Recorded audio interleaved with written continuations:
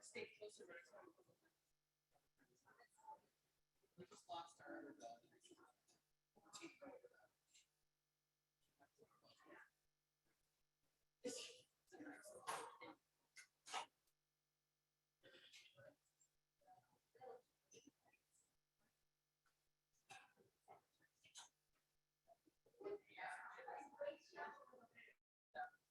Before I have you first.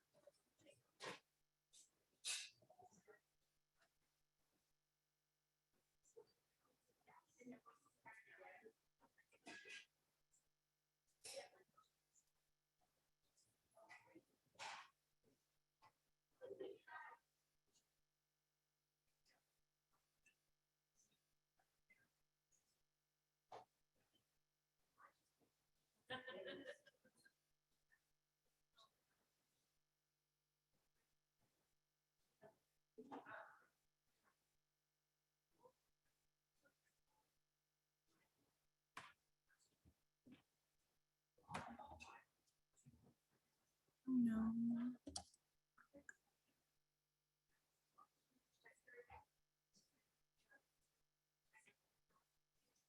I don't want to mess up.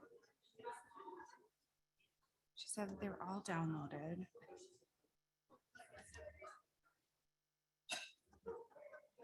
And Olivia said she's coming up in just a minute. We have to wait. Okay, there you go. So it looks like we're ready to go. I just have to have. Have that coordinate. Okay, so yeah, 'cause And if I then- go down here, I'll go to the next okay, slide. okay, but this doesn't go there. Yeah. I just, Okay, okay, we'll just have to do that. So Olivia will come up.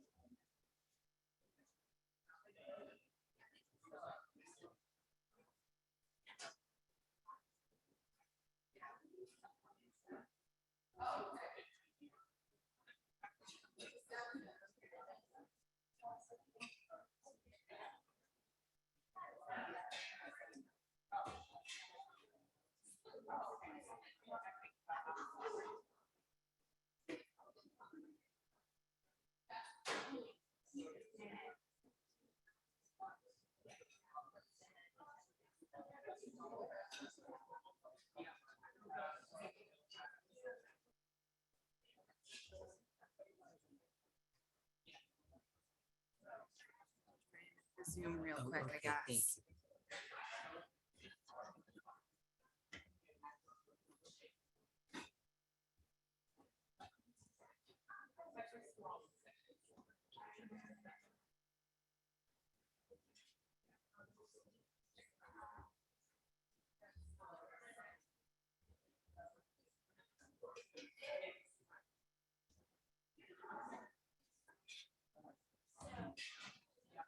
Yeah, there's Olivia. She may be able to help us.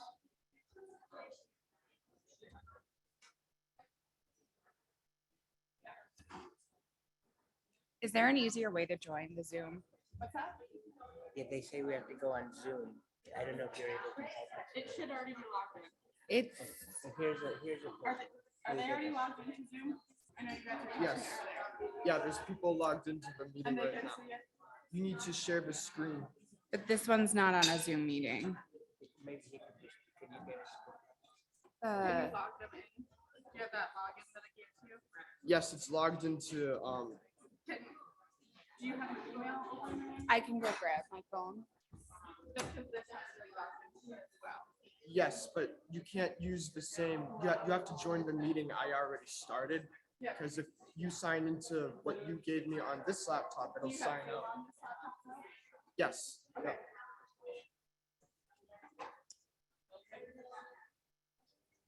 Yeah, the meeting.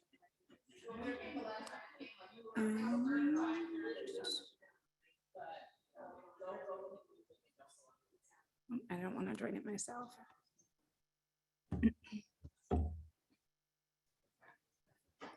Unless, do you know the password for the admin? That one? Or do you want me just to do join meeting and then do the meeting ID? Can you get me the Zoom login? Zoom login? Sorry. No, you're fine. Here, if you want to read it, I'll type it in. 815-7238-6384.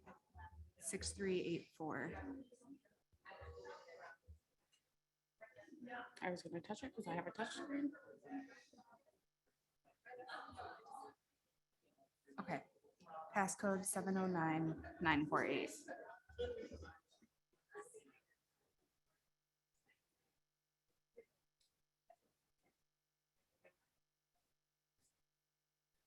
Okay, so then we just have to share our screen and they'll be able to see.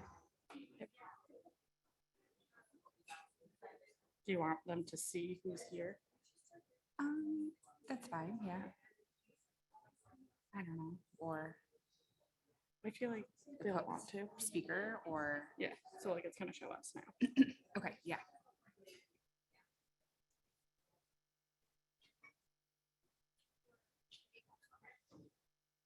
Thank you. I don't know if I have to do that. And then once you share screen from here, you should be good. Screen. Or do I have to? Okay, hold on. For those that are virtual, do you see the presenter view or the slides? I see slides. I see the slides with notes and everything. The room's being a little loud.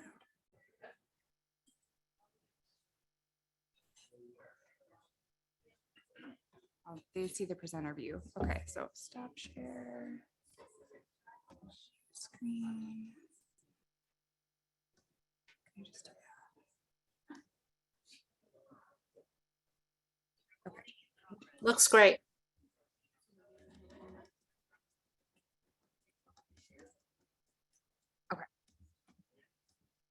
I think we're good now. Yes. So we'll get started. I just want to introduce myself. I'm Arun Gosain, the current ACAPS president. And Alyssa has asked me to give an opening address. So thank you so much for allowing me to do this.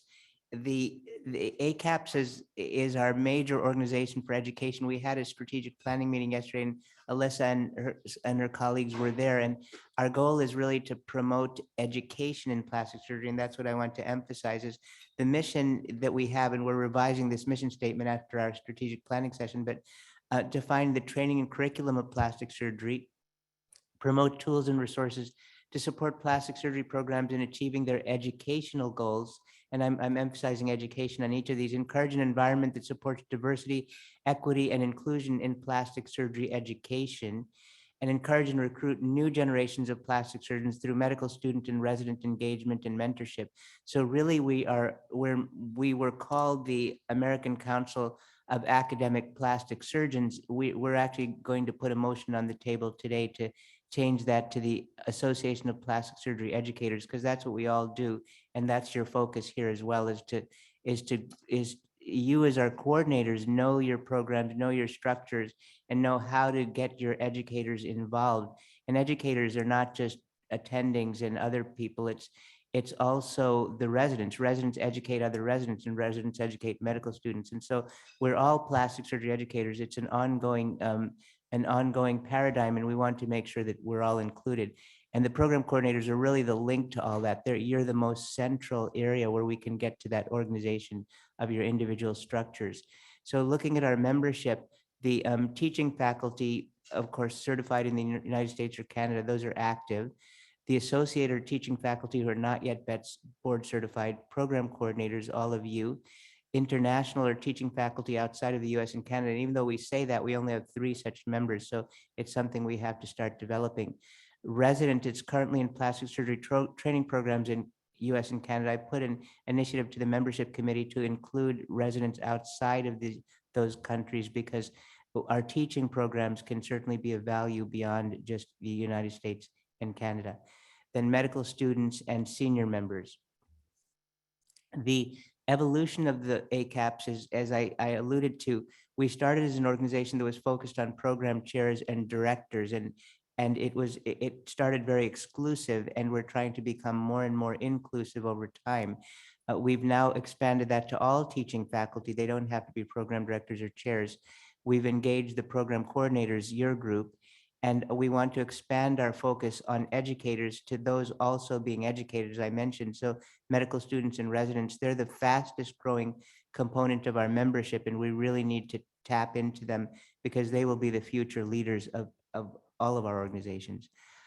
We want to also look at how can we best have a footprint in global health and international membership without doing something that's beyond our resources. We don't have the resources to build a hospital in Kenya, but we do have the resources to help educate those in the hospital in Kenya on how to train and educate their residents and students. The structure of ACAPS has also been evolving. We had 3 vice presidents. We now have 4: finance and communication, academic administration, education, and we've just added diversity, equity, and inclusion. And all of those 4 vice presidents lead up to the presidential role over time. It's a big organization. We have 18 committees. So it's with 18 committees, we should be able to get everyone involved in something. And when I looked at those who were interested in committees in the beginning of the year, were some 400 names. So I put them all on at least one committee and made sure that no member is a member of more than 2 committees, so that we don't drown out the ability for others to participate. The resources for medical students, which is a big part of how people view us. You all are familiar with the meet and greets. That process is just about finishing, but it's really a no-cost obligation for students to get to know our programs. It allows them to have anonymous participation, so we shouldn't be recording their activities on that. And they don't have to actually travel to each of these programs. This is before they apply for interviews and the actual residency. The application process, as you know, we have the PSCA, the Plastic Surgery Common Application, and ERAS, which is part of the ACGME match. Those 2 programs, we support both of them. Each of your programs can choose one or both of those. And the advantage, of course, up till now, there's been no cost to students for applying through the PSCA. That there'll be a nominal cost starting next year. And all but 4 of our institutions were using the PSCA. And I know those institutions had some difficulties because of their institutional requirements, but hopefully we can work those out. And we're going to have some more information about that at our business meeting tomorrow. So the key interview dates, and you all know these, of course, November 10th is when the integrated interviews offers can be made starting no sooner than noon on that day. I think that's a Thursday. And then on November 13th, which is a Sunday, the interviewers have to submit their response by 9 p.m. And that will allow all of you to come in on Monday, November 14th, and begin the scheduling as of 8 a.m. So there should not be any areas of overlap that don't seem to make sense. And then the independent residency programs are not on such a strict timeline, but interviews must be offered to them by January 13th. And the upcoming events, you're all familiar, we're all here now for PSTM. In February 23rd and 24th is going to be the prep course in New Orleans for students who are from underserved medical schools. And it'll immediately be followed by our winter meeting in New Orleans. And we're actually going to give a free registration to those prep students if they want to stay under the winter meeting. In addition, we'll mention we have additional travel scholarships for resident and students who are not part of prep to come into that meeting. Then the April 29th through May 1st is going to be the association meeting, and that will be in Chicago, at which time we'll have a spring retreat and a panel headed by Mike Neumeister. And the events at this meeting, of course, you're all here with the program coordinators meeting, and Alyssa, of course, is your chair, but she also was the program coordinator of the year. So we want to congratulate her on her accomplishments. And we will mention that you all have the opportunity to be recognized, and that's why this meeting, we want to be sure that your efforts are recognized. The panel will take place under Julie Park, and that's filling the pipeline, essential elements for underrepresented in medicine visiting electives. And then the mentoring session will be later this meeting as well under Adesia Momo, and it's practical and cutting edge concepts in effective mentoring.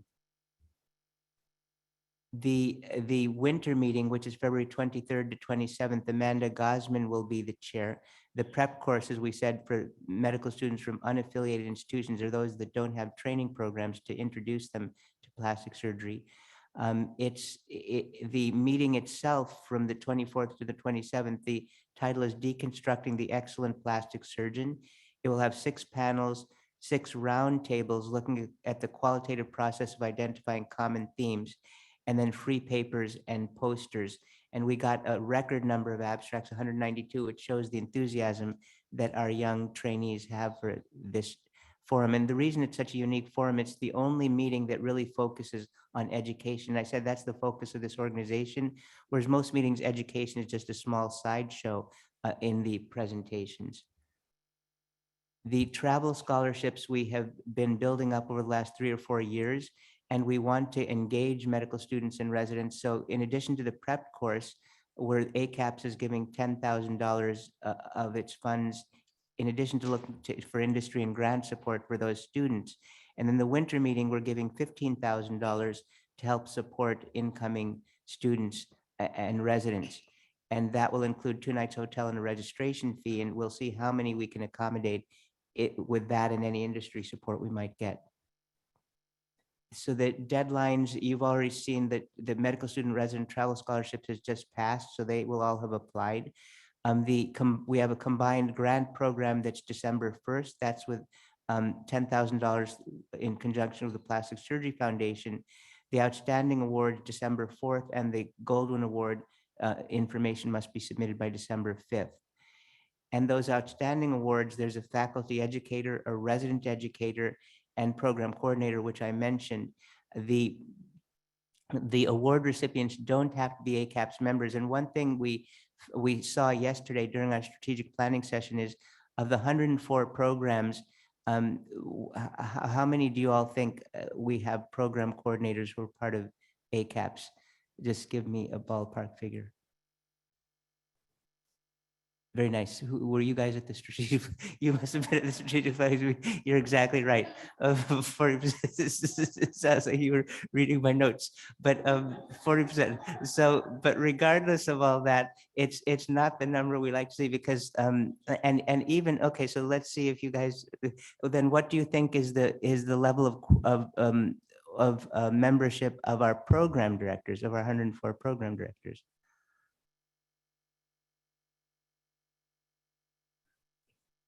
Very nice. Exactly. Those are the two. Yeah, those are the two. They're going to be your program coordinators of the year in future years.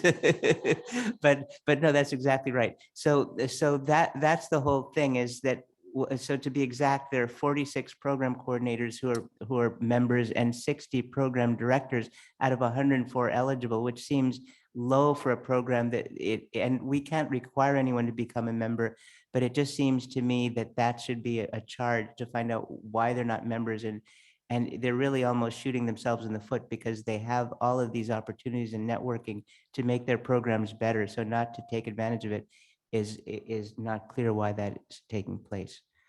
The Goldwyn Award, you're all familiar with. It's a member who's contributed significantly to development of ethical, compassionate, and academically productive surgeons for the next generation. And they have to be in the active practice of plastic surgery.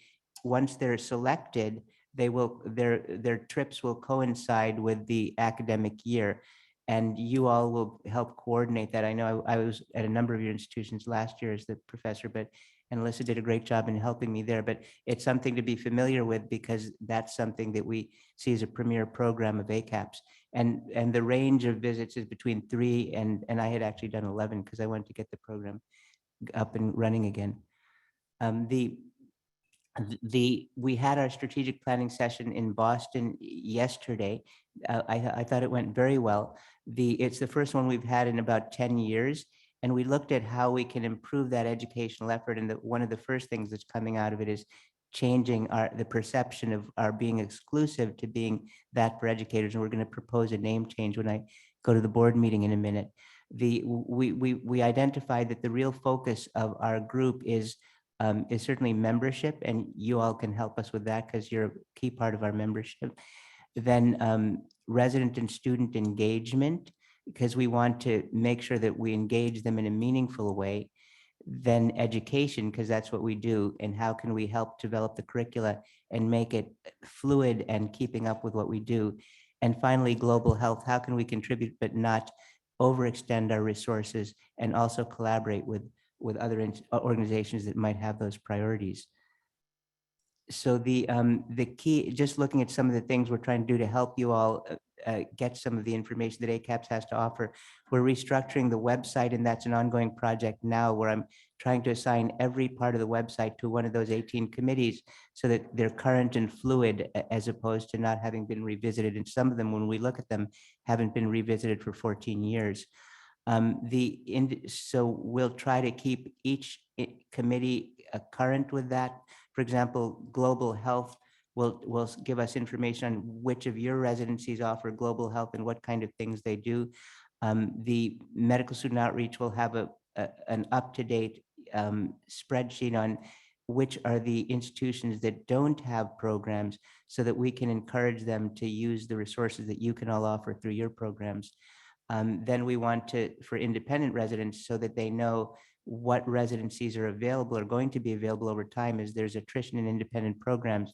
We'd like to keep an updated website so they can anticipate the plans of those programs over the next 5 years.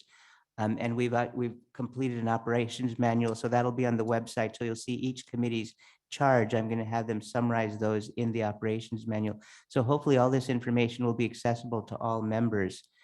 And then just other initiatives were taking place for programs applying for ACGME accreditation. Your programs probably all have it, but of those of you who are applying or reapplying, we want to make that information clearer on our website. And then, of course, the medical students from unaffiliated institutions, which is about 1/3 of US medical schools don't have plastic surgery residencies. So we're looking at our best ways, in addition to the prep course, of letting those people know what plastic surgery is early on in their training, or early on in their education, so that when they get to later years and they're looking for competitive applications, they are competitive, because they can't start as a fourth year and say, okay, I want to do plastic surgery. Just why we need to all remain engaged. I think we're the go-to organization for anyone in education. And all of you help to coordinate that in terms of getting them to the organization and letting them know the structure, which is why I'm here to try to help clarify that. We want an environment that supports diversity, equity, and inclusion in plastic surgery education, as we said in our initial goals. And then, as we said in our initial goals, encourage and recruit new generations of plastic surgeons through medical student and resident engagement and mentorship. And that's really those are really pulling out the main parts of our goals. That's what we hope to focus on. Membership, you're all here, so you all qualify. What I'd like you to do is help us to get those remaining 60% who are not members to be participants as well. While I'm president, I've been putting out a bulletin brief every 6 weeks. Hopefully you're all getting it. And it sort of summarizes what the key concepts were on our most recent board call. And it also highlights 2 committees, so that by the end of the year, you'll have seen the highlights of each of those committees.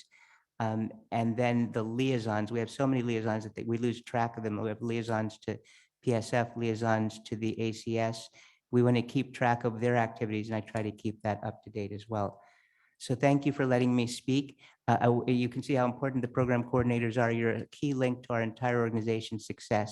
And thank you for being here, and help us to continue to spread that to other program coordinators.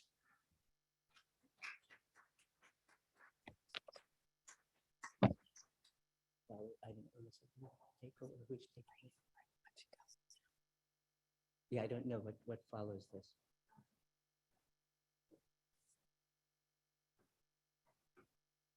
Yeah, so I'm going to go to the board meeting, but hopefully a lot of these things that I mentioned, we will try to implement in the near future.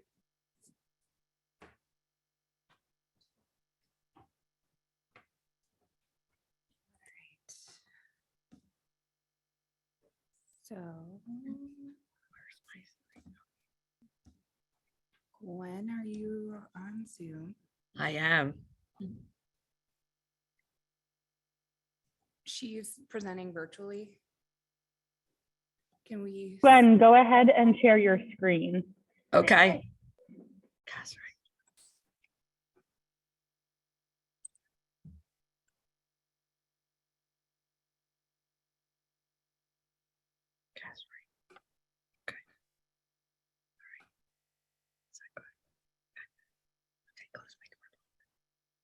All right. Okay, whenever you're ready. Whenever you're ready. Okay, great. Good morning, everybody. I'm Gwen Hannison from the American Board of Plastic Surgery. I'm the Written Exam and Projects Coordinator. And I really appreciate the opportunity that I get asked to be able to address the important board requirements and guidelines. Corresponding with the board, I receive emails from probably all of you all the time. We really appreciate it if everybody corresponds directly to the board office, whether it's regarding personal leave, transfer, just general questions, rather than going to a director, an officer, or the executive director, because they have to come to the board office anyway to find out what the exact response would be anyway. So any inquiries, any information that you're looking for, you can email me directly, as a lot of you do, which is great. The email info@ is also a very good email address to correspond with. I also receive the emails that come to that email address. So, but if I'm not around, it at least has someone else that can answer you promptly. The 2022 written examination was administered on May 10th. It was the second year that the exam was administered in May instead of the traditional October. We had 282 candidates that took the exam. 245 passed and 37 failed. The results were posted to the ABPS resident tracking system earlier this month. So we're starting to post the results. Last year, we started doing that. So you have access to the performance reports going forward as of 2021. Prior to 2021, they were mailed. So you still have to contact us and I can email the reports to you with no problem. We have them going back from the beginning of time. Also, this year, we provided for the program directors a summary of those areas on the written exam blueprint from the past 5 years where the questions and the areas were below average. So we will do this report every 3 years for the program directors. It's just to provide them with feedback. So if they ever have questions about the curriculum, we're happy to take any questions or information. We're hoping that this provides some helpful information to the program directors. The oral exam this year, we're happy to report it's in person this year. We're back in Phoenix again in 2 weeks. Right now we have 247 candidates that are scheduled. So we're very happy. The last 2 years we were able to administer the exam virtually very successfully. But we are back in person this year and hopefully it'll stay that way. The ABPS resident registration and evaluation of training form is finally online, which it's been working really, really well. We're hoping that the residents like how easy it is.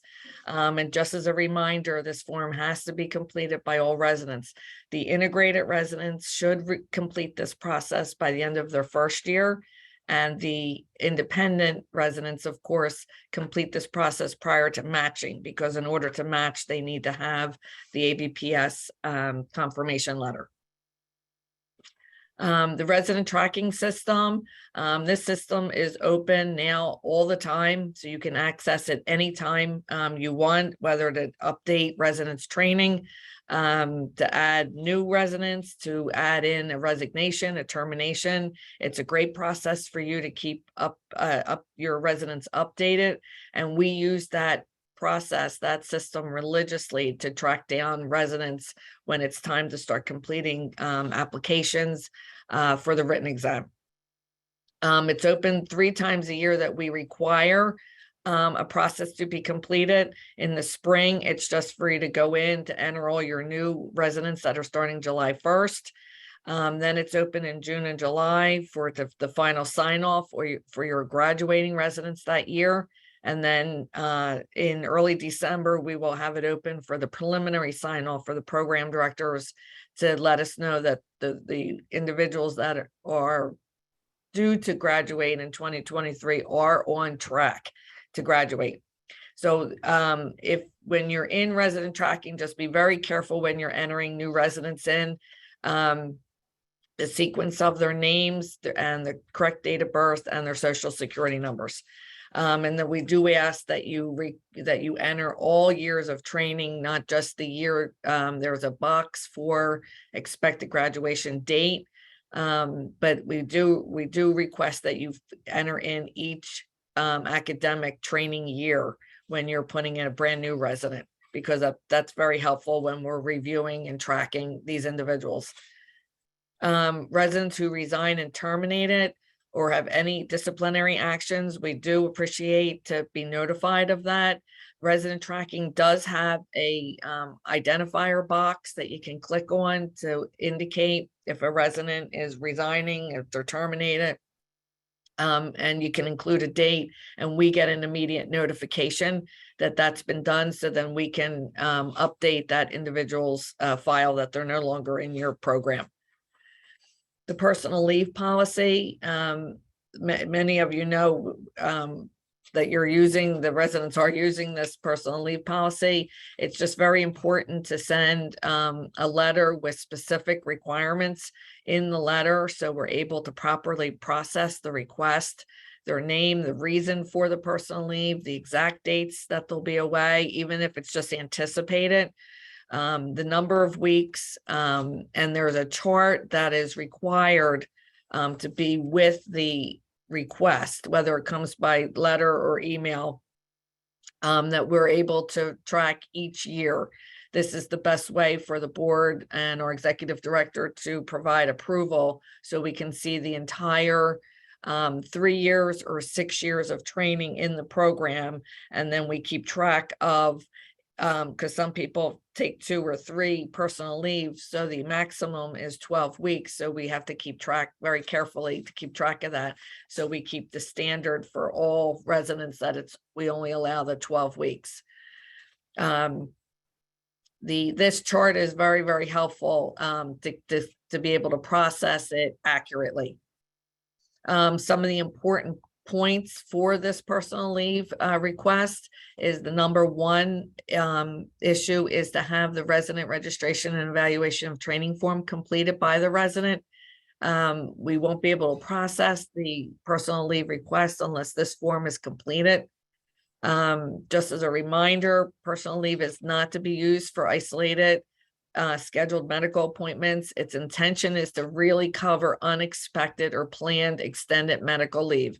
It's not to be used for interviews or traveling. If the resident is transferring from one program to another, we have a new request that was put in for the personal leave just a few months ago, that the minimum is 5 days.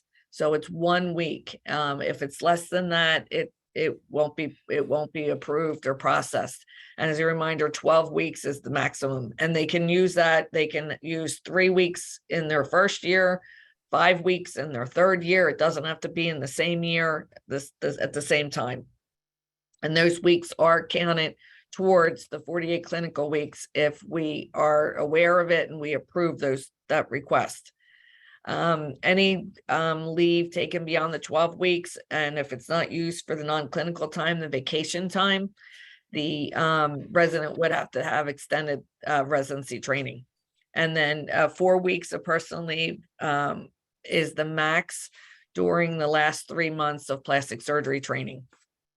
We were finding a couple of years ago that the residents were wanting to take like the last couple, they were taking the 12 weeks at the very end of their residency, and the program directors were also having some issues with that as well. International rotations, if you have a resident that's going to complete an international rotation, we request that that you forward to us exactly what you send to the ACGME with their application and their letter. And we also require the ACGME approval letter and a letter directly to our executive director requesting approval. Before international rotations can be approved by the board, we also require that evaluation of training form to be completed. Transfers, be very careful with accepting transfers into your programs.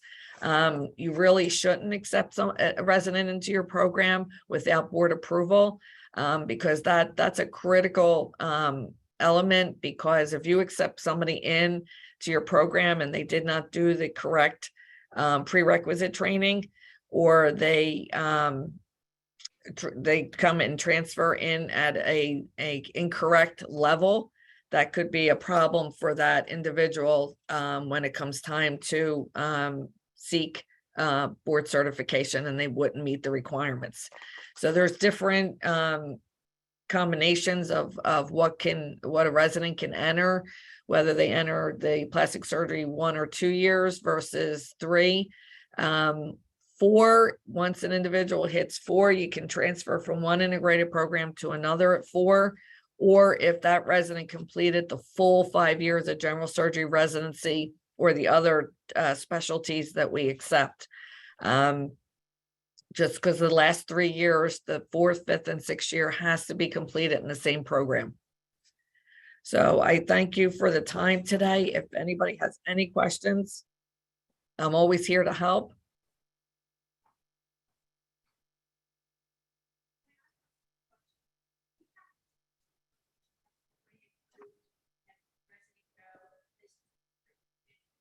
Any questions? Hi, Gwen, can you hear me? Yes. Hi, this is Beth Giacolano from the University of Rochester. I just have a quick question regarding the leave. If we submit the letter to you before we know the return date, then what is the process once they've either returned or you're aware of what the return date is? Because you, like, if they end up coming back sooner than they're anticipated, obviously you need to be made aware of that. So do we just correspond to you like this was the Right. date? Right. The policy requires that the request be put in prior to the individual's, prior to the start of their leave. However, unexpected, of course, that happens, that can be at any given day. But that also ends up sometimes being a lot of extra administrative work on both ends because you put it in early. And then whether it's somebody that has a baby and then they go out earlier than expected, they come back later than what was planned, then you just have to update us and we'll make it work.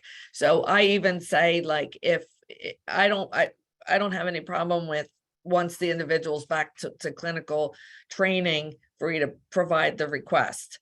But we've had people that will put it in 2 years later. That's a problem because that can affect, if there was an issue with that leave, that could end up being a problem for that resident when they're finishing residency, especially if we don't get notified till the end of training. Because some people we've had contact us when the resident's in their senior year, but they took leave a year or 2 years prior to that. So you just have to be careful with that. But if an individual takes more time or less time, you just contact us and we'll update the approval. Okay, thank you.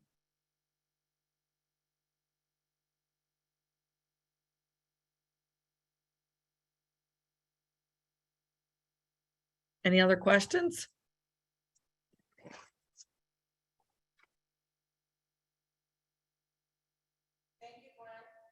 Oh, you're so welcome. I really appreciate the time to join your meeting today.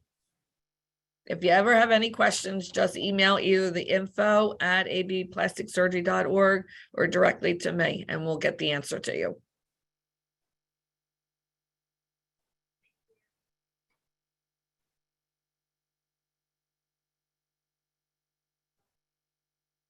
Have a good rest of your meeting.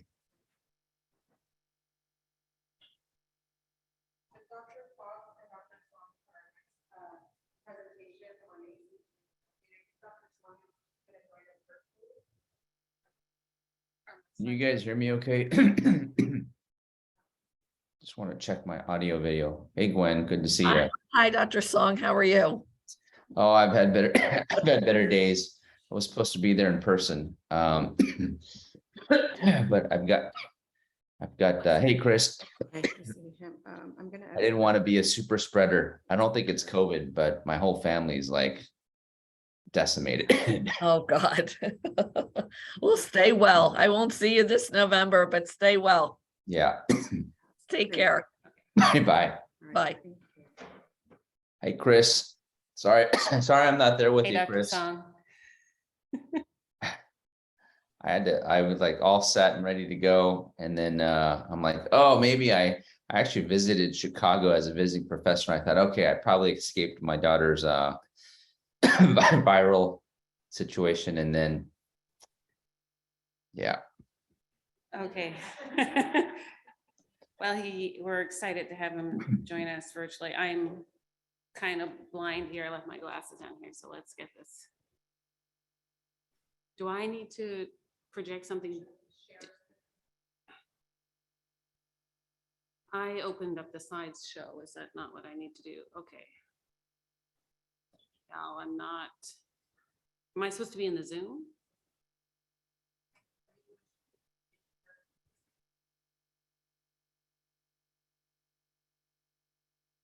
Okay. Oh, thank you. Because I am excellent. Okay, well, thank you for joining Dr. Song and myself today. We definitely left a lot of time for questions. That very short presentation. I need to figure out how to get this to go.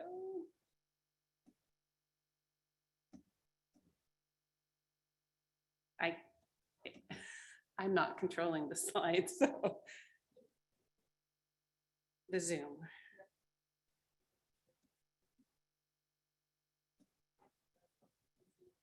Okay. Aha.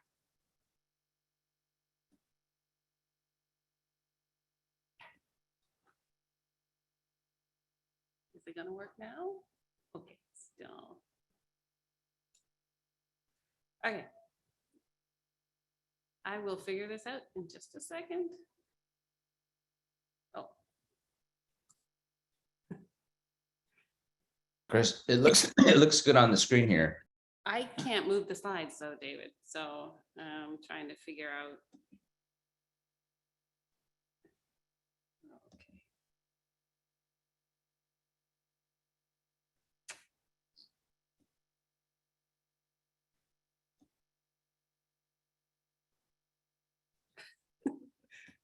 Can I not play the slides?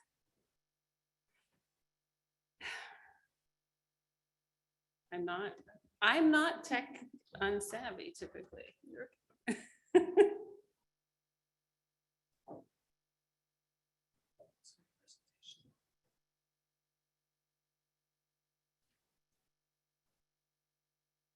Oh, we're drawing on the screen.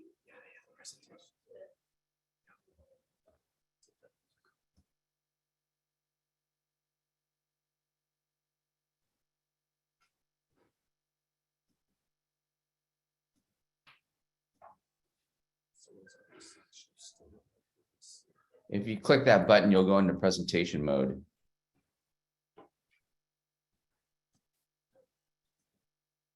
Now they're moving, but in this view. Is there another slideshow out previously that was already expected? Like some things. Which one are we on? So we're on. Is this button not working when you push the presentation button? That's right, can't advance the slides. Ah, okay. Which, this is Chris Fox, Yes, so I can exit out of. that first. one, I guess. Okay. And I don't know which one of these, there are three now. versions of this. I'm not entirely sure. Ah, there we go, right? There we go. Make sure it's not up. Okay. Tech. Sort of solved. Not, You know, you're still on presenter view. Is I it? know, no. But I do not, thank you. I don't know how to change that, so we're gonna go with presenter view. Anyway, thank you for having us today. It'll be a short presentation with a little less time for questions now. So Dr. Song and myself have no conflicts to disclose except for I'm a full-time employee of the ACGME. So first things first, I'm going to need my little reading glasses here, is the review committee membership. We will have some turnover effective July 1st of 2023 with Dr. Taub and Dr. Schwenker, who will be joining us as new members. And Dr. Losi will be leaving us at the end of June of 2023. Someone's got some pretty fun music going on over there. So I just wanted to put this up as a slide as what we're seeing between our integrated and independent programs now, because it was interesting. I recently did an internal monitoring committee report for plastic surgery, the last 10 years of what's been going on in our trends. And we've sort of seen the growth of the integrated programs almost exactly at the same rate as the decline of the independent program. So as many programs that we've lost in one format, we've grown in the other format. So it's been kind of interesting to see the number of program trends in the last 10 years. You can see independent decreasing by 40 and integrated growing by 40 practically. Same as we can see here in the complement trend. So what's happening is the declining complement in the independent programs going from as almost 450 residents down into the 300s for the approved versus filled complement for the independent program, and then the growth of it in the integrated over the last 10 years. Here's the current accreditation status. So we actually, this data is fairly new since our academic year just completed once every program completed their case logs at the end of September and did their annual update. All of our new data that you'll see today is based on all the work we did last year. So all those letters you got in January and April and your accreditation status is received. So as you can see, plastic surgery, independent programs, there's just one left on initial accreditation. 92% of programs are in continued accreditation, only two programs on warning and one program in either a probationary or a withdrawals of accreditation status. For your integrated programs, again, we have some growth of new programs. So we have 9 programs in initial accreditation. And still the majority of programs, 86% of them in continued accreditation with 3 programs on warning and no programs in any adverse status. Craniofacial programs are all under continued accreditation. The small size of these fellowships typically means they remain in fairly good status over time because the data we get is rather limited with fellowships versus larger size residencies and fellowships. And again, the hand surgery program, we actually have 2 new programs in the that are still in initial accreditation, but the principal majority of them are 90% are in continued accreditation.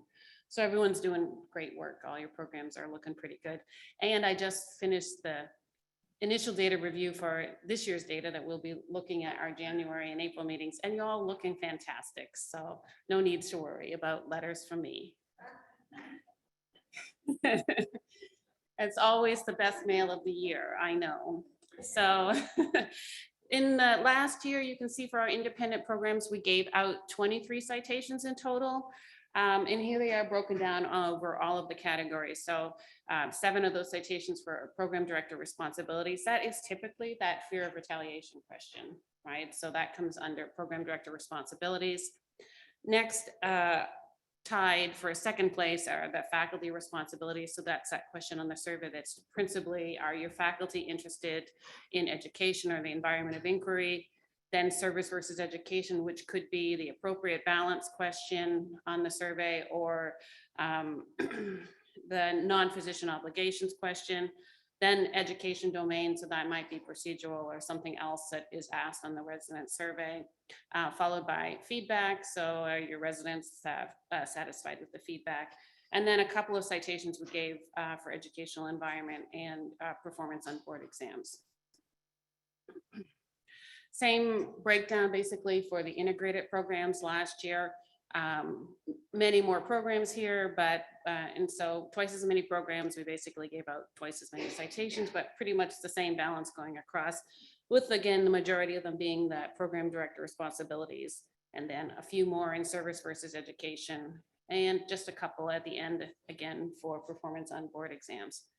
So as I mentioned just earlier, here are our most frequent citations. They don't change year to year, but as I said, program director responsibilities. So this is that learning and work environment where your residents have the opportunity to raise concerns and provide feedback. That's a pretty consistent one across all specialties, not unique to plastic surgery. And it's obviously based on the results of the survey. Those of you with smaller programs, we do take that into account. So, you know, if you're in a program with less people, we pay attention that that's not falling below our thresholds based on just one person's response on the survey. Our next most frequent citation is then, as I mentioned, the responsibilities of the faculty. So faculty members must demonstrate a strong interest in the education of residents. Again, that falls, there's a whole domain on the resident survey on this, right? So it involves environment of inquiry, appropriate amount of teaching. I forget now the one at the top of that thing. I should know because I've been working in the data for the last week exclusively, but it's a combination of all of those questions in that domain for this citation. Service versus education, as I mentioned before, it's accomplishing the program requirements, being a trainee without excessive reliance on those residents to fulfill non-physician obligations.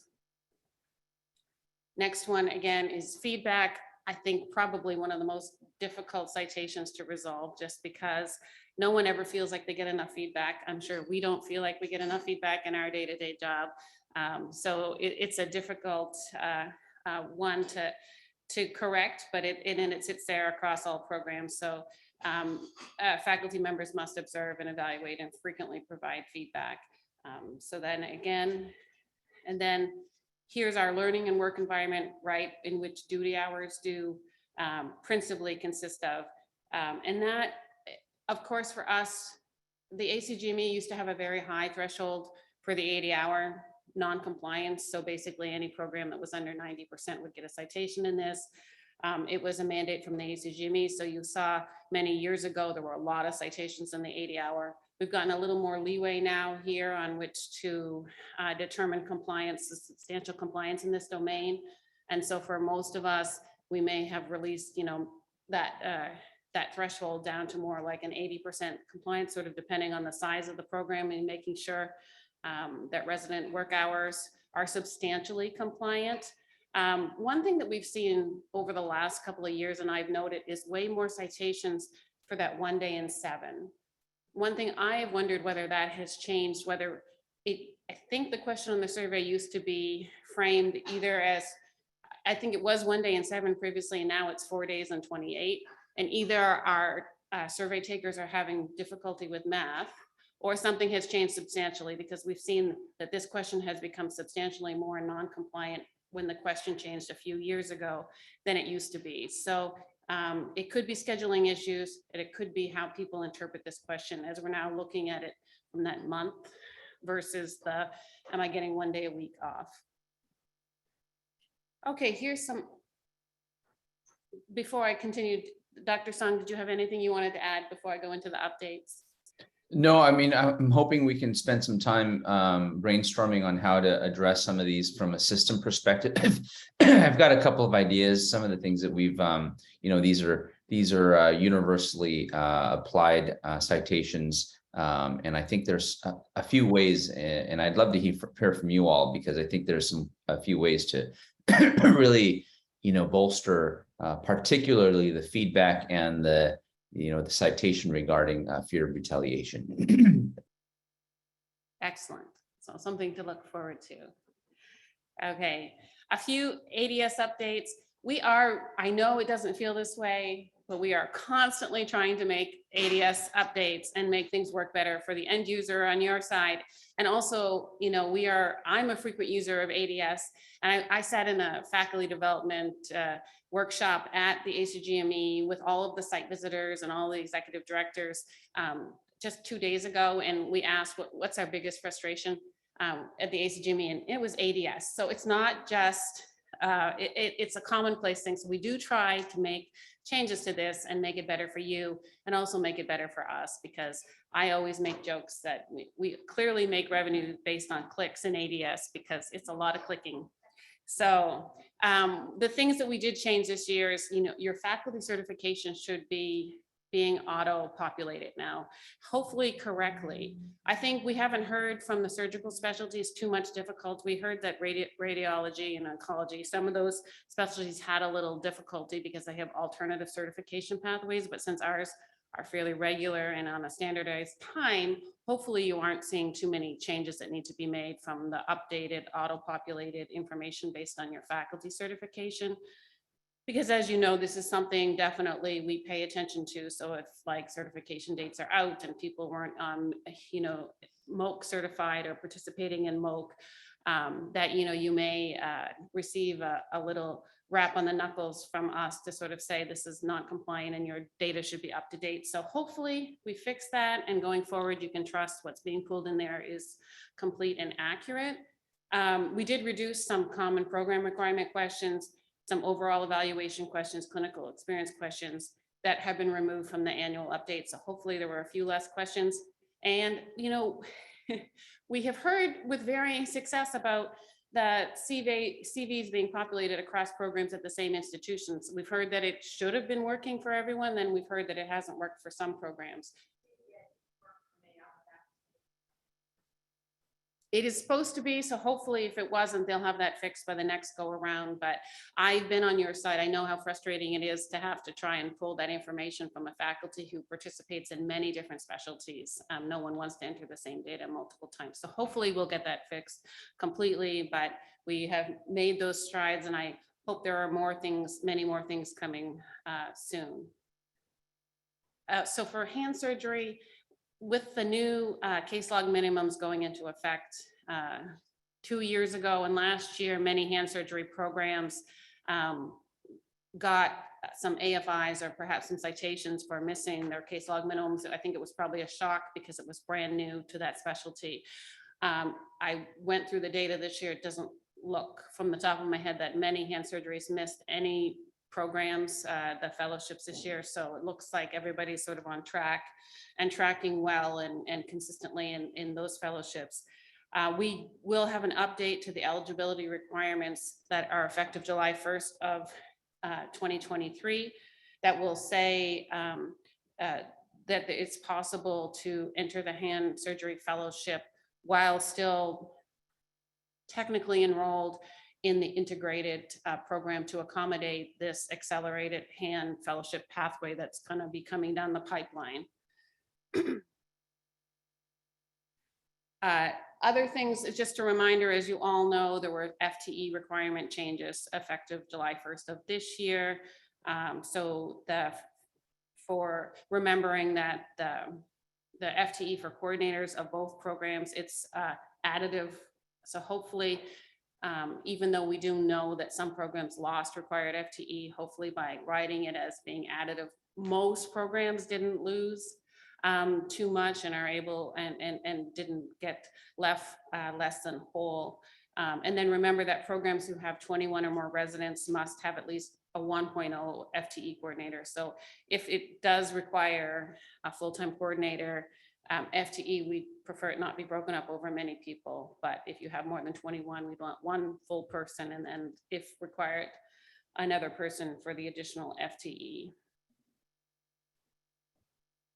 Milestones 2.0 for all programs came into effect for plastic surgery, craniofacial and hand surgery in July 1st. Please do note that there are supplemental tools available on the ACGME website. So you can link to it from the plastic surgery webpage or from the milestones webpage on the ACGME. One last thing is that the ACGME, you know, a lot of programs have a big diversity, equity, and inclusion push now.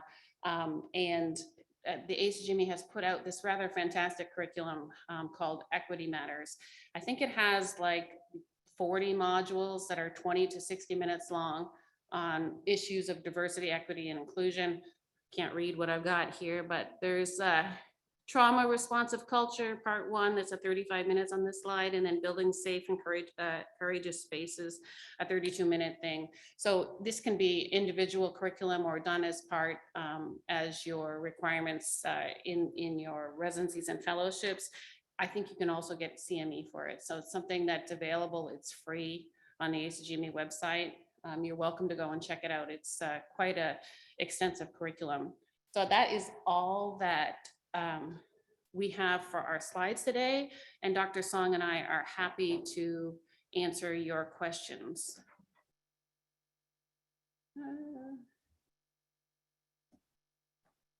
Yeah. Look, I was able to do that. See? I'm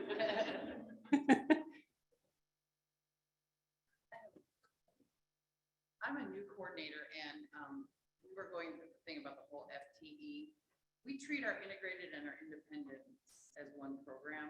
So do we go with, so 30 residents would be like 1.2, or do we really have to do the 1.0 and the 0.5? Because we're getting pushback from the department about adding another person. So I also do, you didn't hear this from me, but I also do some fellowships. Oh. Get that off there too, but our big question is it 1.2 because we kind of really treat them as one, or is it 1.5 because it's 20 some of the 27 and 3. It truly is it truly is 1.5. So whatever the separate programs are, we want you to add those together for the total, not just if you had a program of 30 where it might be 1.2.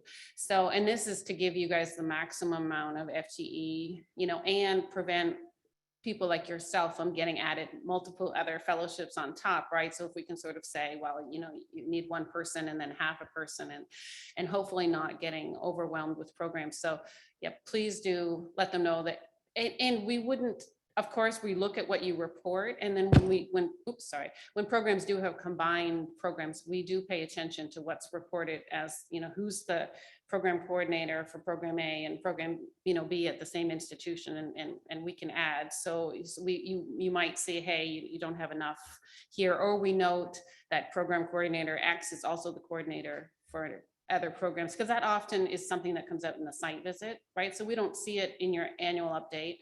We see, Sally was the coordinator here at this program, and we also learned that they are the coordinator for, this fellowship and that fellowship. And then sometimes I'll go and look and see what's the FTE, and it doesn't add up. And so then the program will get a citation for insufficient support for their program.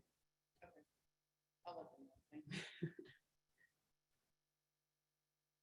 It's really for your protection, and so you don't get burnt out, because there's a lot of stuff that's that has to be taken care of. And so advocate, and if you need this is really a tool for you to go to, and you're the division chief or the department chair to go to the institution and say, listen, this is something that's important for our programs and accreditation.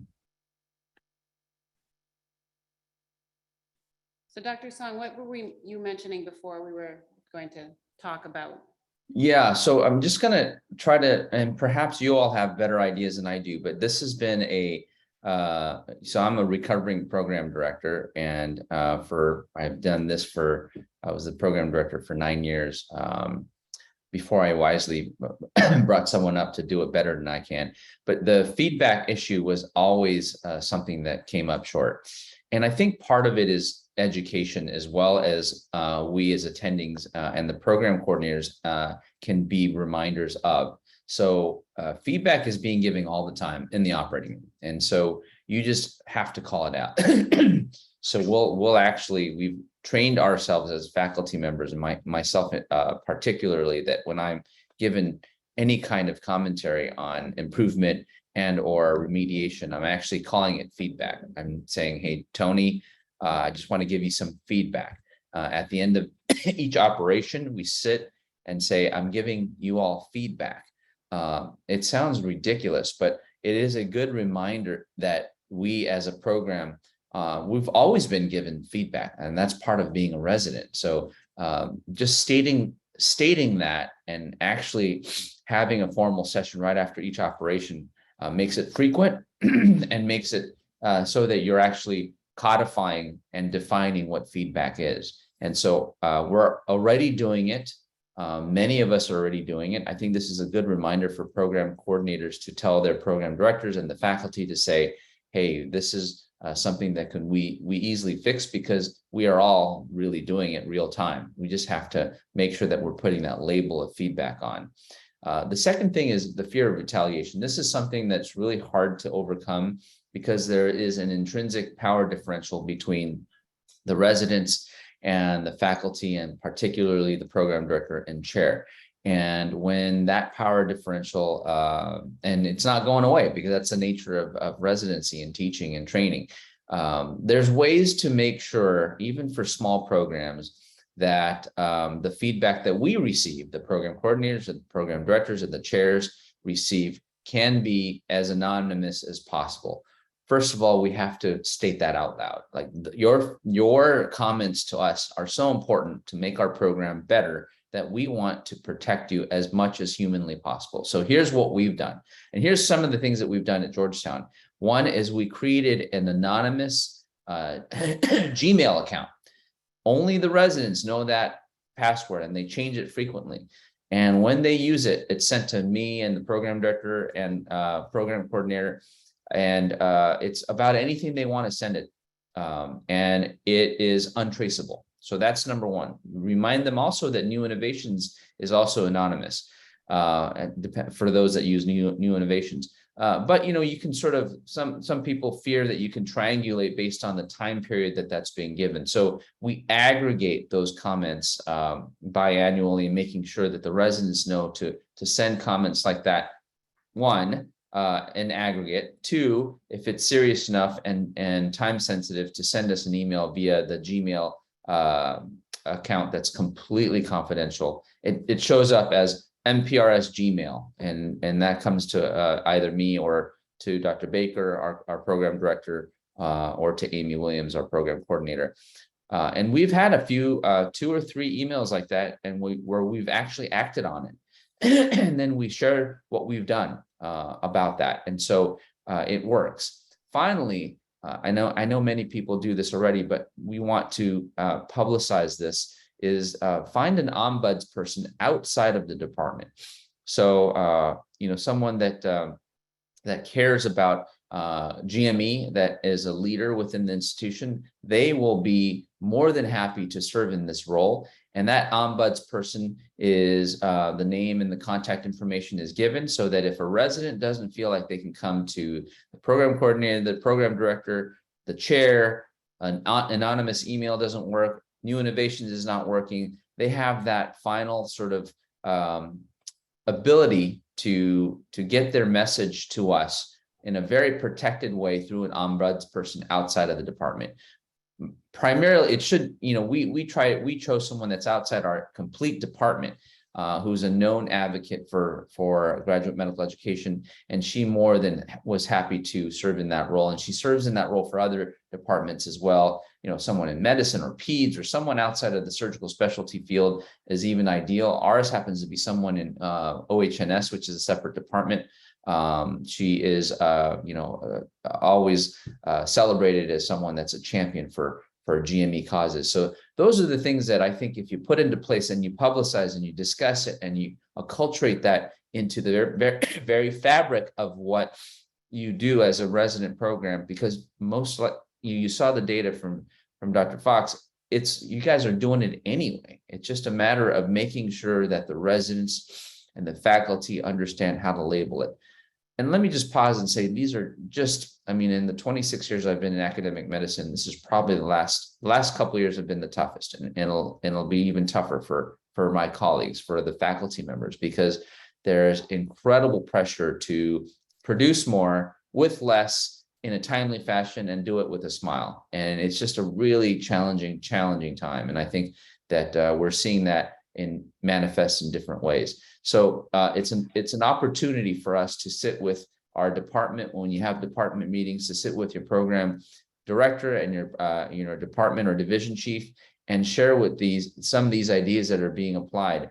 And I feel that by talking about it more and talking about it frequently during your CCC meetings or during your faculty meetings or during your all-wide section department meetings, the residents will be comforted to know that there are multiple mechanisms of expressing their discontent about something, and that they're protected from retaliation, and there should be no fear of that. And so use technology, use ombuds people, and make sure you talk about it. And then also at the same time, make sure that the feedback aspect of what we already are doing, we are labeling it feedback. And I think by doing those things, residents are going to be reminded, oh my gosh, yes, I don't necessarily have a formal sit down with Dr. Song, but you know what, come to think about it, he's giving me feedback after every case. So, sometimes I do 8 to 10 cases a week. That resident who's assigned with me is getting feedback all the time. Enough so that sometimes it's a joke now. Oh yeah, Dr. Song's giving me feedback. When our residents joke about that is a good sign of success. And hopefully the survey will reflect that. So I'm sure others in the audience have wonderful ideas. This is actually a time to share best practices, and even for us to have recommendations from you all that we can disseminate and broadcast to our program directors. So I'll stop there to see if anyone has any comments, questions, ideas to tackle some of the more recurring themes when it comes to citations. Senator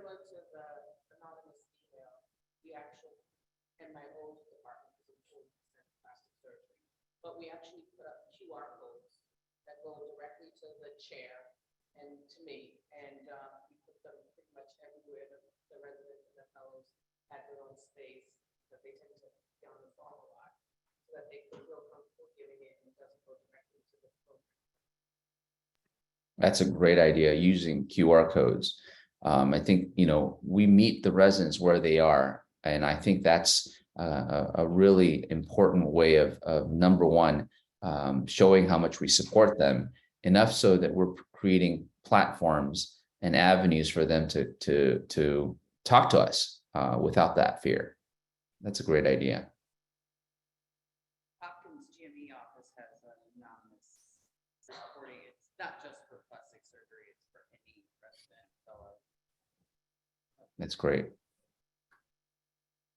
We do the anonymous reporting as well, but one thing that we found really helpful is that we cultivate sincere appreciation for the feedback every time we receive some.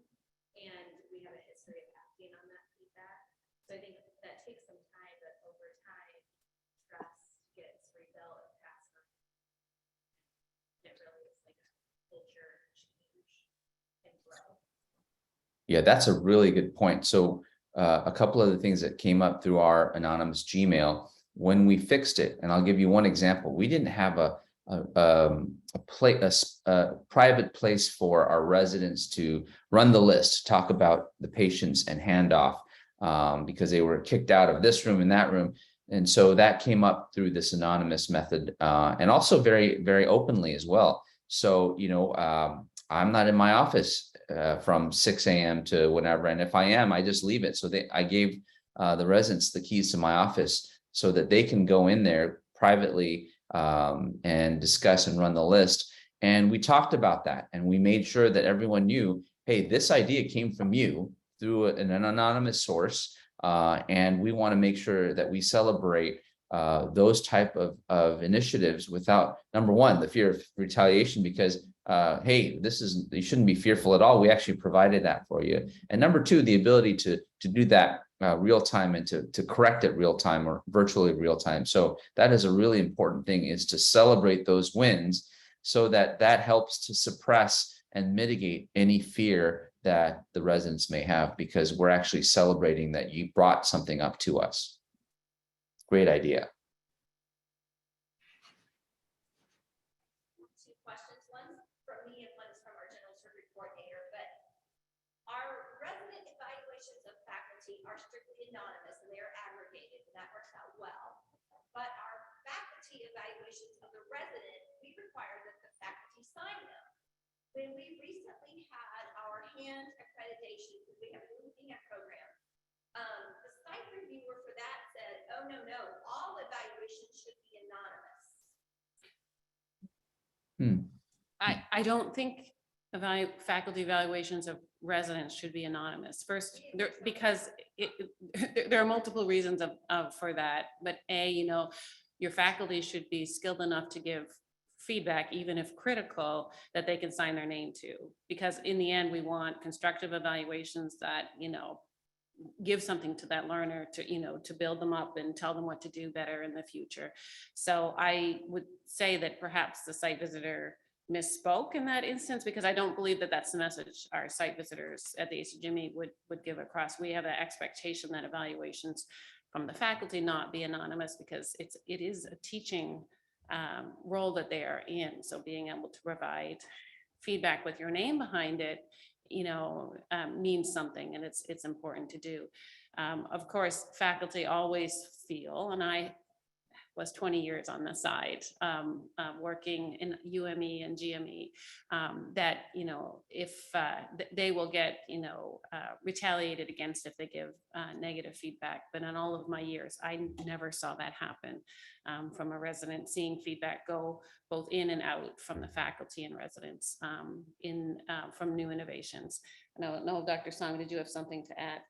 Yeah, I would agree wholeheartedly. I think perhaps that site visitor may have misspoke, or there was a communication gap, because one of the reasons why we don't want the learner to have an anonymous feedback loop is because we want to mitigate that power differential. And that's just another method of having the faculty be responsible for, and as Chris said, savvy and mature and emotionally intelligent enough to provide that feedback in a constructive way where the message is getting across and it's not a personal attack, number one. And number two, the ability to do that with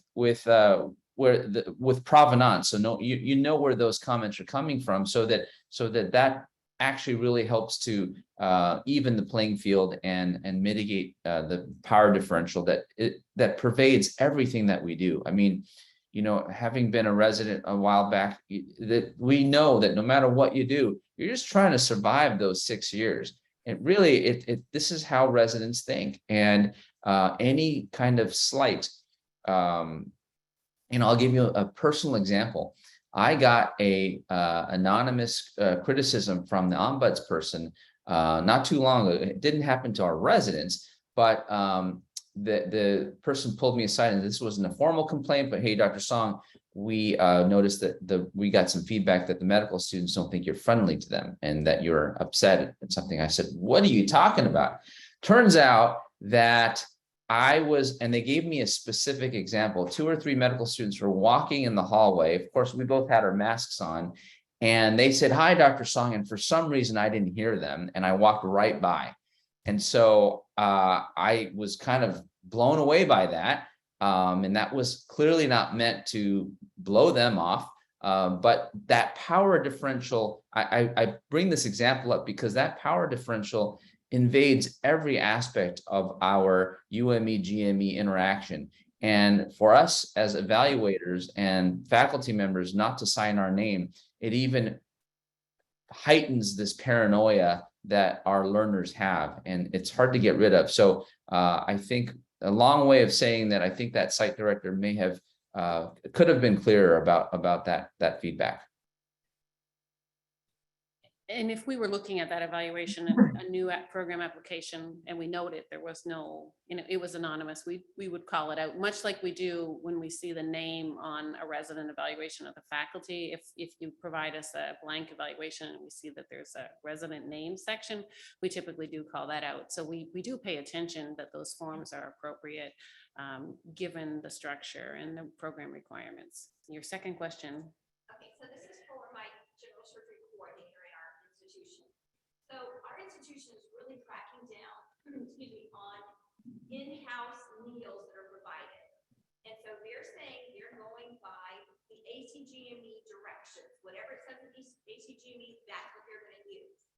So our general surgery coordinator right now is fighting with our GME and providing the meals because they are saying that night float is not an in-house call rotation.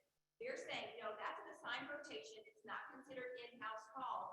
So people on night float don't get in-house call meals. What is your stand on night float? What's that?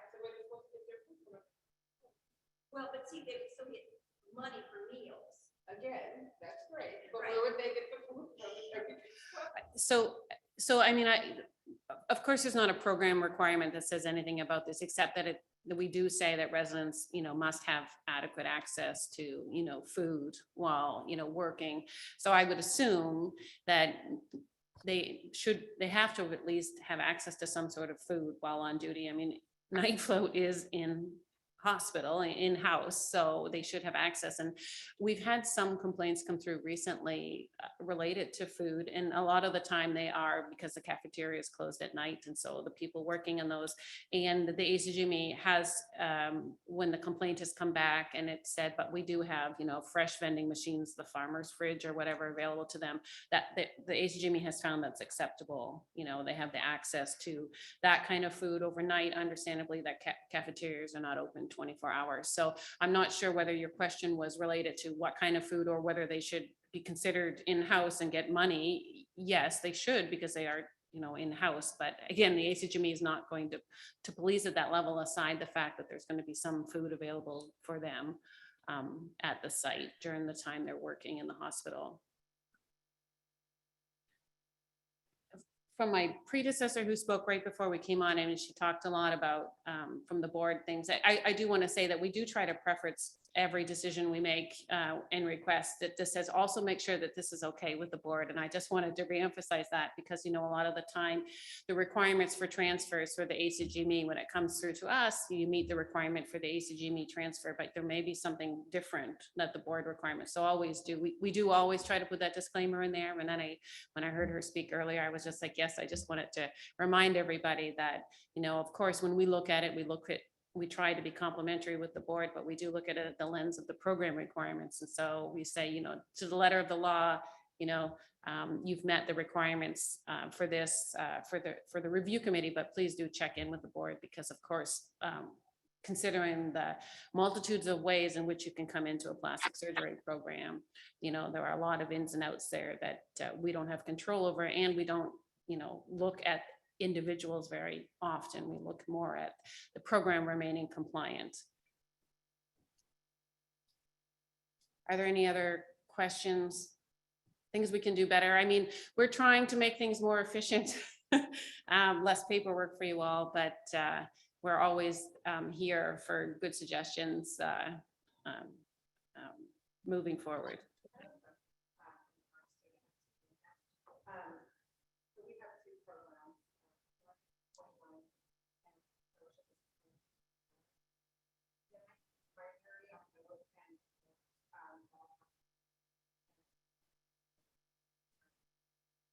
Yes, I think you can, yes.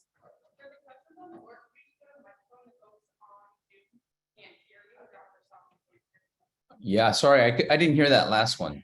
That was an FTE question. So with the two formats, one requiring a 0.9 and one requiring a 0.2, and whether the individual could be the primary on both and just have someone for the 0.10.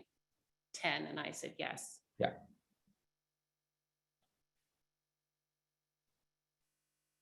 Please, so when Dr. Song gave really great advice about feedback, and I will tell you, so if if the program gets a rather horrific survey and, you know, it's a panic inducing thing when you see it and you're wondering, what are we going to do? I have a lot of programs that will set up a Zoom meeting with me and I will go through the survey and tell programs pretty much the exact same thing. You know, look, the feedback domain was really low.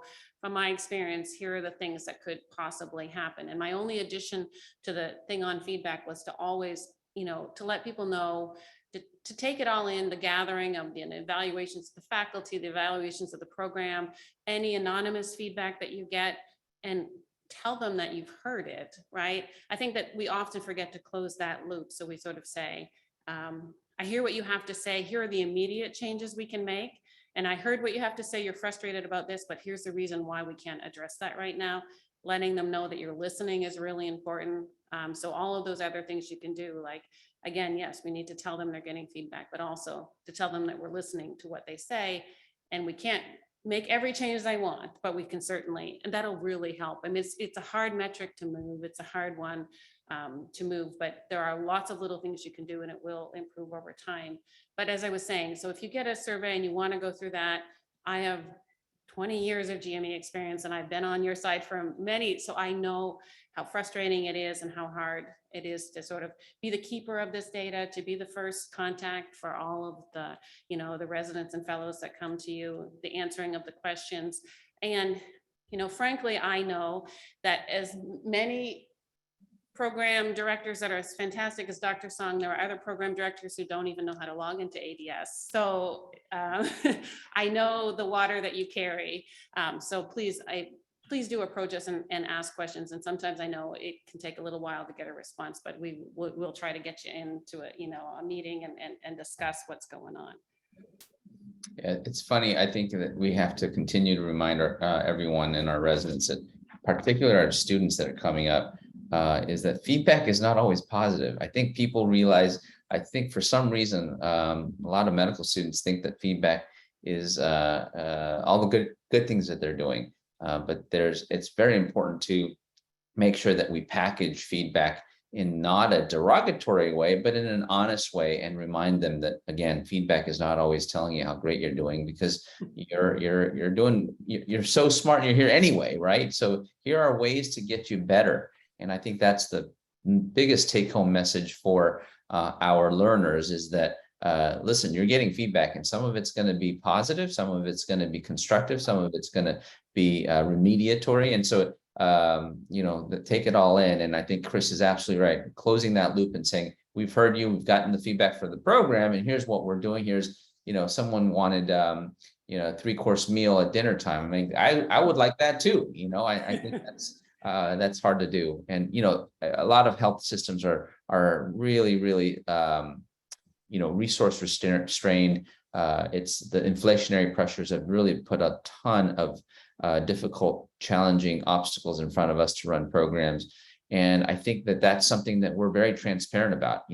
We have one of the things for our program that they wanted an advanced practice nurse or nurse practitioner for the wards. Of course, we all want that. And it's just a matter of priority and getting that funding approved, because there's so many competing factors for healthcare delivery right now that it's hard. And so share that with them and have them understand, hey, this is what we're facing in healthcare. And I think people, unfortunately, a lot of the residents that are working so hard don't necessarily see the forest for the trees all the time. And I think that's an important thing to partner with them and to share with them and empower them with that information. Yep.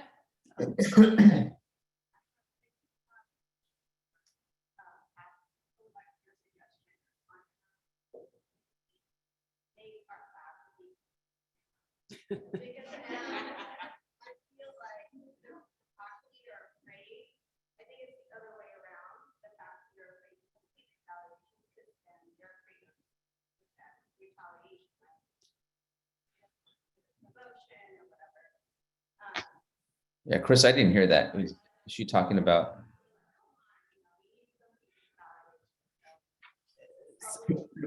So, Dr. Song, I know you'll be really surprised with this question. How do you get the faculty to complete evaluations? It's an age-old problem, right? I mean, not one specialty doesn't have difficulty getting faculty to complete evaluation. There has to be a culture within the department that it's acceptable and required of them to complete evaluations, and that, there's always that fear of retaliation. Again, I know I've had faculty come to me and say that, and they'll get one negative evaluation. They're like, I know it's resident X because I wrote, and I would go and look at it, and it was never resident X, right? It's so there's a perception that it's retaliatory, and it really isn't. But I don't have anything to say except for it really just has to be a culture and an expectation. And unless Dr. Song has something else, some funds we can tie to that, right? Yeah, I think one of the things that we, a lot of chairs and chiefs, first of all, the chair and the program director have to be lockstep with this, because we have that problem. We've got serial offenders, particularly some of the busy surgeons, and they'll get a call from me, and they'll get a call from Dr. Baker, and they'll say, hey, we not publicly shame, but during our faculty meetings, we'll show, hey, Baker has filled these out, Song has filled these out. I'm making these names up. Smith has not, and Jones has not. And, and so it's an opportunity for us to say, guys, this is really important. The residents are so important to us. This is not only a requirement, but it is our duty to close that loop. Even if you're providing that feedback real time, you have to fill it out. And I think that's something that hopefully you can talk to your chair and chief and program director and say, hey, listen, this is something that that if it's important to you, it's got to be important to everyone else, and please share that important.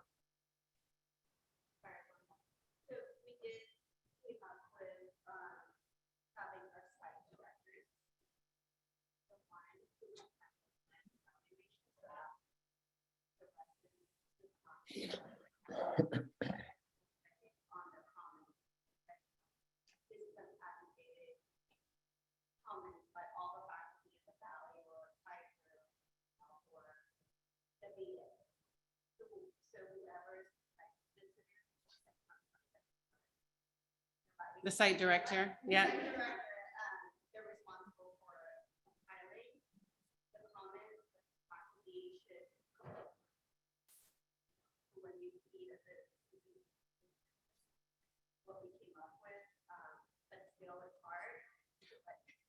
Yeah,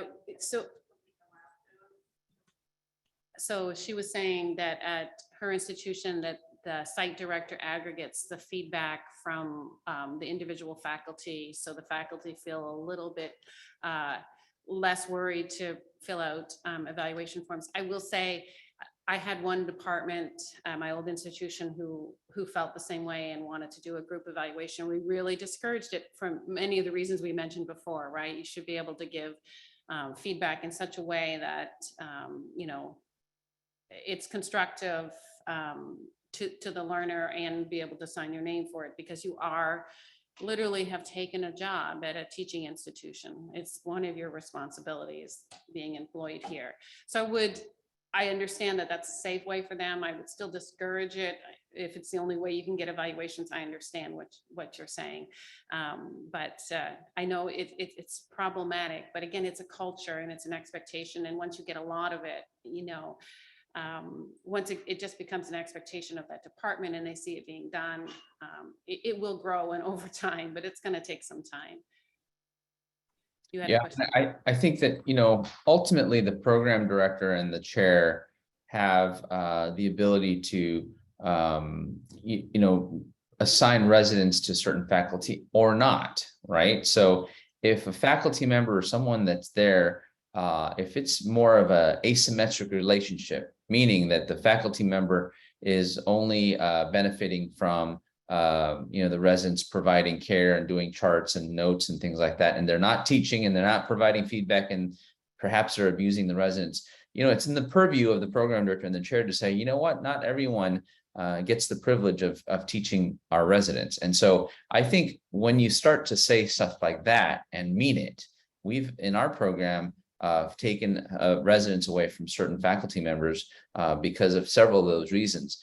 And you know, oftentimes, almost every single time, the faculty member will come back and say, Dave, I'm so sorry, I'll do better, I'll do better. What do I need to do to be able to work with residents again?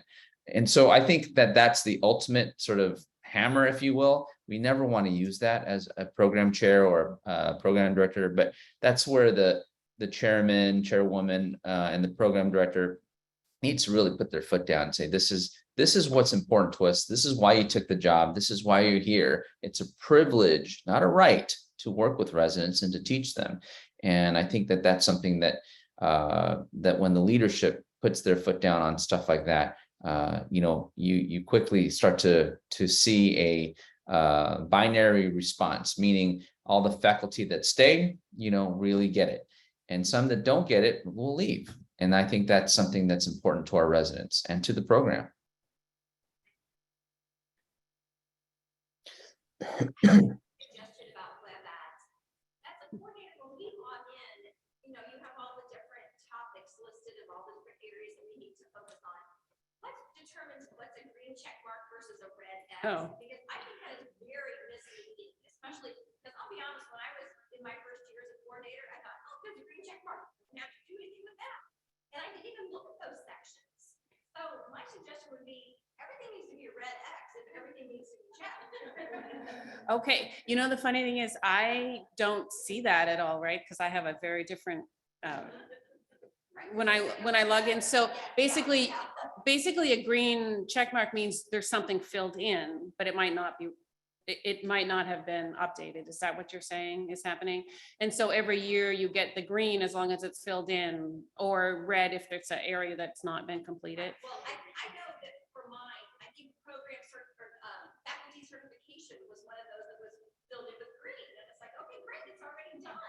And then it was the next year that I thought, wow, I know I didn't do this last year.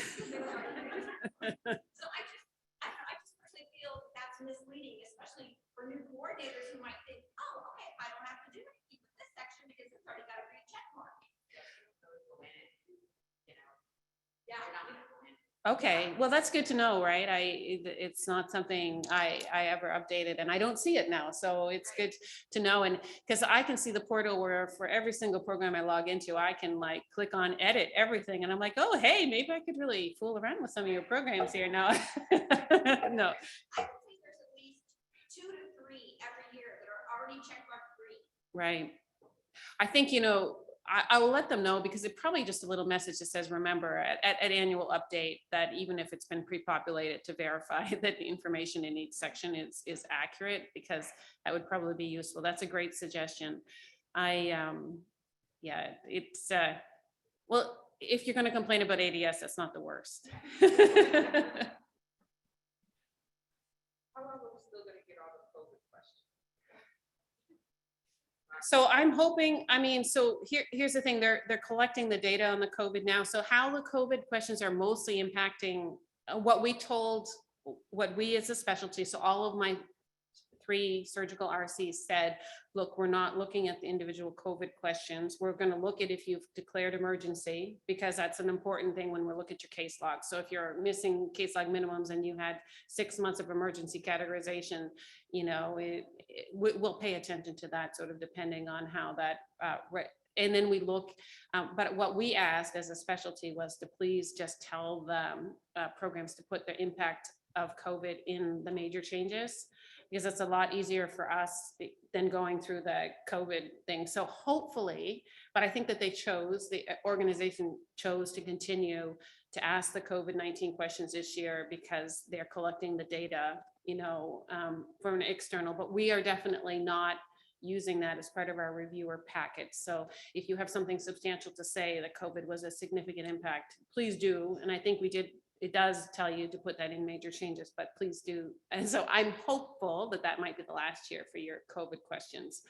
Of course, if COVID never goes away and you all start having emergency categorizations and, you know, restrictions again, we may see a different version of it. And I believe now for my pediatric specialties, we're going to have another emergency categorization due to the RSV and all of these things. So cycle.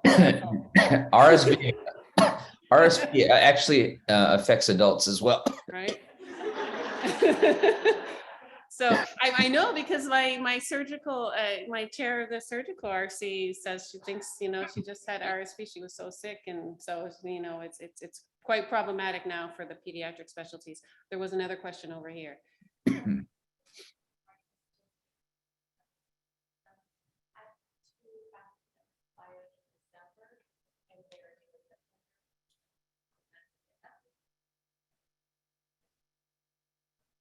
So I pulled down already all the program data for plastics. So whatever was in, you know, in last or 2 weeks ago when I generated all the reviewer packets. So if they were up to date, then they should be considered up to date. It should automatically up to date in the system, but it's a static on our end. So I don't think that there should be a problem. And if we go in and look at it, it should update in ADS, but definitely it would have been up to date at the time we pulled down the data for review for this year.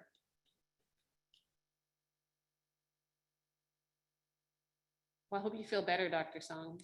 Thank you. Thank you. I did not introduce Dr. Song, who's taking over for I feel so bad for Dr. Neumeister. We're super excited. He began as chair in July of this year. So we will have him for the next 3 years. 3? If I don't cough up a lung. So we're excited to have him take over as chair. He's been doing an excellent job as vice chair the last few years. Thank you. Thank you. And I'm sorry I couldn't be there with you today. And also, I also don't want to be a super spreader. So that's probably wise of me not to go. So thank you so much. And obviously, if there's any questions, Chris and I are available always. And so I know Olivia can provide my email. I'm going to put my email in the chat so that you guys can have it. There's my email. And if there's any questions, ideas, thoughts, please don't hesitate. And I know Chris is very, very accessible as well. Great. Thank you so much. Have a wonderful time in Boston.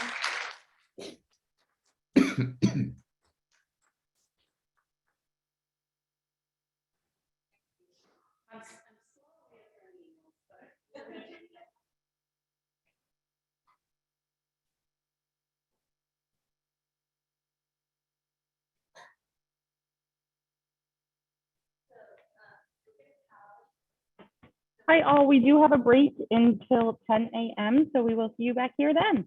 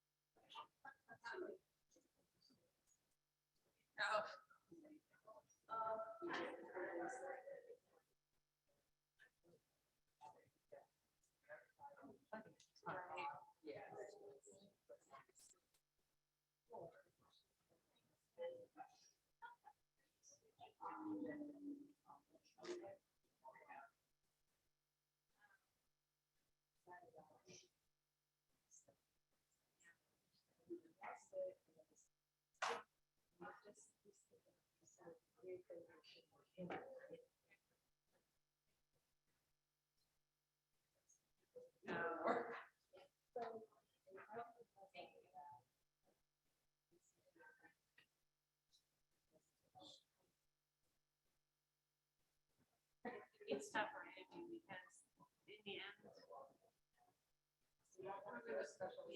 Well, the small program of 6 is tough, right? Because like before, we're very cognizant.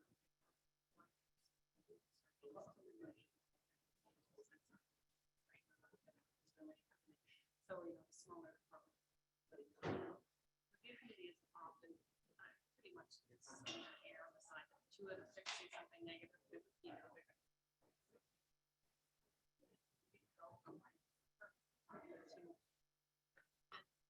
right? So you would just have to probably tolerate like what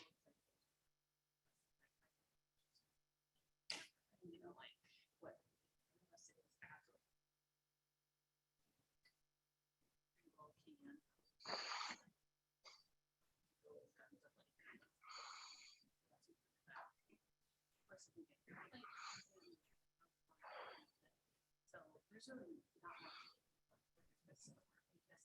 because when we set these like understanding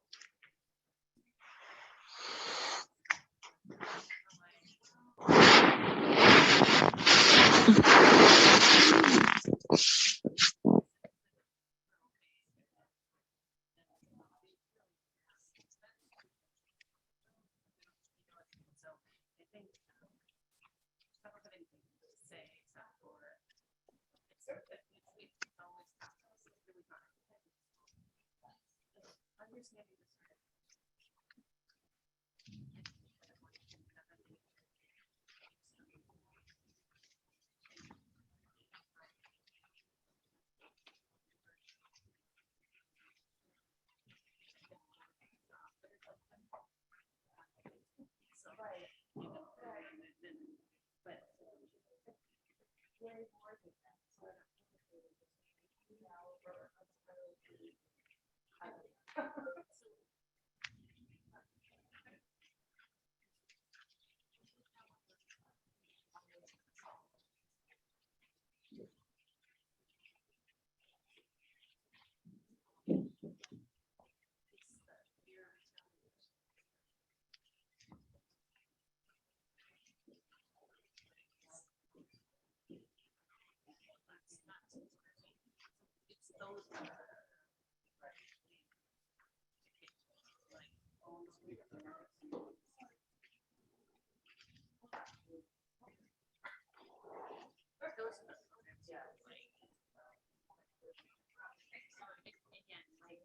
I think you can assume non-compliant, but the survey standards.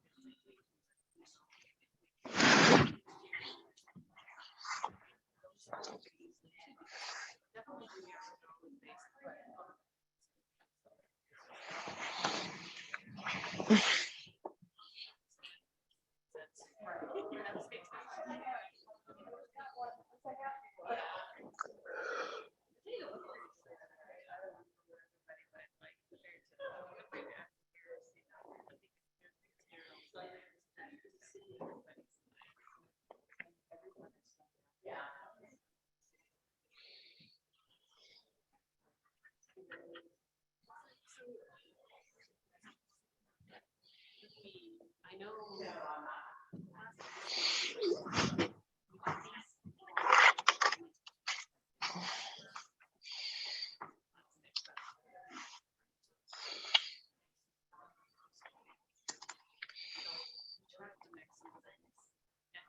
Any way we could, so like that was why, like sometimes the program had to have associate fund, it's just like, couldn't require more coordinated, we're like, well, we require something that.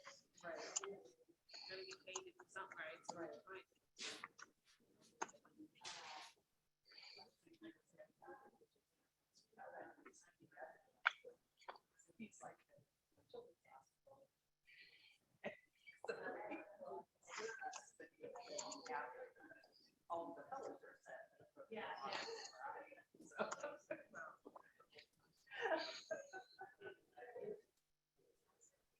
It's challenging, I don't know.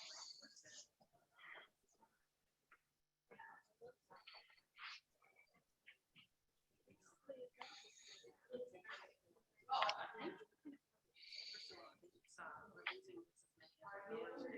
So I think eventually, but also. I'm not sure how it's gonna continue to support. Yeah. No, she said we'll bring back the lunch. Oh, it's like 24. Program, so I'm thinking it won't be us and it's. Maybe, but I wonder if the board focus on that, just on that.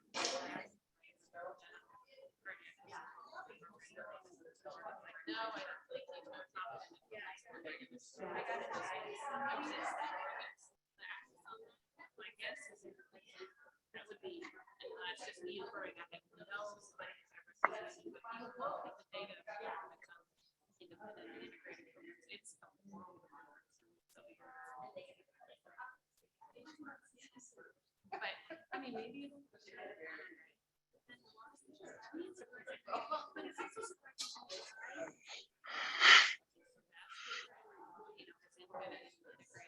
Same difference in performance of exam and the rest of that. 6 versus no. So no one is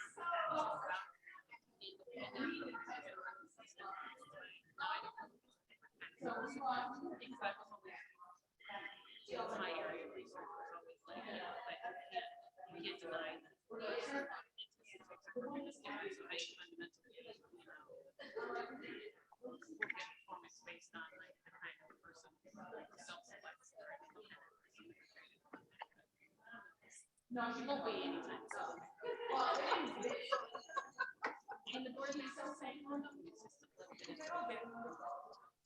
I don't know, to me, one program format is producing a 50% rate. That's a big difference. Like,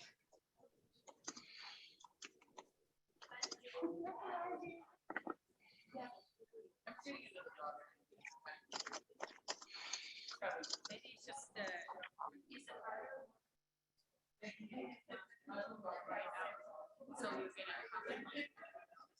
right now is like I can say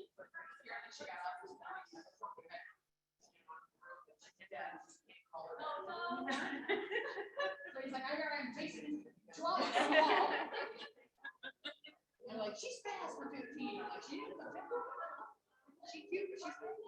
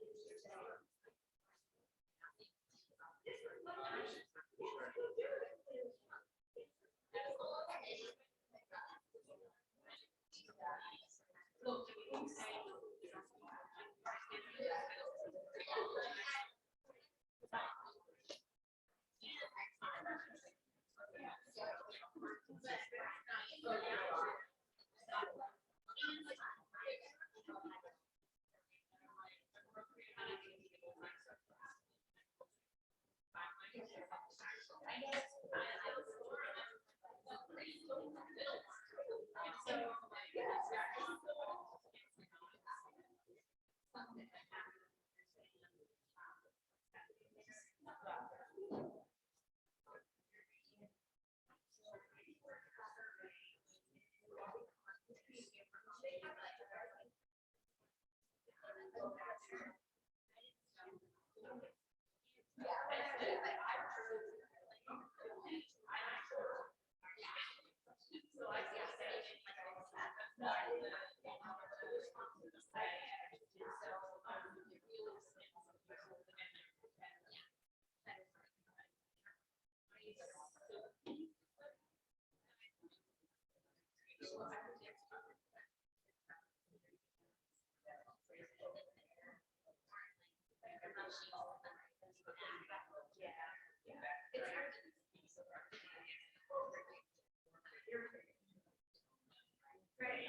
need to respond to this email if they're actually.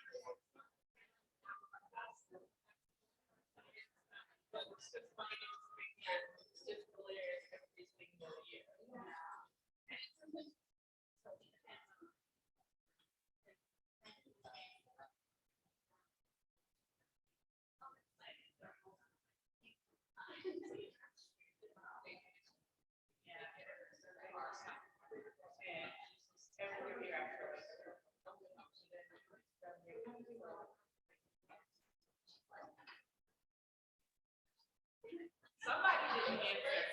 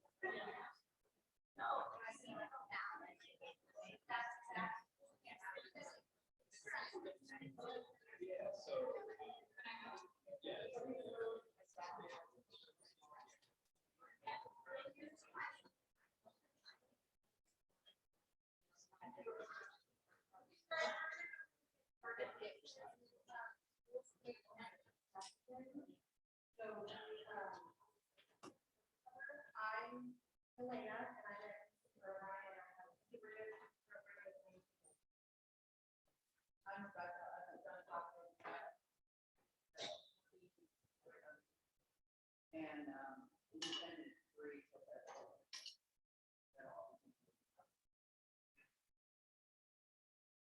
I am Carmen Barr.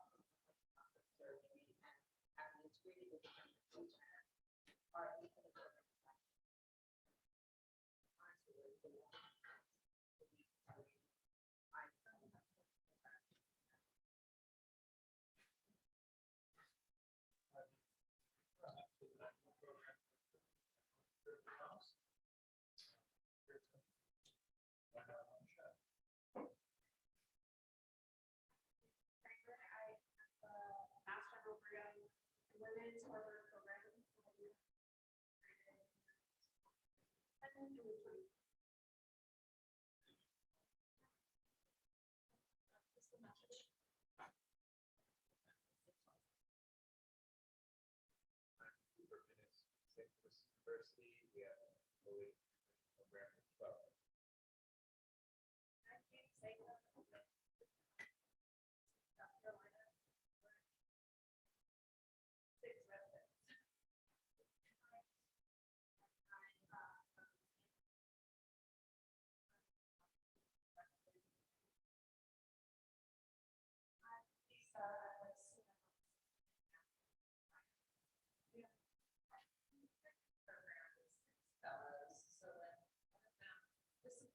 Survey question.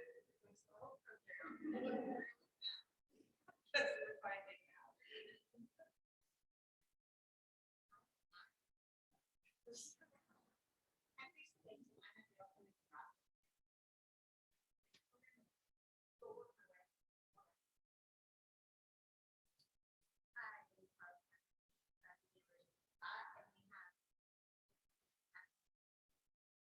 Maybe not.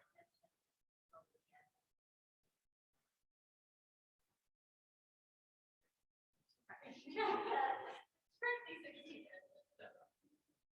Hi, I'm Brianna. I'm from the University of Iowa, and we have a three in a brand new integrated residency where we transferred in three July and then University of Kansas.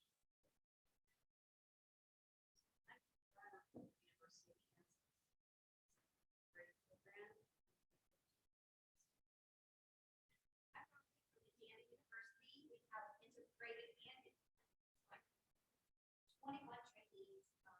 You're getting ready to start our first hands-on. You're one of those two that she talked about. So we'll have 2 for that, and we have 2 for fellows, for relocation fellows, but my estimation for creating those. I'm going to pass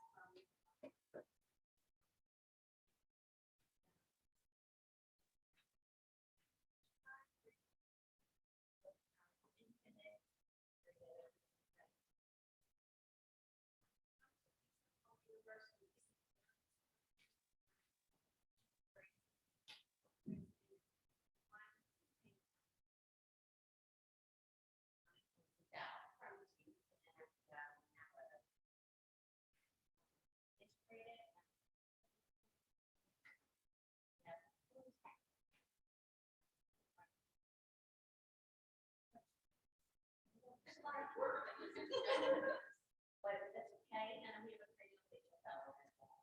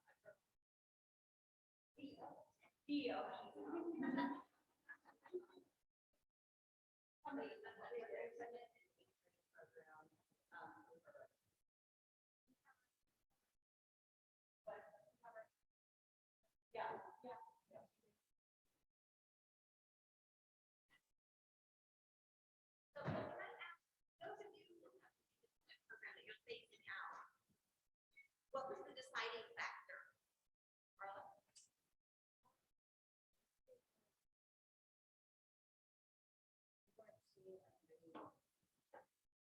Quality applicants. We should throw that out there, quality applicants.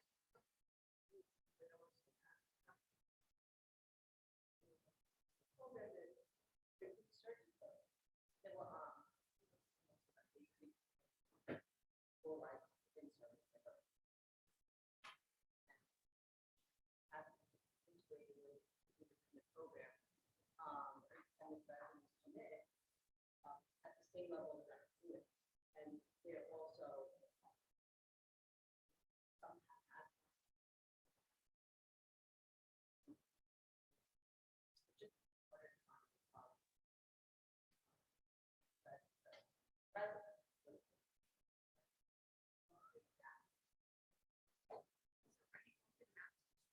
no, okay. So apparently we did say that.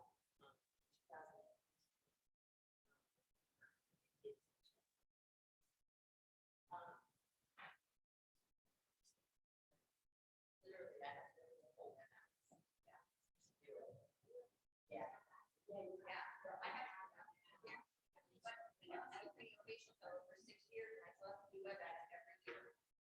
I think, and I think the rationale. For some of these.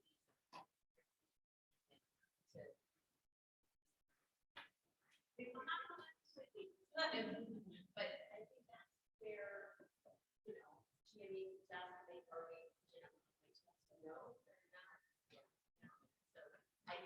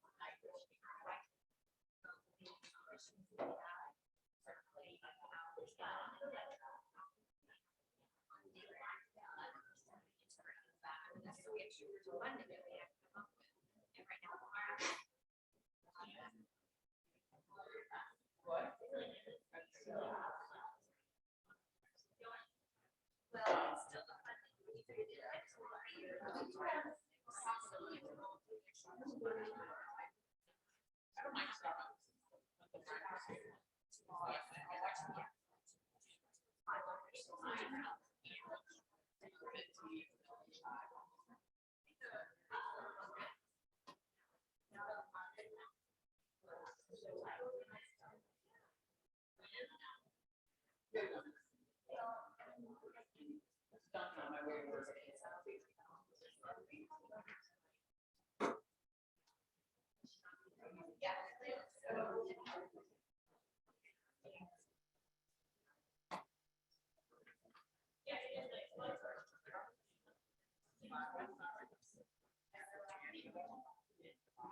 At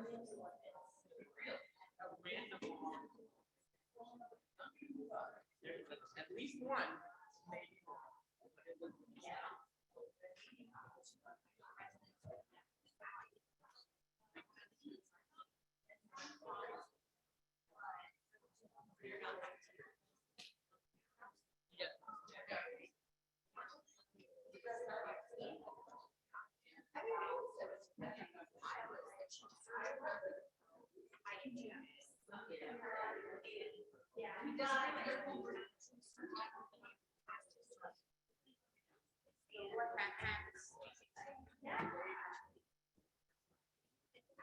right.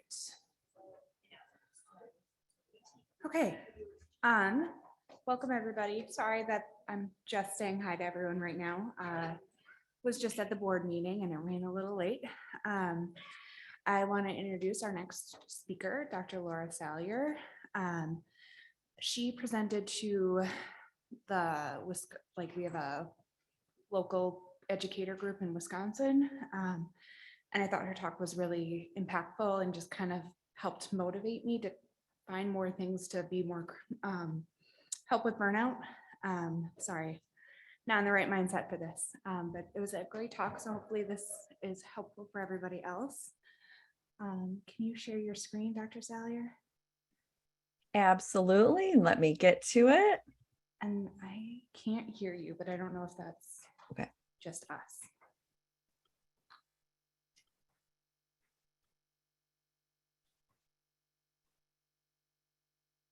All right. Can you hear me now? Yes. Okay, perfect. Perfect. Thank you so much for that lovely introduction. Let me get everything going. Perfect. Okay. Wonderful. I'm so happy to be here. I loved listening to the morning presentations. My name is Laura Salyer, and I'm a physician who survived burnout thanks to my right brain. And now I teach healthcare practitioners how they can harness the creative power of the neuroscience of your right brain so that you can fall back in love with your work-life masterpiece. I also have a little bit of a confession. My husband is a residency program director, so I deeply understand the unique issues that face program coordinators and directors. This talk is designed with actionable things that you can do starting Monday with your residents and with yourself. So I hope at the end of this hour, you think of yourself a little differently. But first, let's get that chat box going. I love to make interactive presentations. So if you have access to the chat box, please get it ready. I'd like to start with that question that everybody wonders. Are you creative? Just chat it in the chat box. I'm curious if off the bat, you think you are a creative person. Hopefully by the end of this hour, you're going to think differently. Most of us don't immediately think of us as creative. So while you're thinking and marinating over that, I do have some disclosures. There are no financial relationships, but I do have kids in college, so I'm open to any of invitations you may have. I trained at the Institute for Functional Medicine, so you'll hear a little bit about how your body reacts to stress and cortisol, and that's kind of the deep physiology of this. And also have spent 1.5 years at the Flow Research Collective.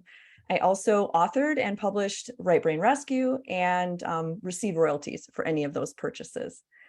But I am not the Equate allergy person. So I've had so many texts. That is not me. Let's get started. This is today's agenda. Hopefully everybody can see the screen. I am going to make sure I can see the chat because I really like to. There we go. Perfect. Ooh, we've got lots of yeses for the creativity. Excellent.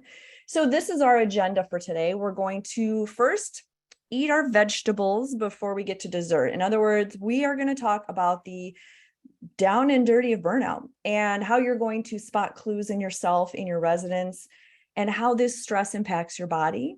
We'll then pivot and wake up your right brain. You'll learn how you are a creative genius as well as your residents and how you can tap into this power of flow and use it every day. You should have a playbook. And if you don't have a copy of that, I'm sure you'll have one. I would get it out. And if you have any scrap pieces of paper, that will do just fine, because the more you doodle, the more you draw, the more you will retain. So let's start going. Let's talk about burnout. And we'll start at the beginning of where burnout happens.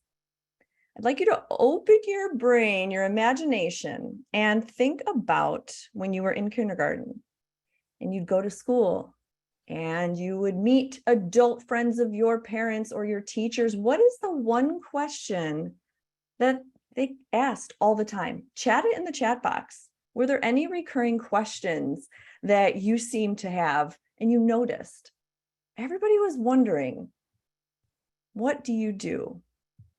The question that we see a lot is, what do you want to be when you grow up? And that is what plants the seeds of burnout. We're already showing our worth based on what our dreams are. We're learning that as a human person, we need to be a human doing, not just a human being. And so many of us, like many of your residents, this was me thinking, yes, I want to be in medical school. That's where I met my husband, and we settled in a town in Wisconsin called Monroe. We're known for our cheese. If you ever want to celebrate cheese, we do it really big. And this is where we raise our 3 children. One of them might be looking for different parents soon. But in reality, I wanted to be that Norman Rockwell doctor. That was my vision as a little girl. I wanted to be that country doctor that put their stethoscope on the fuzzy chest of a teddy bear. I wanted to be that doctor that met the babies and the grandmas and sewed up lacerations and fixed fractures. And I did for a while, but quickly the landscape changed underneath and I became basically a robot, a data entry person with a clipboard. And instead of clicking with a patient at their bedside, I was clicking a computer screen. And instead of measuring vital signs, I was measuring Press Ganey. And this is not what I had thought. This was what I had envisioned, is feeling happy, excited about my career. Many of your residents still hold on to this, but sadly, because many of us are the gifted kid, we have a highway to burnout. And instead of the happy well-being that we thought we would feel, we are feeling tired and hopeless and dragged down. There's a difference between stress and burnout. Let's talk about that. Stress is over-engagement. We can all use that idea of stress and remember a time in our body when we felt stressed. It's usually emotionally overactive.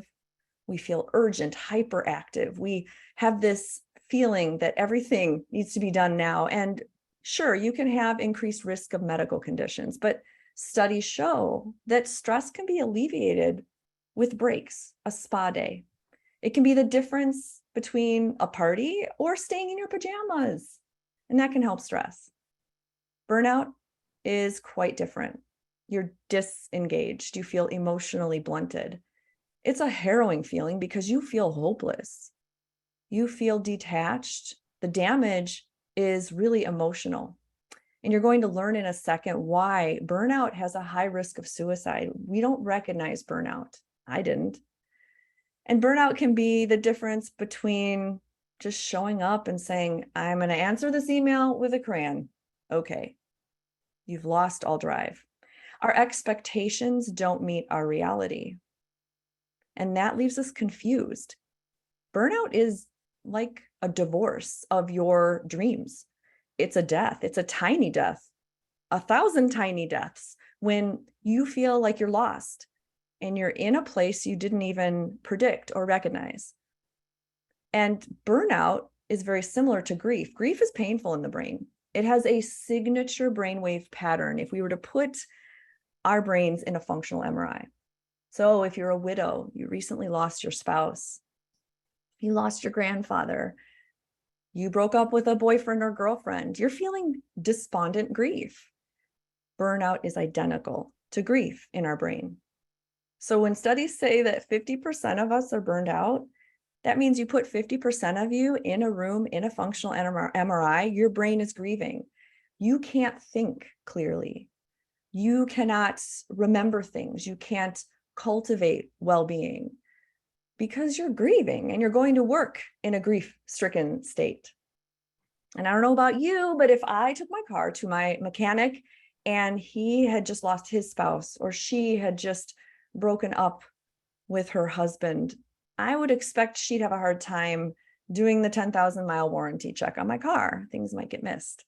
And yet this is our healthcare. We're going to work every day in a grief-stricken state. Now, our society and culture has embraced grief as an expected human condition, as we should. We are going to grieve things, and we have vocabulary and structure and process to support us with helping ourselves through grief. My premise is I feel burnout needs to be normalized. We talk about burnout like we can avoid it, and we can't. Burnout is here, much like grief. Your residents are going to be burned out. You are going to be burned out. And the idea is not avoiding burnout, but learning how to spot it and giving tools to help you process in a healthy way. This is absolutely possible. Burnout is three things. It is depersonalization and cynicism, right? So think of the jaded resident, feeling like they're talking poorly about a patient in exam room 3. They start to depersonalize and separate from the human being in exam 3. Think of low perceived achievement. I was listening to Dr. Song earlier talk about feedback loops and trying to get faculty to assess residents and get feedback. And that's super important. Burnout, you feel like what you're doing doesn't matter and you feel lost. There really isn't milestones. So feedback is critical. When we don't have feedback, we can feel lost and burned out. And lastly, emotional exhaustion. And this is obvious. You feel like you're running on fumes. You feel like you have no energy left at the end of the day, not just for your patients, but you bring it home to your family and you have nothing left to give. So we see this starting earlier and earlier, not just attendings, not just residents, but in medical school. We see burnout. People admit, yes, I feel burned out, and I have. 91% have felt burnout at some point. But what we do is we blame the system, and we are right. The system is broken. The system is toxic. We aren't going to fix the system overnight. This lecture isn't going to fix the system overnight, but tiny little changes that we make are going to help. We tend to blame bureaucratic tasks, and that makes sense. With EMR rolling out, we all remember, maybe some of us do, the advent of the Cures Act, right? So I am old enough to remember life before EMR and training myself to type faster and faster to keep up. But the Cures Act was interesting because before the Cures Act, the percentage of patients that would message their provider after they received their results was about 10%-ish. And that would result in about 77 average messages per day to providers. After the Cures Act, 40%. So now providers are getting 146 messages about results because they haven't reviewed them yet. So you can imagine when your residents are spending half of their day in the electronic medical records, it equates to 1 clinical hour is about 2 hours in the EHR. And it's different across the world. When you compare studies, our notes, our portal messages, we get 2.5 volume more messages than our colleagues across the ocean. And our notes are 4 times longer. So despite all of these issues, you would think we could hang our hat on the EHR as the root cause of burnout. And that's false. It only explains 20% of the variance of burnout, which is interesting, right? So when you're burned out and you feel like there is no one root cause, you kind of feel like you're emotionally the chair laundry. This is what your residents feel like. They're just there. They're an afterthought. They don't know what to do next. So what do we do to alleviate our burnout? Nothing. Because there's not one root cause. It's a systemic failure. But there's hope. When we look at residency directors and coordinators and program coordinators, we see similar patterns of burnout. we agree that there is that lack of work-life balance and feeling underappreciated. And I can say this as my husband is the program director of our local family practice residency. He works hand in hand with the program coordinator. They are like two peas in a pod, and they do a fantastic job, but they aren't appreciated with hospital administrators and other faculty and support.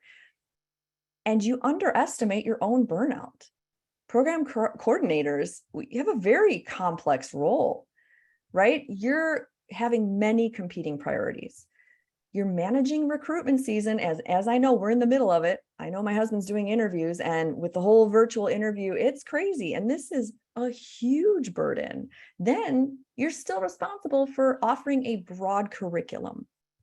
Not to mention, as Dr. Song said earlier, milestone assessment and attainment.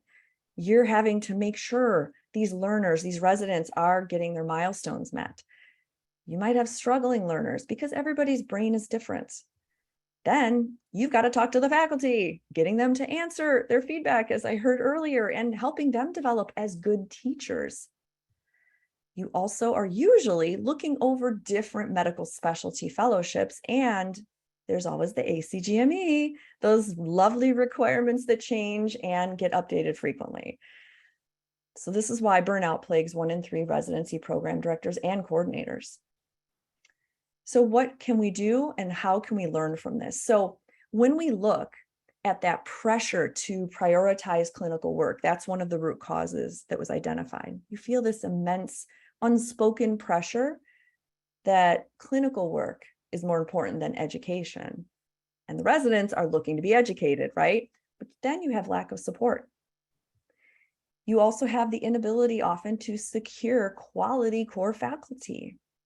And the ones that are quality, they get burned out because they're good at teaching and all the residents want to go to them.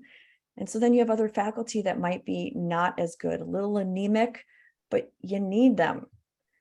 And of course, those new ACGME requirements, putting more pressure on you. There's also a sad correlation. When you graduate a resident with concerns, you feel more burned out. That makes sense. When we look at the internal medicine residency coordinators, we see 33% met the criteria for burnout. 48% have considered resigning in the next year. And I didn't have this on the slide. The average tenure is 3 to 4 years before turnover. So if you've made it past 4 years, man, you have lasted a long time. And all of these did not correlate with program size, ABIM pass rate, administrative support, sex, age, academic rank, or tenure. So burnout happens. And what are the solutions that we give? Think about what your institution has done so far. The solutions are aiming at the personal resiliency, which is not bad, right? Like I said, we can't change the system overnight. However, let's be honest, you can't put more lavender on something to help burnout. You can't have a group hug without applicable things. And this is where I had a hard time as a resident myself. Some of these solutions for resiliency is just not going to cut the mustard. We actually don't need more resiliency. In a study in JAMA, just in 2020, physicians had the highest personal resilience rate. In fact, each 1 point increase lowered their results of burnout. But 29% of physicians with the highest resilience rate were still burned out. So there's a disconnect there.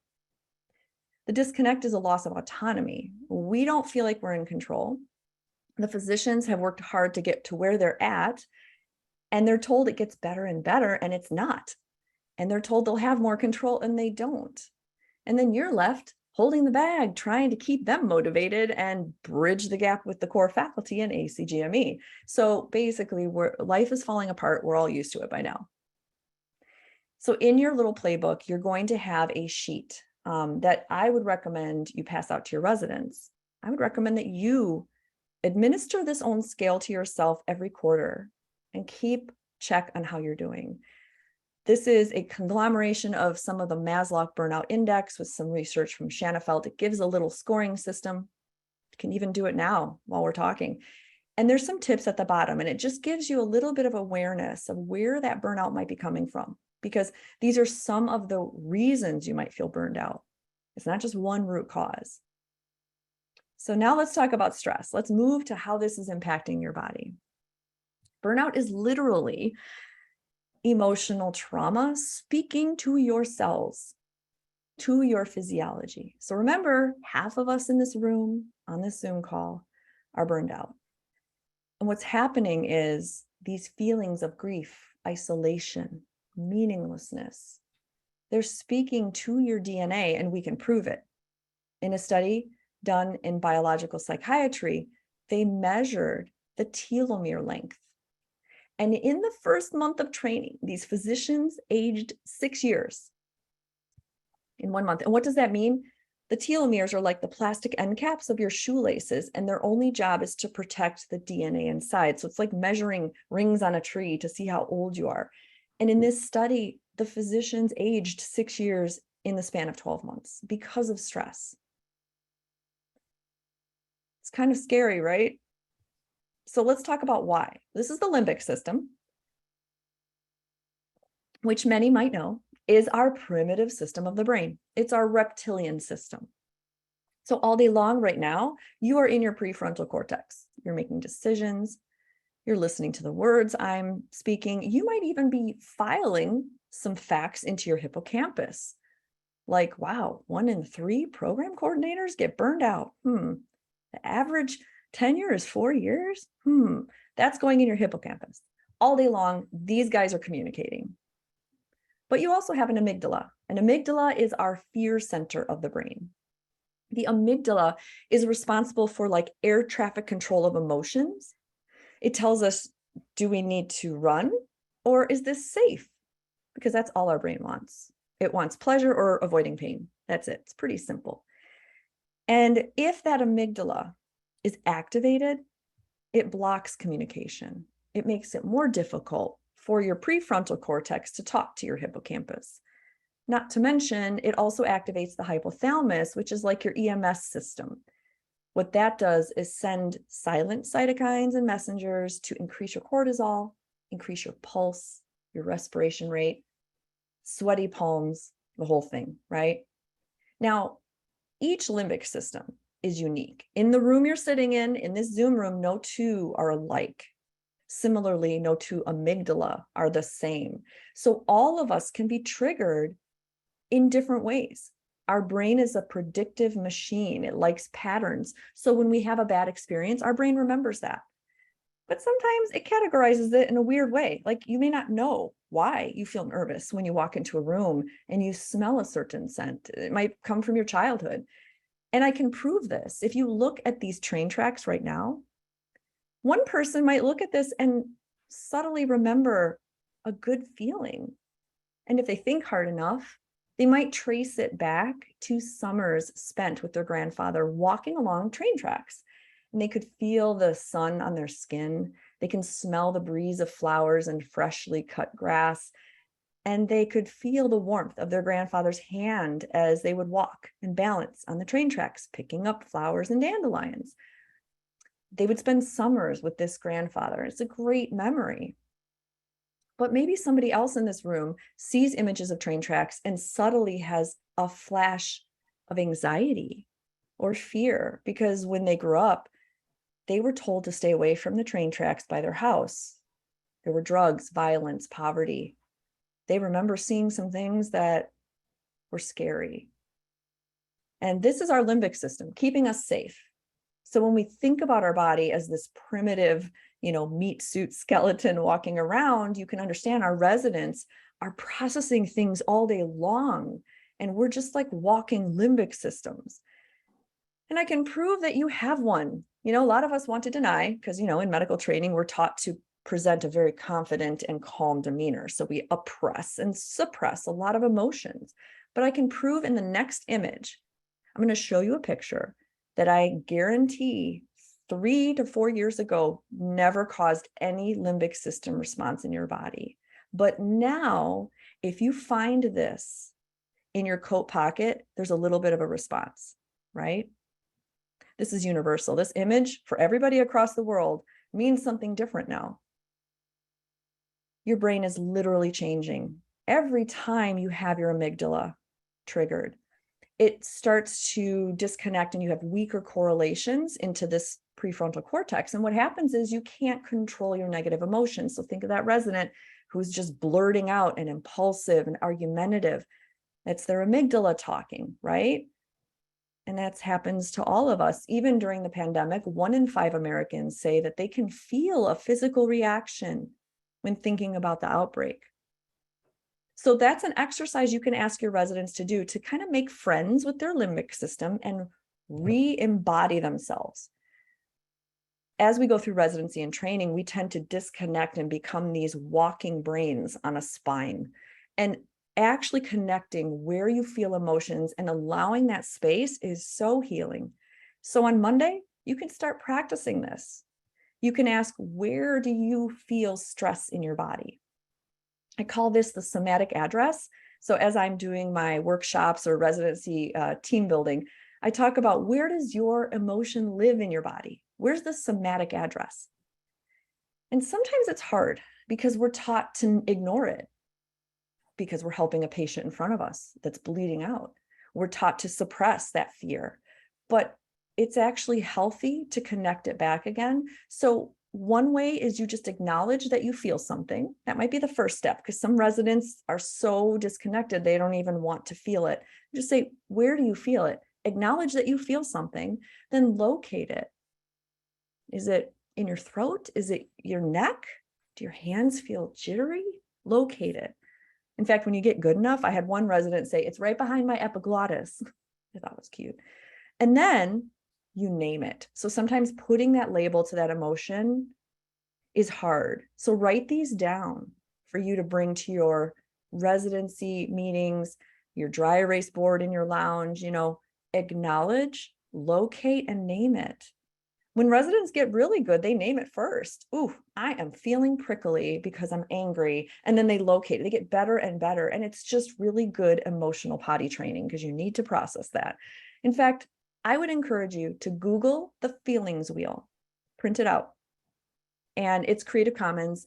There's no copyright. Print this out and put it in your lounge. You can even use anonymous pins and ask residents to find their emotions. And the act of claiming an emotion of where they're at is so helpful in healing to embody their physical and mental state, because we know that's important. You're going through stressful things.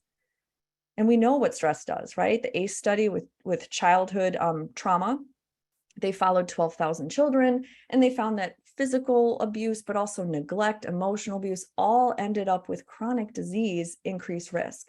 There's a real reason behind this, and it has to do with our mitochondria.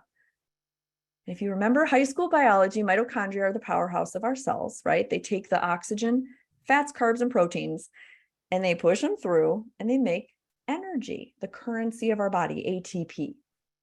But what you may not know about mitochondria is they are emo-teens. They're very peculiar. So normal mitochondria, they are in the green box. They like to hug each other. They're hydrated. They don't mind touching, but those little mitochondria emo-teens, when they're stressed, they're in the pink box. They actually shrink. They get smaller. They don't want to touch anyone.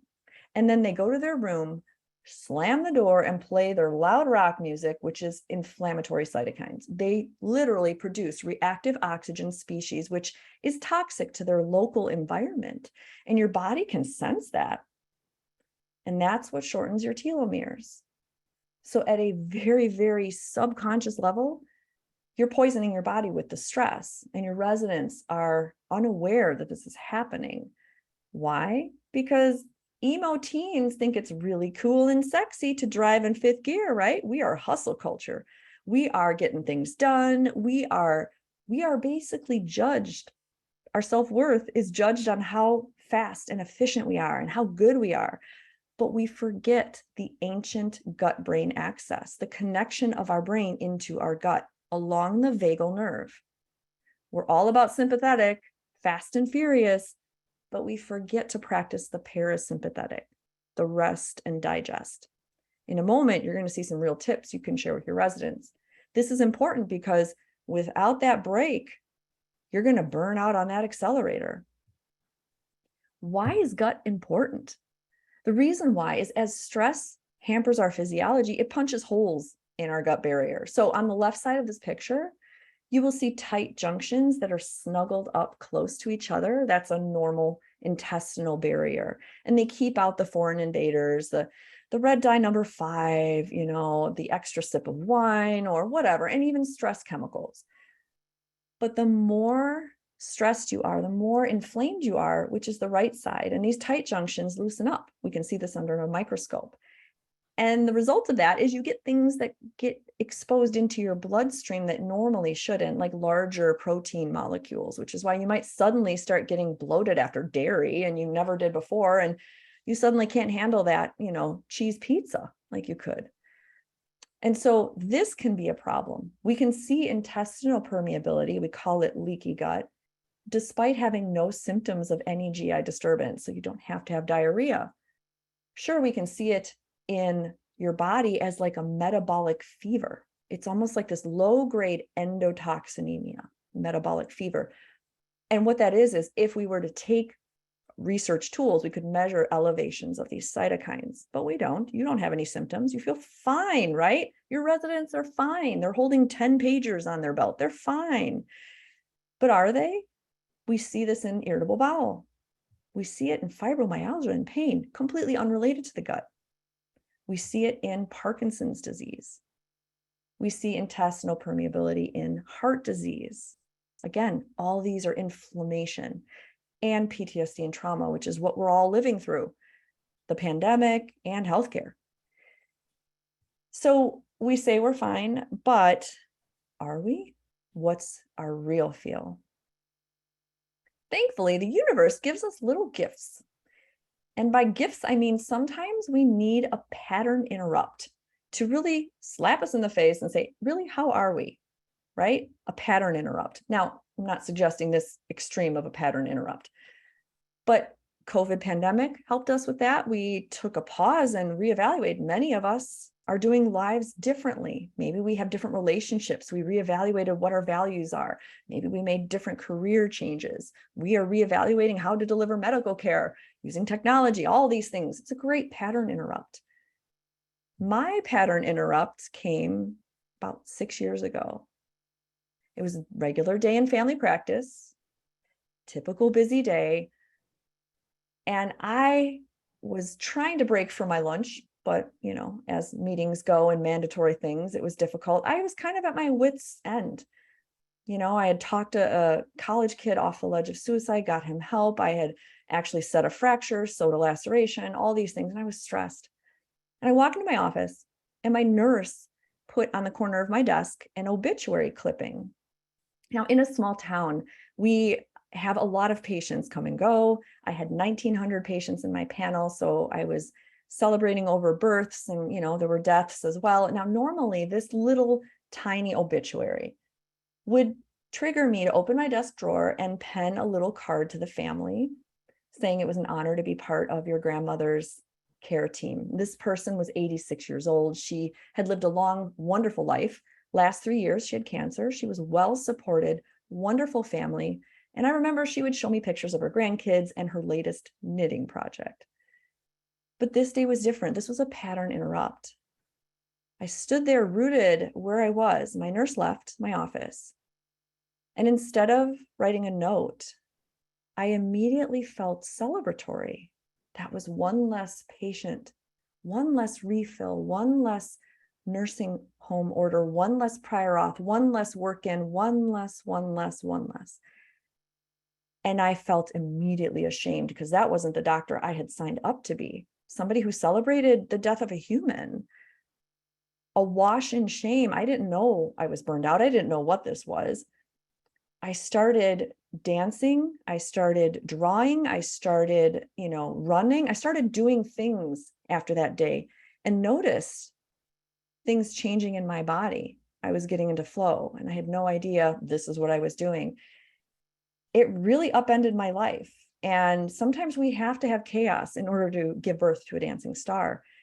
And so my life was changed after that. It propelled me to learn about the physiology of cortisol and flow and how to bring this back into healthcare. So let's talk about how you are a creative genius. Why creativity, right? It's meaningful. It helps us with stress. It helps us with burnout. It reduces anxiety, even if you don't know how to draw, even if you feel like you're not creative. But I promise you're going to think you are at the end of this hour. Children know this. They are experts in creativity. They know this is a conduit to their well-being. The reason why is children are so in love with the process and not the product. They have not developed their ego yet. Okay, residents have a big ego, so we got a lot of work to do. But children understand they're just having fun. They're eager to pick up things and start coloring and drawing. And when I do workshops with residents, I always giggle a little bit because there's always the one who doesn't want to play, thinks it's childish that we're going to start drawing or painting. And by the end, they're usually the one asking, where's the purple marker? How do I do, because once you give yourself permission, you realize how good it feels just to make something with no outcome and disconnect our ego from the process. So right now I'm going to ask you to do something that you probably got in trouble for when you were little and you were maybe told not to do it, but it's just 30 seconds of our time. I'm going to have you wake up your right brain. Now, the way you do that is our left brain, which is our logical brain, it loves visual input. It loves stimulation. It's your prefrontal cortex. That's what you've been using this whole time. I'm going to have you just shut your eyes if you're comfortable where you're at. And for 30 seconds, I'll watch the clock. I want you just to let your right brain wander, daydream, no rules, no expectations. I'll be quiet and I'll see you in 30 seconds. So go ahead and shut your eyes.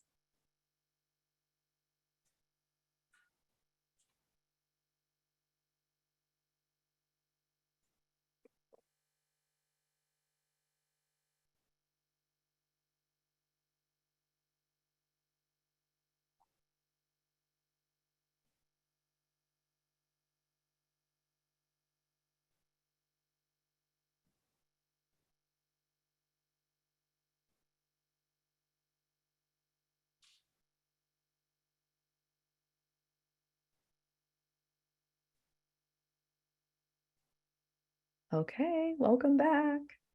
Now, if I'm in a room with people, I usually have them stand up or raise their hands.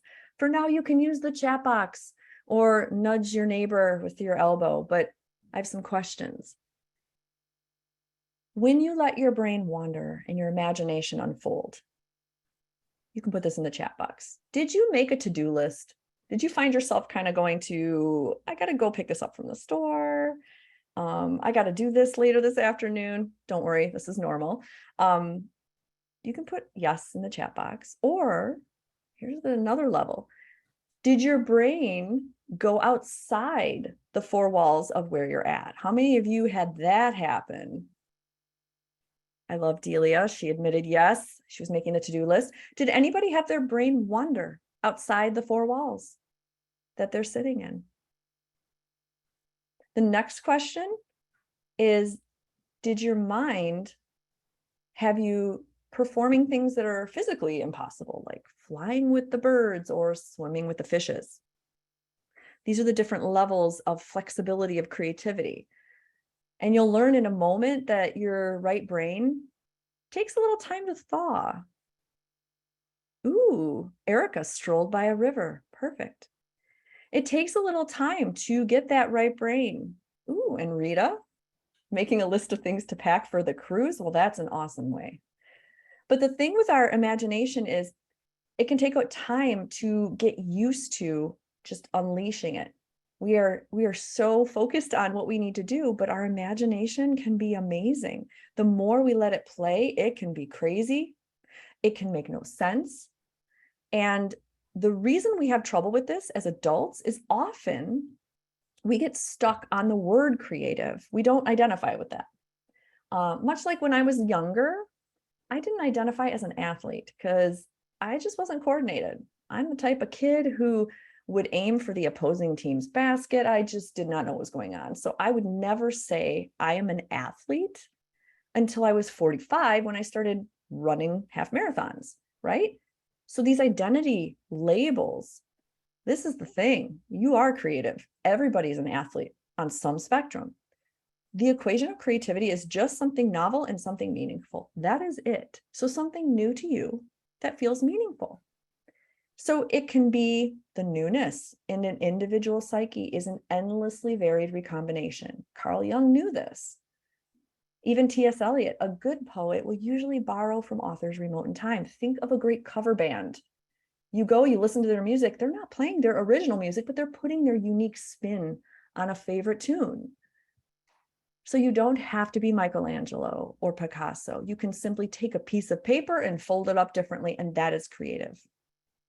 You can simply put clothes on in a different way, and that's creative. Stringing sentences out of your mouth in your unique way, that is creative. Putting a lid for a mask, I guess that's creative too. And in your playbook, there's more opportunity to learn the power of creativity. So make sure you check out those pages. And let's get down to how we can get you to understand what flow has to do with burnout. We've talked that burnout is a form of grief that we all feel, right? Emotional exhaustion, depersonalization, low perceived achievement. So think in your mind, what would be the opposite? If you could characterize it, we might say it's engagement. Think of feeling emotionally energized, resilient, excited to do something. You're deeply engrossed. You don't even realize it's you. All of these things are characteristic of flow state, which is a brain state pattern coined by Mihaly Csikszentmihalyi, who is a Turkish-American psychologist who studied flow for 30 years. And he founded the Flow Research Collective. Sadly, he passed in October. But his legacy lives on because we are just understanding the tip of what flow does. Flow is categorized by many things, but here are the top 4. There's a selflessness. Remember, we talked about ego before? That's why kids are really good at flow. Flow is like their love language. They are not worried about their ego. They dissolve into flow easily. So when you're in flow, you don't think about yourself. You don't have any self-consciousness.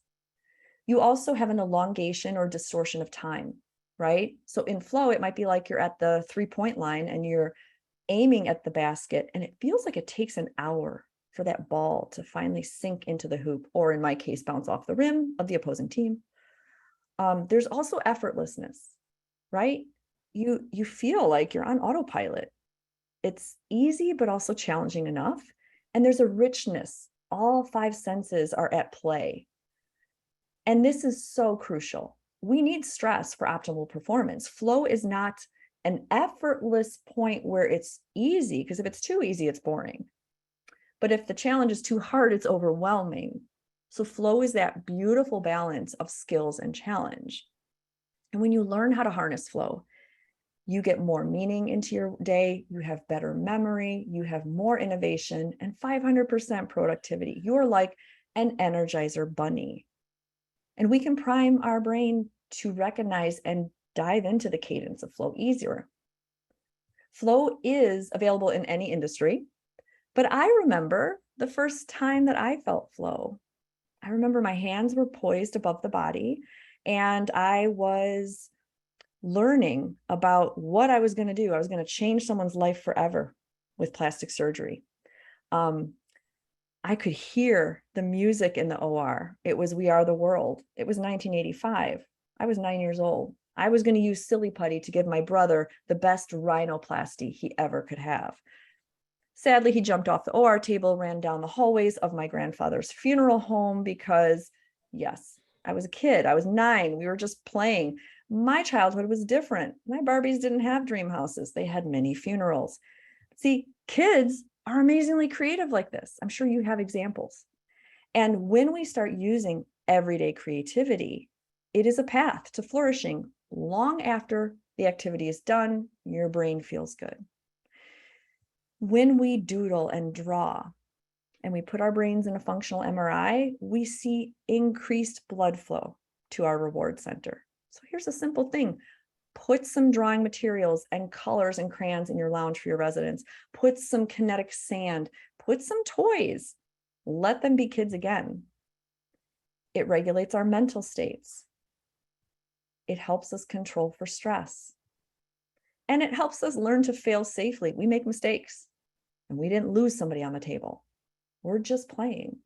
So you can even take a neurosurgeon teaching them how to move their sweat spot to their sweet spot, and complex tasks feel effortless. They're less likely to make errors. And what if I told you we can make this happen? Absolutely. So here's the final part of our agenda. Let's talk about how you can catalyze this creative flow. And this is sort of a buffet of how to engage this brain activation pattern. It just takes a little bit of effort and a bit of practice, like going to the gym. You wouldn't walk in and expect to lift 500 pounds. So you can't expect that your residents or you are going to instantly get into flow or creativity. It takes a little practice. Flow has 4 stages. And what do you notice at the top? Struggle, right? We need a little bit of struggle. We need a little bit of those beta waves with the cortisol going. And then when we learn how to plant enough flow triggers and learn our own unique flow recipe, we have a release of alpha brain waves that gets us into flow. And then on the backside, we learn to recover.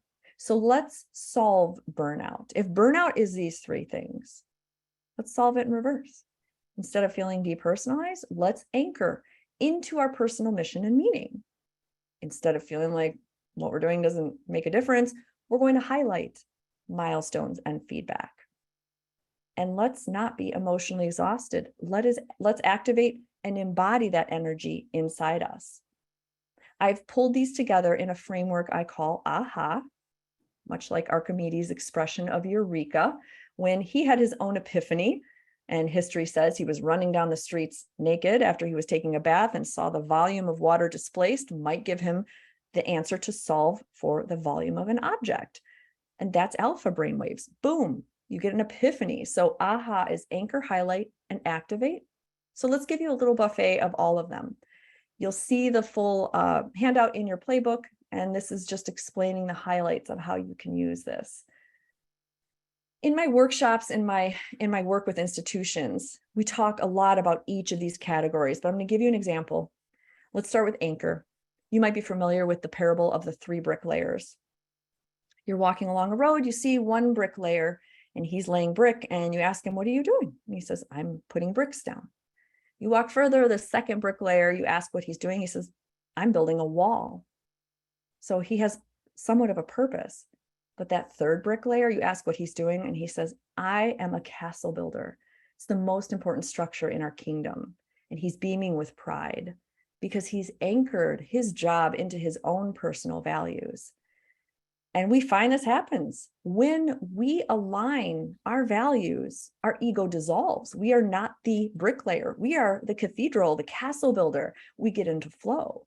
This can happen. This is Shanna Felt's research from 2021 in hospitals and residencies, where when you start to have these conversations and align values, then we have more flow and greater well-being. I encourage you to distribute this to your residents. This is part of the playbook. It's like a Mad Libs personal proclamation where they can do this often in their careers, but it anchors them in their values. It aims them in the right direction. It helps cultivate that awareness of why they're doing this. When we have positive visualization, studies show that we're less likely to have negative outcomes because we're priming our brain, much like priming your brain for flow. When you're noticing things, and you are aligning in your values, you're more likely to make decisions that are pointed in that way.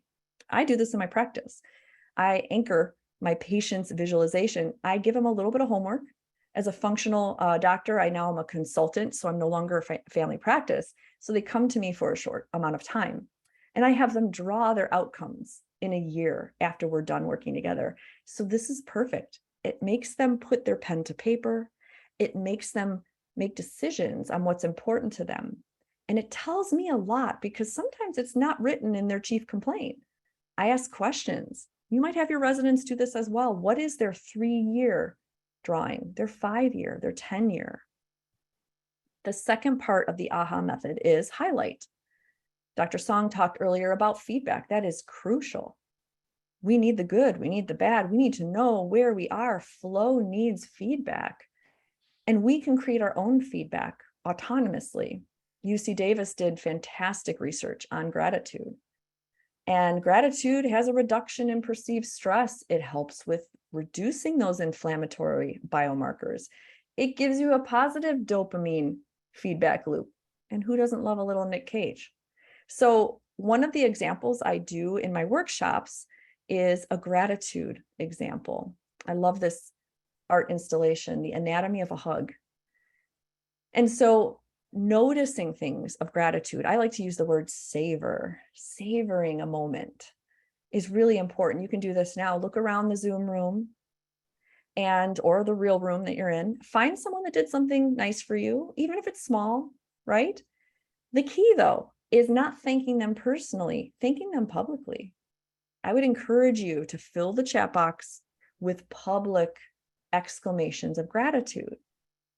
I would encourage you to write it down if you don't feel comfortable now or that person's not here, but thank them publicly. Why? This is what's happening in your brain. As you're typing in the chat box, first you're noticing something good. You're getting oxytocin and dopamine. Our brains are predictive machines. They love patterns. This means you're going to notice more good things. You're going to savor more good things. And you're creating this catalyst culture, tiny things that have massive impact. The last part of the AHA method is activate. That has to do with neuroplasticity, right? We want to activate that emotional energy for good. So we talk about all day long, you're in your prefrontal cortex of those beta brain waves. So what about those alpha brain waves in the back? The creative ones, they're there 24/7, they're there. We just need to invite them to come forward. Alpha brain waves will help with depression, they boost creativity. Now they happen in certain circumstances. They're more likely to happen when you have minimal sensory input, when you are clear of unwanted thoughts, and when you have this relaxed wakefulness. I'm sure you can think of moments strolling along a river, in a forest, but all of us do something every day, hopefully, that will induce this. It's showering. 72% of us will have insights in the shower because those are your alpha brainwaves. They've come together and they've supplied you with information because they're paying attention, everything. They're paying attention to the sounds and sights and they're categorizing them and they're looking for patterns. That's their job. And then once they find patterns that connect, they show it to you. Problem is we don't have time for showers all day long to give us epiphanies. So we set flow triggers to help us with alpha brainwaves. What is the definition of a flow trigger? A flow trigger is something that will lower your cognitive load, help you clear your mind a bit. It also will stimulate the release of dopamine. So this helps you elevate your energy. There's many flow triggers. Here's some of the top ones. Nature, a good mood. So having comedy, elevates our dopamine. Gratitude, something new and novel. Risk or gamification. And I love the idea of offering gamification to help people complete surveys or, all those things. Deep embodiment, clear goals.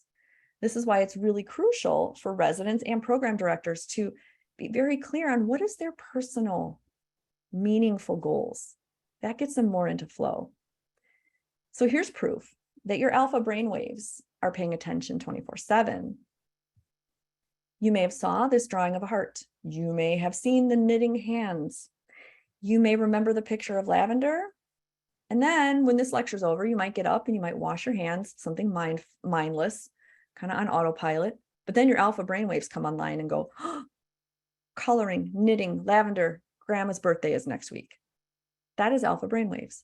They're smart. They're always there. Problem is, we block them. Here's some common flow blockers. We have habit loops, thought errors. We don't think we're creative. We don't think we have time, etc. We might have a fixed mindset, stress, distraction, all of these. The biggest one is improper fueling. We need good food. Our coping in the past for stress was horrible. We would smoke it away, we give pills, but sadly, our residents aren't coping much better. They're eating honey buns or grabbing Doritos and they're poor mitochondria. They're suffering. Remember those mitochondria, the emo teens, right? It's kind of a disaster under the hood. Okay, but I'll make it easy. They have a pause button and they have a play button. When we hit the pause button, we make less energy. So all these processed foods and extra UV light, uncontrolled sugars, etc., not good for our mitochondria. The play button is great. Eat healthy foods, lots of vitamins, you make better energy. Simple. Your plant foods can affect your mood. They bind to GABA, they help you be less anxious, and they're neuroprotective. So even just having your residents eat more greens, eat more vegetables goes a long way. This is the AHA method that will help you start to prime your brains for flow. So in conclusion, you understand the reason why creativity is the antidote to burnout. We just need permission. There's an app for that, right? There's an app for everything. The permission is Pinterest. Go on Pinterest, see how many other creative people are just trying and failing. It's a whole avenue of laughter. And when we have medical students and residents make stuff, they feel better. They're preparing for failures. They facilitate their own resiliency. I love taking this from the Torrance creativity test, having our residents doodle an image, and it's really cool to see what they come up with when they just are playing for fun. We've gone through this whole agenda. You now understand the power of creative flow. The last page has any access to me if you'd like. I'd love to hear what you're going to do with your residents. I'd love to connect. You can hand them my book for some laughs. My goal is to help our healthcare practitioners not be average, but more like a catalyst, organized, boundaried, flow-centric, creative. Because let's face it, this is not about wearing more armor. The world is toxic. We are going to have burnout. It will always exist. But we need to save our own creative sparkle. And creativity is not elusive. You've learned this today. It is not happenstance. It is not reserved for only the talented. It is a powerful neurochemical force. You've learned that creativity is meaningful, accessible, and necessary. So I leave you with one final thought experiment. We measure vital signs on patients to see how alive they are because they're vital, right? 20 years ago, we added a fifth vital sign, pain, which is interesting because it's not measurable. It also doesn't keep you alive. I'd like to say that vital signs keep you alive. Pain doesn't. Life is painful. And now, 20 years after we added pain as the fifth vital sign, we have chronic depression, increased suicide, we have opioid epidemics. We've been concentrating on pain, not to mention the doctors are told they have to fix it. That's kind of strange, right? What if we counteract with a sixth vital sign? We ask patients, we ask our residents, we ask you, what do you do for joy? When's the last time you dusted your hobby off the shelf? When do you play? And maybe in 20 years, instead of burned out, disempowered clinicians and program directors, we might have resiliency, we might have a renaissance of healers that are embodied and understand the power of creative flow.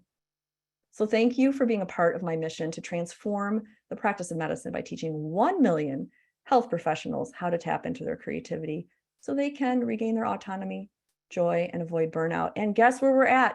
62,175. So thank you for your attention. And I have a few moments for questions. So please let me know.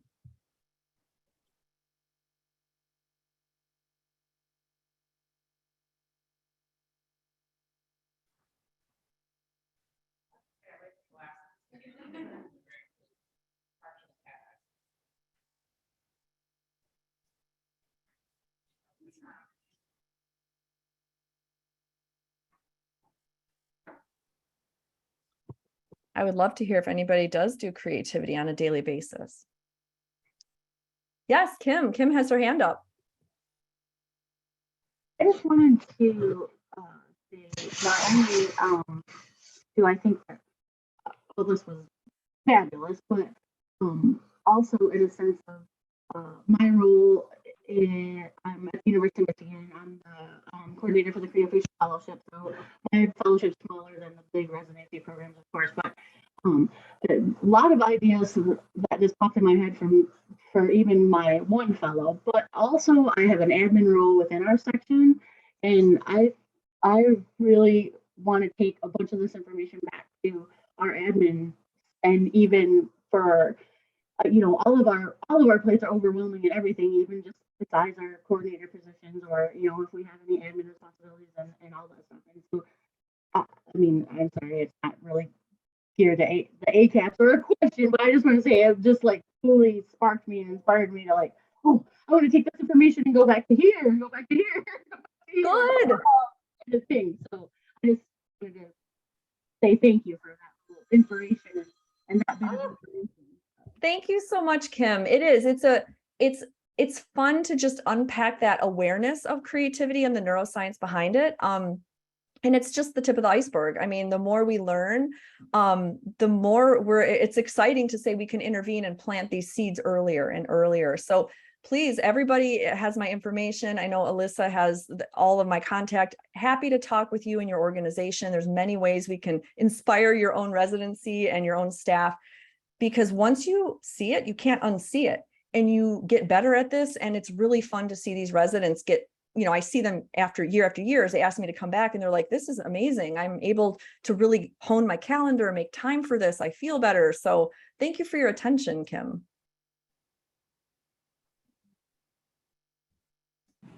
I was sorry, I shouldn't have done that.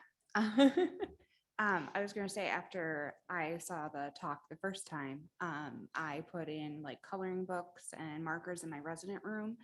And I had so many residents come up to me and say, thank you so much. Like, if I'm stuck on call overnight and in between cases, like it helped calm me. And like, if you had a really bad outcome, it was just like the easiest.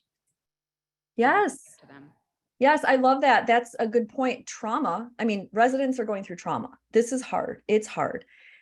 And trauma is very often nonverbal. You don't have words for it because you can't access the language part of your brain because your amygdala blocks it. So the best thing is to give them the tools that children would use, to invite them that it's okay to go back to that childlike curiosity, fun play space, because it can help them process that trauma. And I did a makeover of my husband's residency lounge one time. He was gone at a conference, and I just cleaned everything and put all sorts of cool toys. And I have hope I can swear, a fuck it bucket for residents, so they can put like something they're pissed off about and they crumple it up and they throw it in the fuck it bucket, because it's the act of ripping and that kind of stuff is really profound. And so we can cultivate this new awareness of our limbic system and creativity, and really usher in a new paradigm in how we do medical education. Any other questions from the audience? No, thank you so much. Thanks again. Have a great rest of your conference and keep coloring. All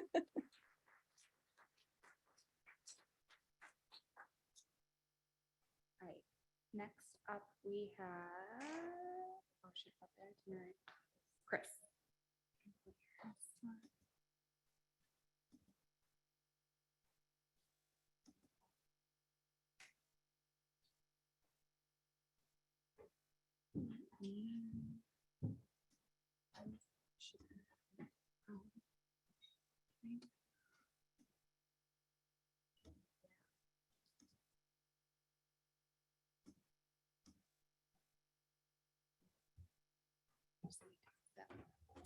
Now was that? Oh. I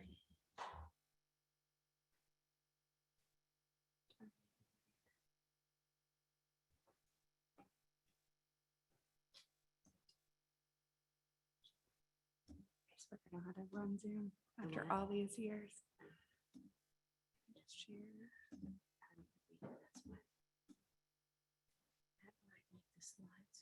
No.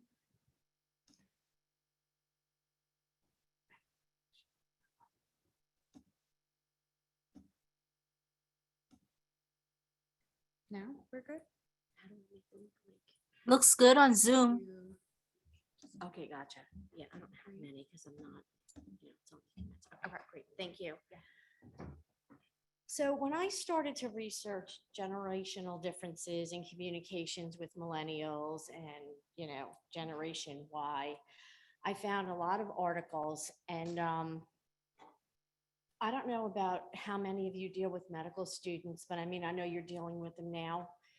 I had a really hard time this year with them with rotations and now with interviews. And it's almost like something I haven't seen in all the years that I've been doing this. It's been hard. And has anybody else had that same kind of experience this year? Like medical students that show up for rotations that haven't done any of their paperwork with the medical school, not doing their background checks, and they have to go work at the Children's Hospital, so I had a really hard time this year with it. So I'm just gonna talk a little bit about that.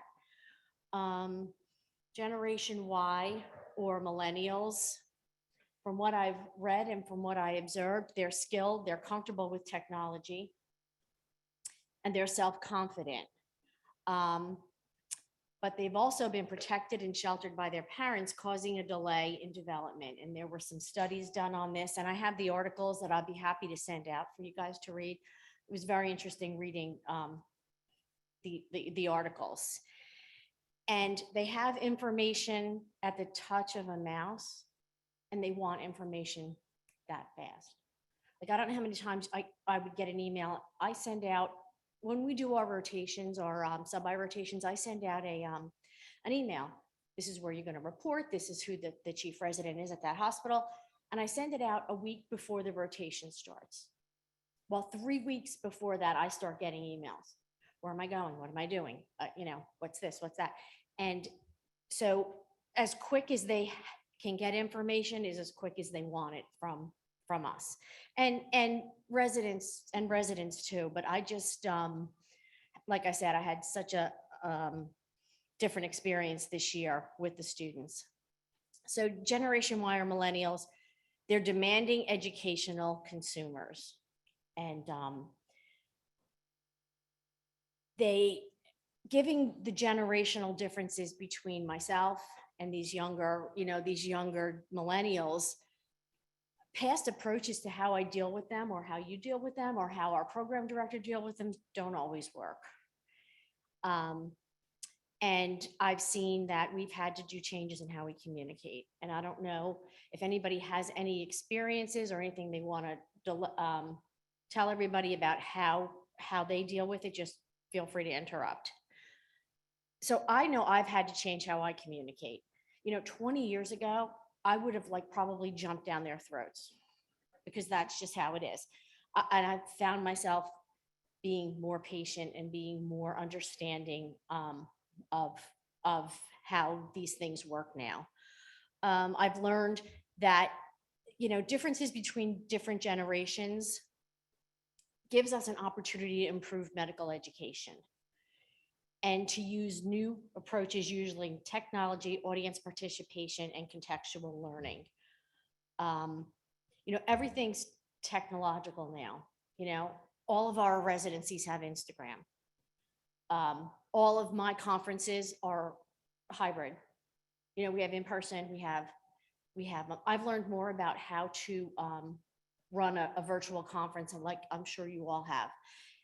So it's, it's been hard for me to adapt to this, but I'm slowly getting there.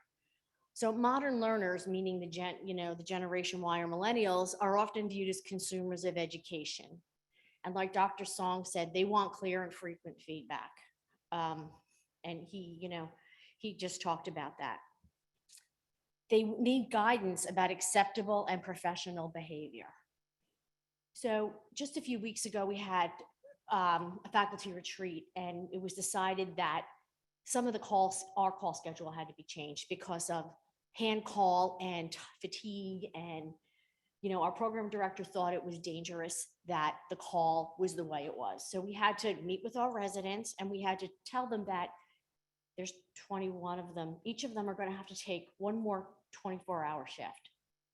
Well, that went over like a lead balloon, and they were petulant and they threw a fit. And finally, I said to them that you can't act this way. You guys get a lot here. We give you a lot. You can travel. You have a nice call room. You have this, you have that. This is one thing that we're asking of you. And I had to kind of tell them that this is not professional behavior. And, your program director told you you had to do this, and this is how it was. And like I said, they still threw a little bit of a fit, but now they are getting used to the idea. It's one more call a year. It's not, we weren't asking them to like, so sometimes, you know, where you want to try to be nice and say, okay, this and that, sometimes you just have to put your foot down, and that's where our program director. And I think at times they also need to realize that work takes precedence over the rest of their lives.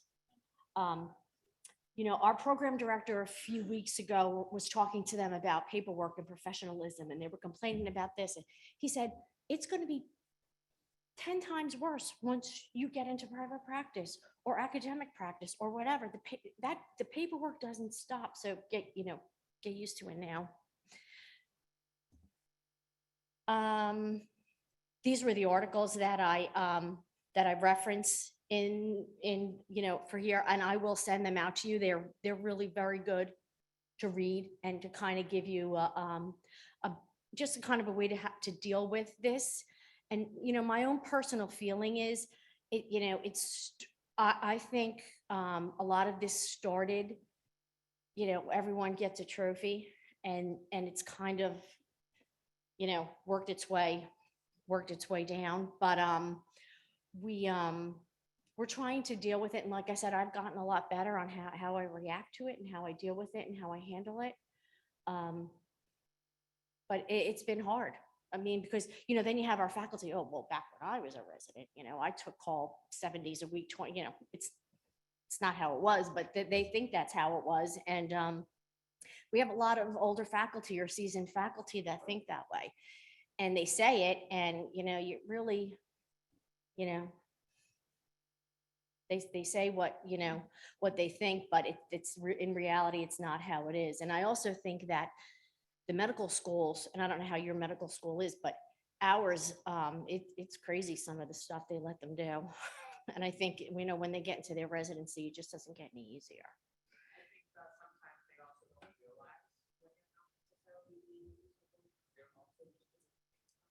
Yes. So I had a fellow who would just text me like randomly at 9:30. Yes. Are you awake?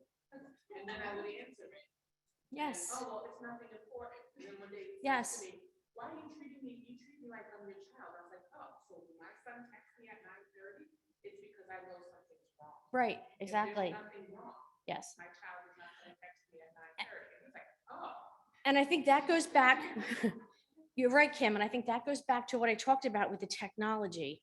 20 years ago, it wasn't even email, it was memos, and you wrote things, and there wasn't the texting and the group messages and the I need this and I want that, and can you do this, and can you, so like I said, I've come to the thing, like on the weekends now, I won't anymore change the call schedule for them on the weekends, just because I think they need to learn, that. But again, it's dealing with that whole mindset.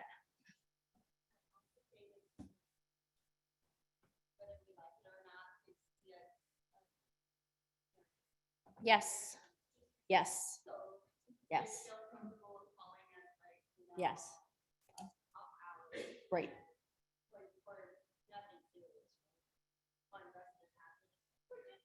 Yeah, right. Exactly. Things that I find is if you make it very clear what your parameters are, like I said, when my son called me, there's a problem.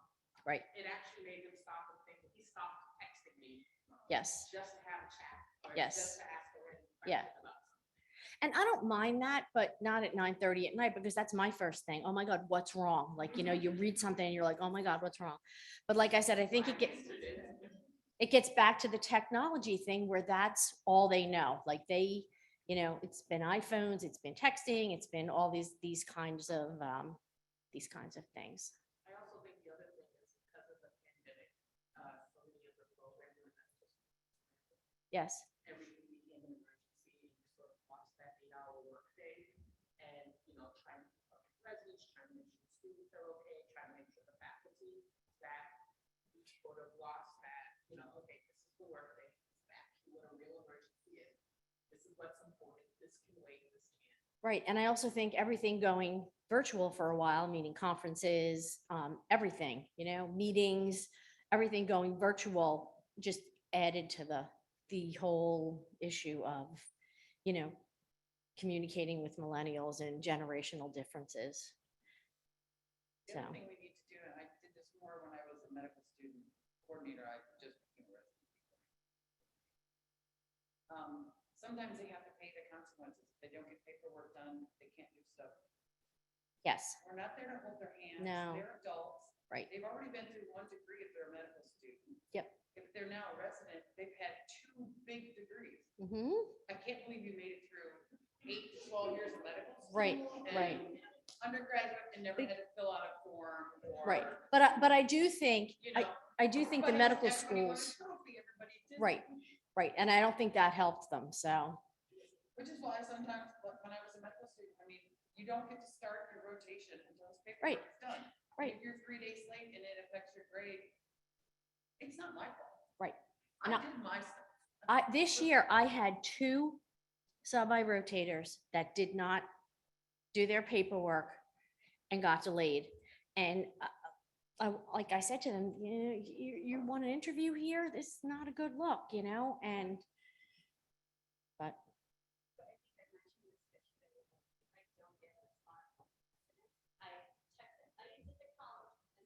Mm-hmm. Yep.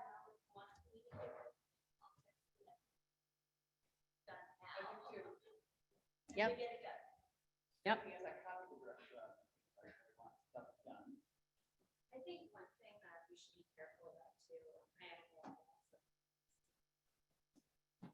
standpoint, but like, as we heard in the last talk, levels of burnout earlier, and big responses to being emotional. These might be stressors. I can't take one more. I'm following you, Ida. That may not be so much generational thing. Yep. Yep. No, I agree.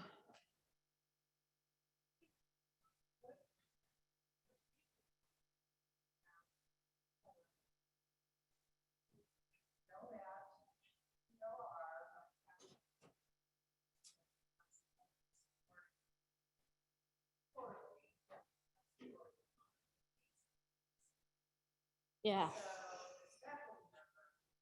Just received the best teacher of the award. Mm-hmm. Best teacher of the year award a few years prior. And we're finding a real disconnect with our older faculty who went through the hazings and know Mm-hmm. what they want and their own harm. Yeah. And we had a chair who's just headbutt people out of the way. They Yeah. were in the slides. and, Yeah. you know, he was like,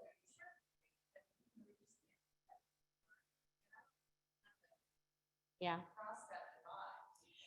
So what my program director does, we have 2 surveys that go out every year. One is from our own GMA office and then one's from the ACGME. He has an open door policy. We have an anonymous email like Dr. Song was talking about that they can bring issues up to. And he asks them very nicely, if you have to pull the fire alarm, pull it on the internal survey.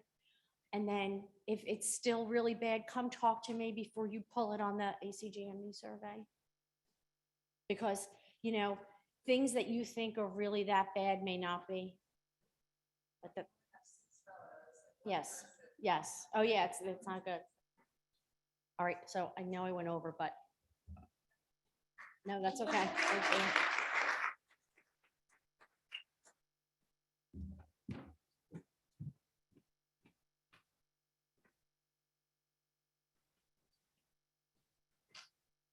So I apologize. I do not have a presentation as we're all busy and it's going to be a short and sweet. I'm Christine. I'm from Stanford and I've been a coordinator for about 16 years. And as you all know, as a coordinator, we wear many hats, whether, treat us as a mother, counselor, all the paperwork we have to do, all the coordination we have to do, interviews, selections and events, ground rounds, educational students. And, we have so many competing priorities that we have to do. And so how do we organize ourselves, right? I think the topic is like, how do we organize ourselves? All the things that we do, how do we organize ourselves? And I think for me, it's, you have to find a way, to do it, because otherwise you'll be all over the place and things will fall through the cracks, I'm sorry. And the program directors depends on you a lot, right? Even the chiefs, even your residents. So you have to find a way how to, organize. So there are many apps that I use, and one of them is Asana. It's basically an app that our team, as a division, I'm sorry, I couldn't share, but it's a team. It's a team board where my team in plastic surgery, we can all see all our, I'm sorry, our to-do list, and you can see it, you could schedule it throughout the year. It's actually free and up to 15 people can use it.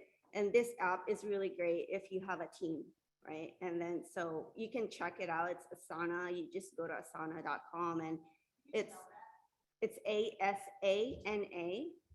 So we use this for our team meetings, for our monthly meetings. So the way our division works is that every month or every other week, someone will be in charge of the meeting. So we'll put our agenda, everything, and everyone can see it. And everyone has a view except for your individual, user. But I also use Smartsheet. I don't know if you guys are, yeah. So it's a great way of like putting everything on, like throughout the year. I'll list everything on Smartsheet from, January until December. So all the things I have to do. And then there is way that you could make it like, okay, this is done, this is priority, check off, what do I do next? But another thing is my old-fashioned notebook and pad that I, write down. And I know I have everything in my head, like I already know what I need to do, next month or whatever, but I'm also a planner. I like to plan ahead of time. So if I know ACGME ADS is due in September, I would already ask July. I would already put on my schedule, okay, save the date, I need this by, and then I would just follow up. So again, it's to us to organize ourselves and just finding ways to like help, to organize. Sweet and short. Does anybody want to share how you guys organize yourself? I know. I Rhonda, have a plan. I okay. was a planner because especially I'm new, so I took some information from the worker who used to be in the same department, and she was the residency coordinator. I was like student coordinator, and she sent me something she had drawn up for herself, like every month what you might need to do, and I wrote it all in that planner for a year. Yeah. So I know that like the web ads is coming up, and so I saw it and I started sending messages to my director, like when do we need to talk about this? What goes on it? What do I need to do? I also have a faculty member who he doesn't read email much, text him, so it was nice to know ahead of time so I could be like, okay, we need to do these web ads. You need to read my email. And as a new coordinator, your predecessor cannot teach you everything, right? And she was gone before I started. Yeah. And she gave us some feedback, but then she like disappeared. So And I understand. I mean, she left the university. She's not even at Hopkins anymore. But when I had talked to her before I even got the job, I'm like, give me some help. And she was good for a couple of weeks, and then it was no longer a problem. yeah. And so I had no one to train me other than these other. Yeah, coordinators and that's other the problem with our position. We learn as we go, and I think it's a good thing because we learn how to be proactive and figure out things and use our resources and people that we know, like question them. So thank you guys.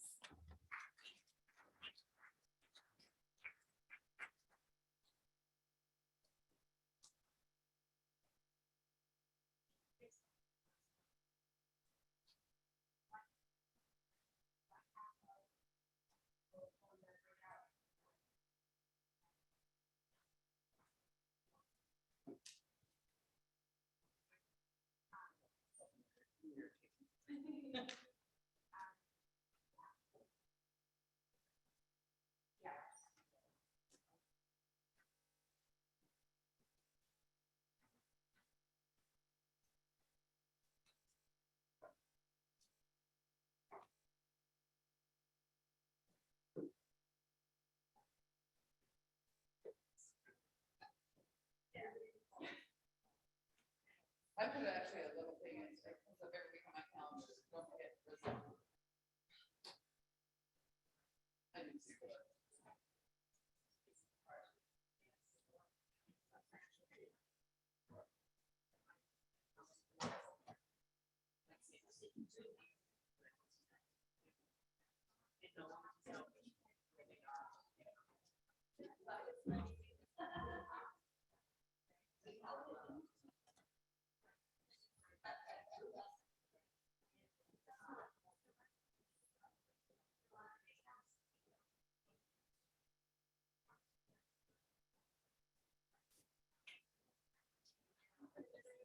Hi, who is it at the podium right now?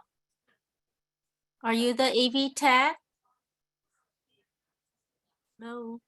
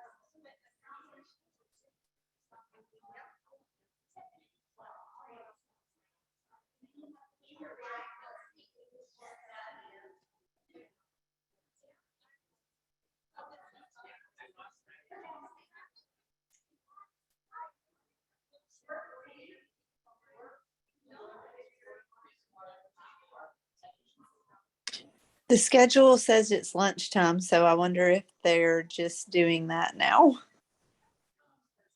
I have a feeling it is because I tried to ask the podium person, they didn't hear me.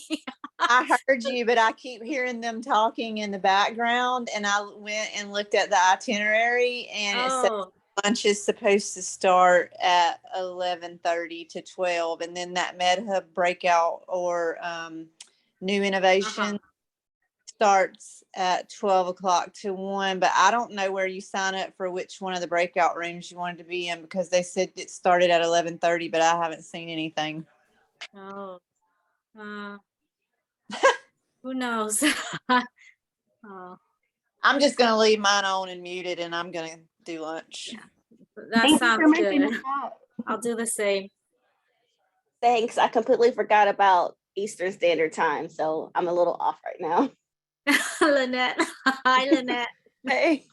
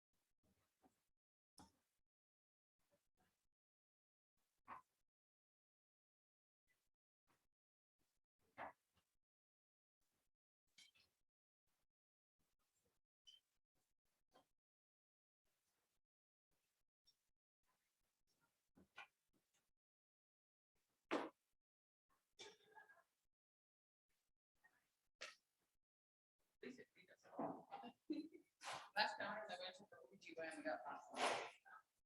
I mean, it was good. Yeah. And you didn't really get to share like three different things. You know, can't be.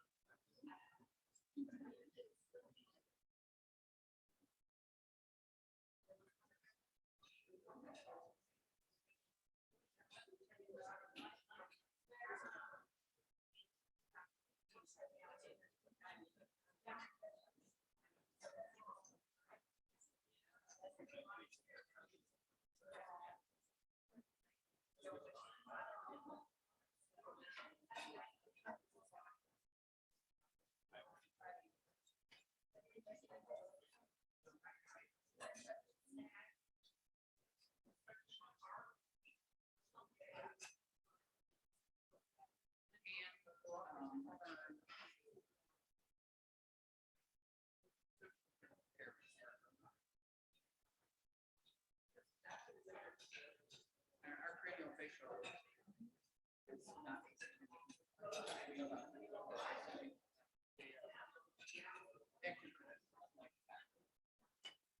They're learning it.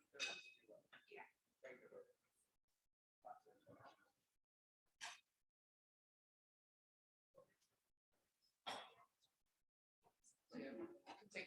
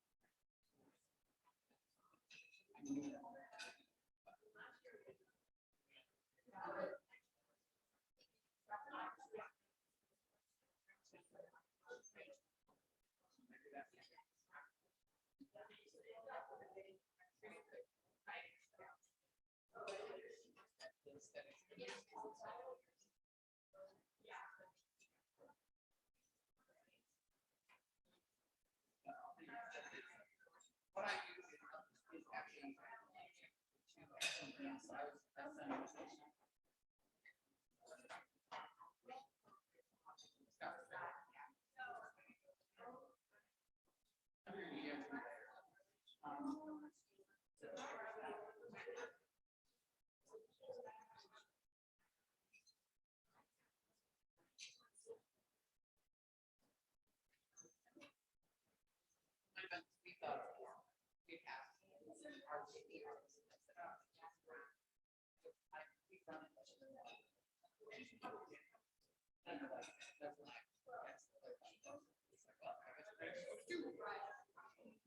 But all the resident health fellowships we have, we need.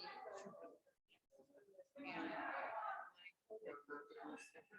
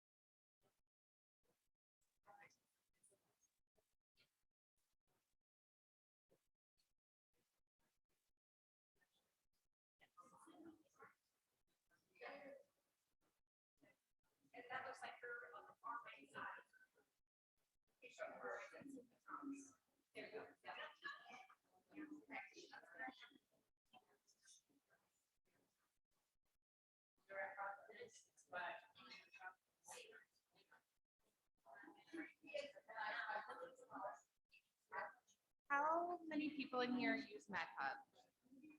MedHub? How many people in here use MedHub? Okay. Okay. And then how many new innovations? Just trying to decide which side to move. Yeah, we'll do MedHub this side, new innovations this side. Sorry.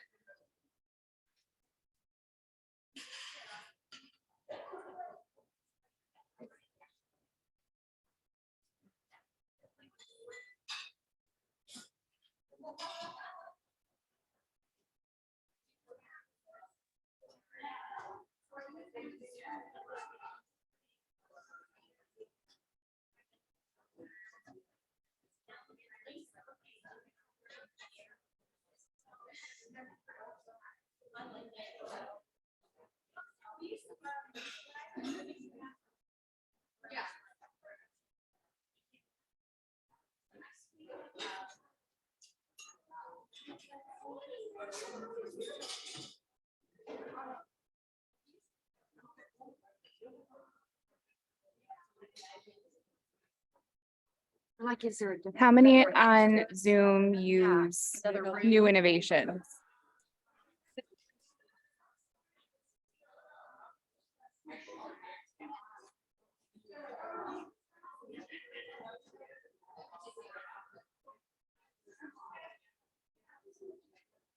All right, there are breakout rooms open. You should be able to hit join.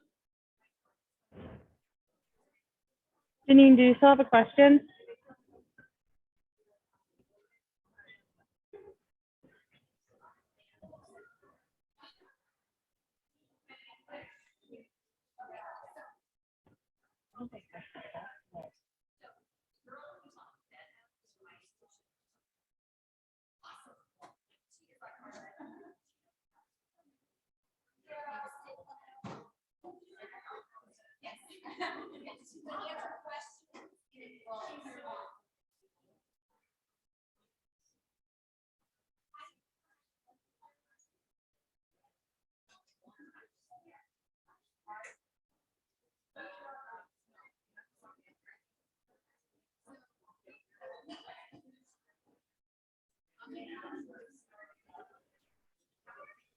Hi all, if you didn't see it in the chat, you're now able to select which breakout room you wish to attend. You can choose from MedHub or New Innovations. And you'll do that by clicking the 3 dots for more and join breakout, and then you can select from there. When you're done, you're gonna click leave breakout room and you'll come back to this main session and we'll head on into our keynote speaker.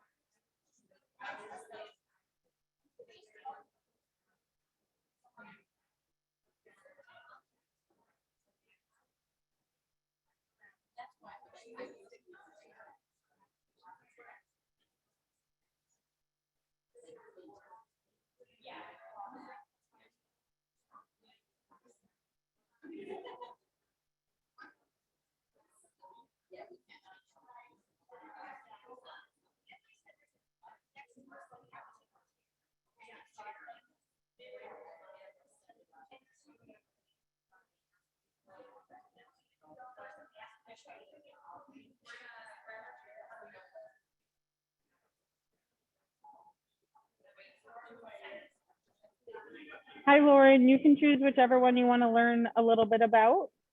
I don't really have too much background on what each is being discussed.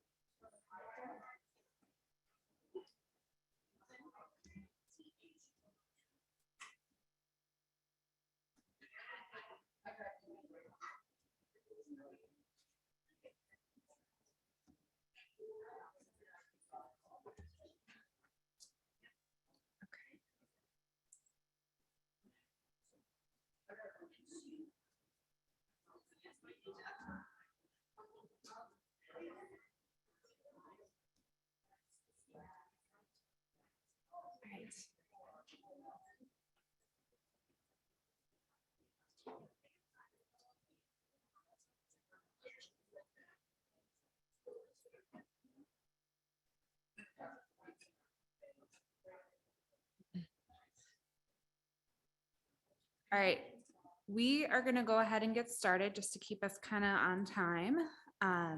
So I'm really excited to introduce Beth Woosty. Close enough. No one ever gets mine right. I'm so sorry. She's currently the Director of Academic Assessment and Compliance at the School of Nursing at UT Health San Antonio. Prior to that, she was a associate program director, also a program coordinator for 20 plus years. I know she was in peds, urology, surgery. She's been I know I've seen her talk at the National ACGME conference and at our MEAC organization as well. So I thought she would have some great things to share with everybody else. So welcome, Beth. Thank you for flying out here.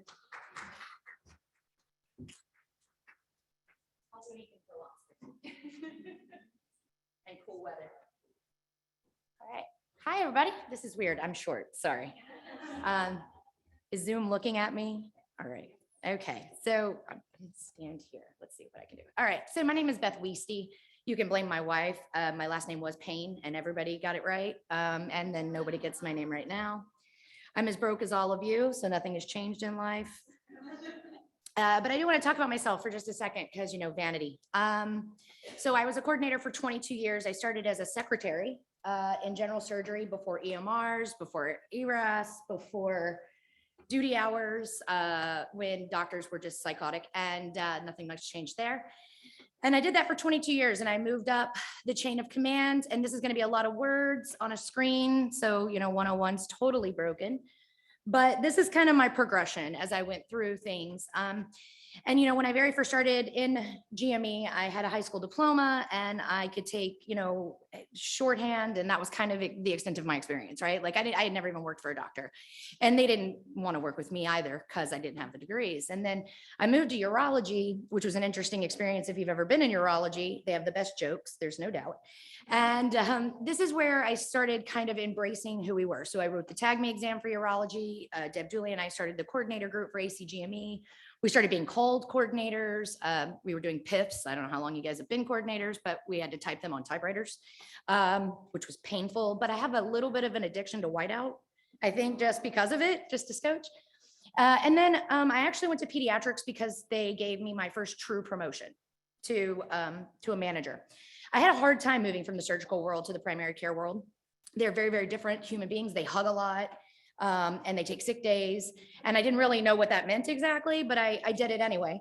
But I stayed in pediatrics for 12 years. And as I stayed in peds, I moved up and as far as I could, and I went to an associate program director level, which was always a blast. But at some point in time, I had to start starting to think about myself, which is what we're going to kind of talk today about. And I don't mean in the vanity way. I mean in the, I like going home at a normal hour and not checking my email kind of way. And so I moved into nursing. You want to talk about an absolute change in world. Moving to the nursing world has been interesting. It's only been 4 or 5 months since I've been there. They don't know what to do with me exactly. They work like half a day. I don't know. It's very interesting and I kind of like it. But the reason I chose to leave GME, because it was a very hard decision, was I am getting my PhD. I should be defending my dissertation in December. And I opted to do my dissertation on the interprofessional connection between doctors and nurses. It is one of the hardest relationships in a hospital, but if you've ever been a patient, it is probably one of the most important, right? So I thought, well, let's go check it out. This is very weird. So now every time I see my old docs, because I'm at the same institution, they're like, how do you like the other side? And you would have thought I went on to Star Wars and I was now on the dark side. But if you take all of those words off of a screen, basically what happens is I went in and I had a surgeon, a female surgeon, who really just was the catalyst to my entire educational career, right? She looked at me and she said, don't you want to be more than a secretary? And I said, no. And I legitimately, I was like, no, I'm pretty solid. And then she was like, no. And so she went down to a community college and she paid for me to go to college, and she gave me her car keys because, let's be real, she didn't leave the hospital. And we just kind of moved. She's at Mayo Clinic. I don't know if any of you are there. She's in general surgery. Her name's Melanie Richards. She's one of my very best friends and I am the godmother of her beautiful daughters, but she's the reason. And so I started to move forward and move into these roles and embrace everything and not say no. And I'm not going to teach you to say that, because I actually want you to say no, not yes. But I think the most pivotal part of my career, and I would tell you all of this, is that I started to reach outside of GME. I didn't just think about our inside group, right? I started to look outside and see what I could learn from other people, because we burn out very quickly. So we're clearly not doing something right. And we had to figure out, why are other people doing things right? Okay. But when I talk to people, especially coordinators, because you guys are fierce, it's like, oh, look, she's an overnight success. Super cute that anybody thinks I'm successful because I'm still broke, as we started with. I guess the mark of success isn't always money, but what really happened was a lot of coffee and a lot of sleepless nights and a lot of saying yes to things I really didn't want to do and a lot of public speaking. And now I'm here with all of you, eating lobster and talking for an hour and wearing my orange shoes and having a good time, even though I've moved to nursing. And I even said that when invited today, I was like, are you sure I'm not in the group anymore? Like, you know, I don't really want to be bullied by the surgery coordinators, the plastic surgery coordinators. And they're like, no, you're fine. I promise. We just won't tell them. No, I'm kidding. So together, I think this book, although super dry, has anybody ever read The 7 Habits of Highly Effective People? Yeah, it's super dry, right? You're like reading it, you're like, oh, okay, said nobody ever. So I'm gonna try to make it fun, and I'm gonna try to make it more applicable to what we actually do, because I don't think people understand the pressures that are on all of you. As I walked in here, there was a coordinator who was on her computer working, so clearly did not even come for self-help. She came to both learn and to still do her job while away. And so we're going to talk about that too, but I appreciate your Outlook calendar, super color coded. So we are going to try to hit these objectives while using Stephen Covey's very dry but pivotal information. Do you have the packet? You have the packet. Fantastic. So parking lot questions. Don't be afraid to ask me questions, but if we are right in the middle of something, write them down. Think about it. Even if you have a comment you want to make, like, gosh, Beth, your voice makes me want to, rip my face off. Write that down. We can talk about it later. There are surgeons in the room that can put it back together. And so there's also, anytime you see this little blue fabulous activity packet thing, we're going to stop and we're going to do some work together. Sound good? All right. Any questions before I start? I'm just kidding. All right. So the first thing we're going to do, I think, is really kind of the foundation of the talk. Okay. I want you to first think of the most effective person you can in the coordinator role. I don't care what level, I don't care what specialty. Literally just think about the most effective person, the person you never have to ask twice, the person who's got it done before you even thought about having it done. Just think about that person. I want you to write that person's name down. It could be your name, by the way. Okay, so, and then I want you to write down what makes them effective to you. So like, what do you, oh, did we get a packet? I believe so, yeah. All right. So what are their characteristics? And then in that kind of same vein, so the characteristics may be different from job to job. So what are the characteristics of this coordinator? And then what do you believe 7 habits of being effective would look like? Right? So just kind of write those things down. You don't have to pay attention to me, kind of act like you're, in a GME meeting. Just kind of listen and work all at the same time. And we're going to come back to this if you feel comfortable sharing. Okay. And I may ask you to tell me some of those characteristics, or tell me if you named yourself. That's kind of really where I am. If they don't have the packet, all of the activities for those on Zoom are going to be on a screen, on a slide. So you can just do them with us. As you're writing that, I want to talk to you about paradigms. So Stephen Covey really bases the entire book off this concept of a paradigm, right? So we do not see things as they are, we see things as we are. Now, in the country we live in the world we live in, this is actually really prevalent, right? We see things through what we call our lens. And those lenses are built on all kinds of things: how we were raised, where we were raised, the things we've experienced in our life, all of the above. The interesting thing, though, about our paradigm is it actually creates our habits. Right? So we do things based on how we know to do them. The other really cool thing about habits is that they can be broken. So they're not innate to us, they are developed through us. And so we do have the ability to change them. But the important part about paradigming and about habits and about being effective is that it's really ourselves that hold us back from moving forward, right? The choices we make, the way that we see the world, the way we choose not to see other people. And when we don't see other people the way they're coming from their world, then we're really just leading it from a very vanity standpoint, and we're not able to actually become more effective human beings. You can take that however you want, in any vein you want, but it is truth, and it will hold us back if we can't get past that and change our own paradigms or the way that we see things. So the first 3 habits that we're going to talk about really have to do with you, right? They have to do with how you see the world, how you interact with the world around you, and what you're willing to do to win. And when I say the word win, because we are in medicine, which is funny because I think like 17 times in the book, it says, this doesn't work in a competitive world. And I'm like, where does this guy live? Like everywhere we live is competitive. But in fact, how do we win together is really what Stephen Covey was looking at. I went way too fast. All right. So habit 1 is being proactive. So your decisions determine your effectiveness. You make choices from your values and you predict your future in those value sets and how you create things. So if we're looking at proactive, you have 2 kinds of people in the world. You have reactive people and proactive people. All right. You can immediately think of somebody right now who's reactive in your life. She's not here, so I don't feel bad. My sister-in-law does everything based on reaction. It doesn't matter what it is. And my wife is in the room, so I'm going to ask her not to tell Naomi. So I had to specify which sister-in-law. We have a very large Irish family. So either way, everything she does is it's outside of her, right? Like, oh, well, if that hadn't happened, this wouldn't have happened, right? And then you have proactive people who constantly are, what you'll naturally hear them say is, I don't need help. I can do this myself. But they do get it done. But they probably could do it better if they just let a couple people stand by their side, right? So your decisions are determining your effectiveness, whether you're allowing people into your world or you're not, and how you're reacting to the way that you do things. You have two variations of that, right? So you have the circle of concern, and these are the things you absolutely have no control over. Yes, I did blink out that word. Everybody says there's something wrong with your slide. I'm like, no, it's just a bad word. And then you have your circle of control. Those are the things you can control. To the two gentlemen in the room, I do not mean anything by this. Please understand that. However, women are far more reactive typically than men are in the emotional side, okay? Not in the whole world side. Now, that is not always the case, okay? My father, super emotional dude, works through that. However, naturally, I will see a woman bounce much quicker than I will a man, right? You come at me, I'm going to step right back. And that's how we live. However, that's not how we succeed. And when we react in those ways, people immediately see us as being lesser than or inability driven. And that's a really interesting way, because I want you to go back and I want you to think about how certain physicians may react to things. Yet we don't look at them the same way. And we'll talk about that in a second. So I'll go back to that. When I first started in the 90s, I used to go to the OR to get things signed, right? Because they didn't come in offices, heaven forbid, because that's where all the typewriters were.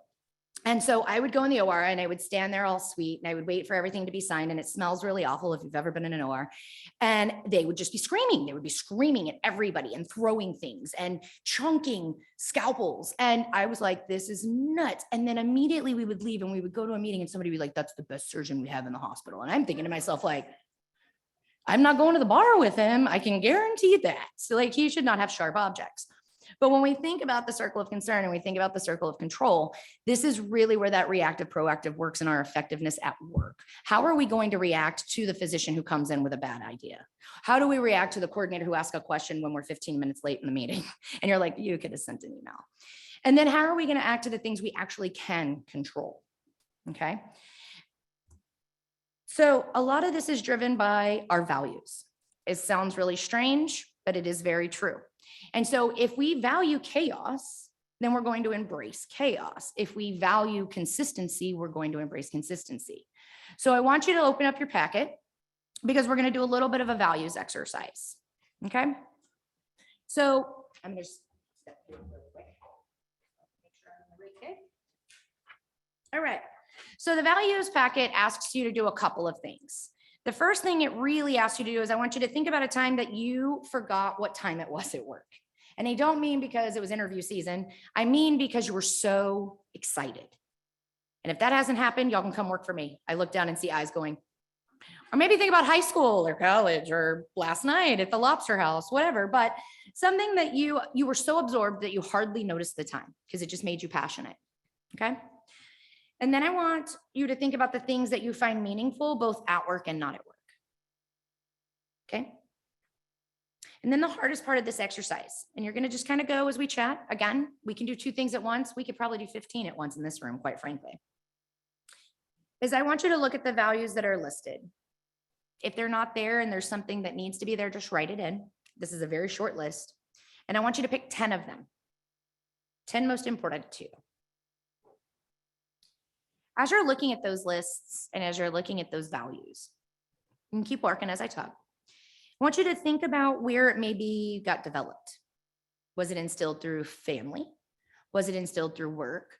So I think as I reflect back on my career, a lot of my workaholism came from working in GME, came from working in a culture that doesn't know how to rest. And I didn't understand that because I had never gone to college. I had never gone to medical school. I had never gone through residency. And I didn't realize the pressure that was put on my colleagues. So I couldn't understand, like, and this is really extreme, but why their marriages dissolved or why they didn't know when their kids' birthdays were. And again, this is many, many moons ago. I'm sure things have changed. However, it just didn't sit well with me coming from a very, very family-oriented place.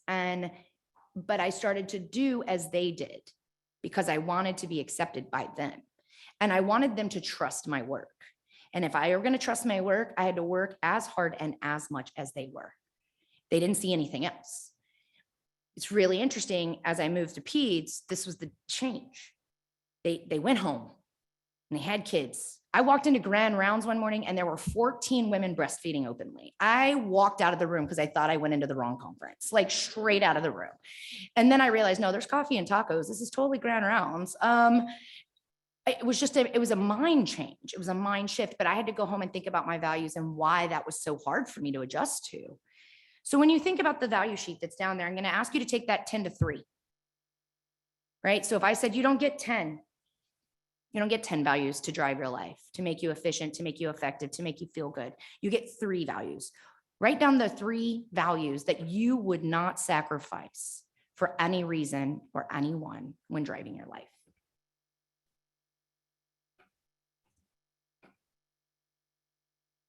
So the first step, really, the paradigm step, the proactivity step, is recognizing who we are.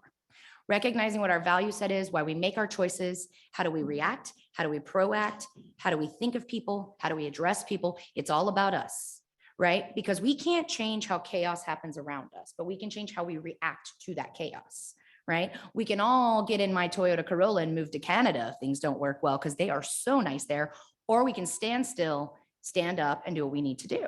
So we can make these choices in our lives. It is our willing permission, our consent to what happens to us, what hurts us far more than what happened to us in the first place, if you think about that. It's our willing permission. All right, keep talking to yourselves, because this is all about you. You're guiding it all through. We're going to have therapy at the end of this. You're all going to lay down and we're going to drink shots. I think that's how they do therapy in Boston. That's how they do therapy in San Antonio. So habit 2 is beginning with the end in mind. If you've ever given a lecture or gone to like a lecture on how to give a lecture, I think that's a thing. They always tell you to start with the last slide and to work backwards. Okay. If you ever go into a residency, they tell you to think about what's the final outcome and then work backwards so that you can try to mitigate any mistakes that may happen in between. Okay. Well, this is the truth in your development as well. What do you want? What do you want out of your life? When you're gone, and Stephen Covey goes all into like doing your own eulogy, and I'm like, no, that's not happening. That's so bad karma. But in the end, when all these women and men and people and theys and thems in this room are talking about you, what do you want them to say? What do you want? And I always ask coordinators, what do you want from your profession? Because I give a lot of lectures on how do I move up? How do I get a different title? How do I get more money? Leave academics. How do I, so on and so, I mean, there's some realities here, friends. How do I do certain things? So first is discovering your personal mission. Why are you here? What's your planetary needs, right? Then supporting it through chosen roles and goals. And we talk about goals a lot, and we will in just a second. Thinking about those values we just did, and then visualizing that middle image of what you want next. Do you want to be a DIO? Do you want to leave GME and start your own baking company? Do you want to, whatever? You get to fill in the gap. Do you want to move to Wisconsin and drink Spotted Cow every day? Yes. The answer to that question is always yes. This is the only reason I went to Wisconsin in like almost winter. So in our program, and I started this with residency a long time ago, was what's called WOOP goals. They're visualization goals. So unlike SMART goals, which are really boring and technical, and although necessary, WOOP goals make you actually sit back and think about what you're going to do. So my favorite thing a resident ever on the planet said to me was, I never get any feedback. Sure. Okay.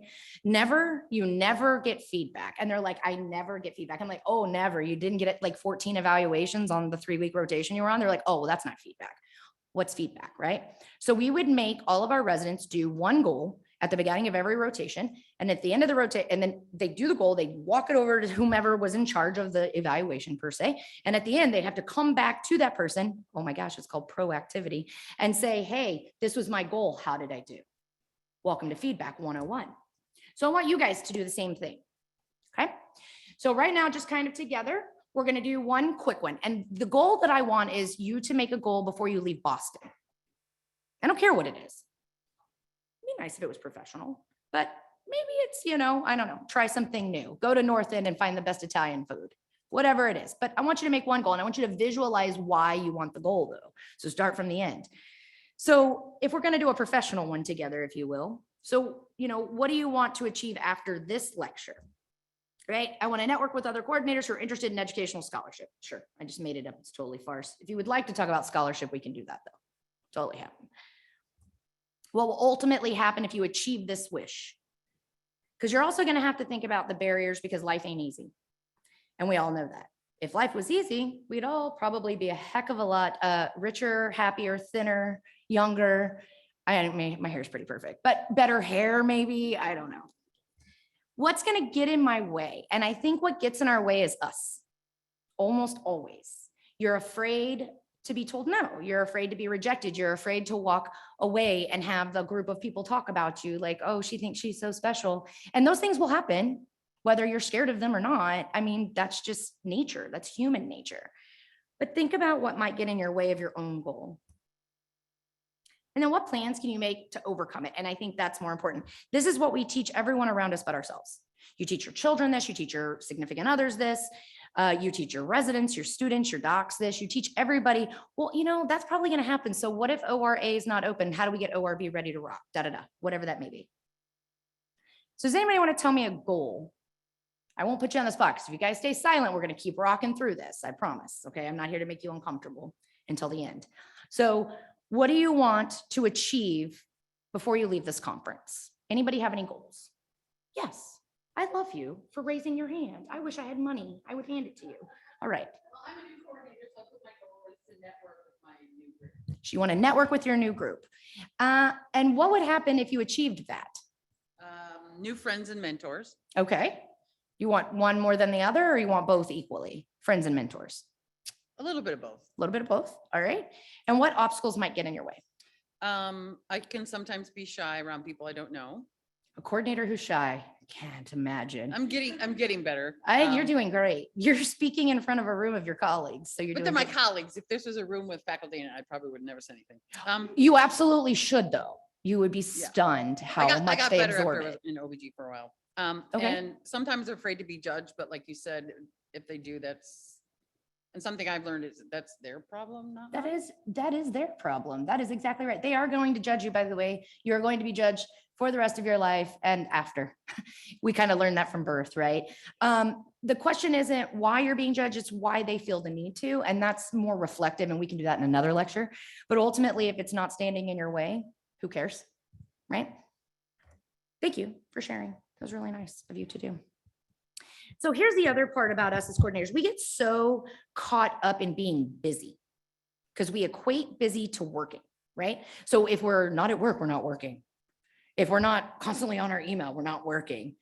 But the question is like, what are you working towards? What is all this busy? Why do you have to feel busy all the time? Aren't you exhausted at feeling busy all the time? Like I laugh and not laugh. So take my weird sense of humor. COVID. So before COVID happened, we were like, oh, I just wish I could just stay home with my kids. Yeah, right, suckers. Yeah, I miss my significant other. I bet you do. And like 3 months into COVID first, people were like, oh, this is awesome. Like, I don't have to put a bra on. Sorry. Okay, whatever. Sure. Whatever you do at home, sir. I don't have to do this. This is amazing. I'm getting more work done because I don't have constant interruptions with ridiculous questions. These people have to use Google on their own. And then about 6 months into COVID, you're like, I'm getting a divorce. That's it. I'm getting a divorce. I've sold my children on the black market. Like if they please go to school, I actually just mask them up, just PPE them up. So, but we get caught in this strange trap where we feel like if we're not busy, we're not effective. But the funny part is the busier we are, the least effective we become, right? Because we can't do anything wholly if we're only doing everything half-beat. That's not the word I'd use, but you know what I'm saying. All right, and then the third habit, so remember, we're still talking about us, is putting first things first. So this is going to be your favorite part. It normally ever is for everybody, but we'll see. Operate every day from priorities established from your mission, your roles, and your goals. So you're coming into work every day and you're going, these are my top 3 values. This is my goal for today, right? This is what I want to accomplish. I want to make it through without punching somebody in the throat, or I want to make it through and get a promotion. You choose. You're going to translate that into a specific activity. You're going to don't cremate anybody. You're going to create optimal value from your time, and then all your values should be your guiding force for those sections. So we're going to talk about time management because we actually do manage our time, funny enough. So best, so I don't want to get through this without reading. The greatest level of advice I was ever given in my entire career was when you go to work, look at your calendar before you open your email.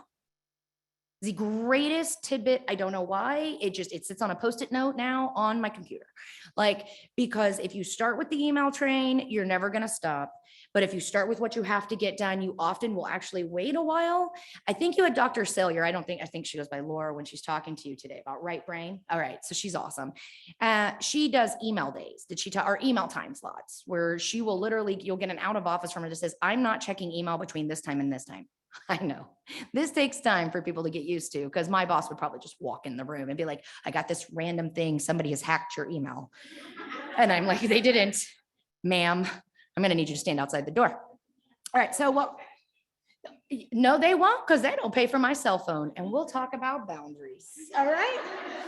If I make less than minimum wage, you are not texting my iPhone. All right. Okay.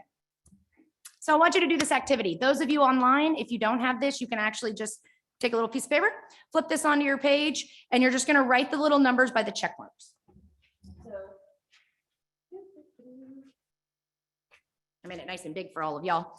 So just if it's accurate, give yourself the point or whatever point value is sitting to the far left. So right now I can list the top 3 priorities for my day. You give yourself +2. Be honest with yourself. I'm not going to judge you outwardly.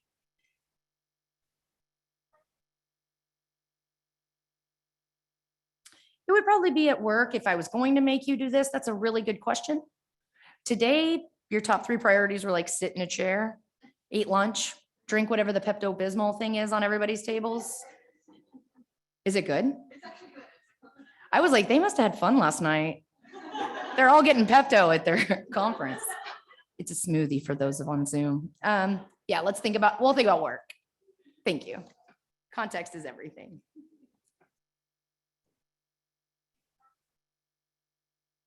Listen to me, coordinator. No, yes, sure. Give yourself partial points. That's hilarious.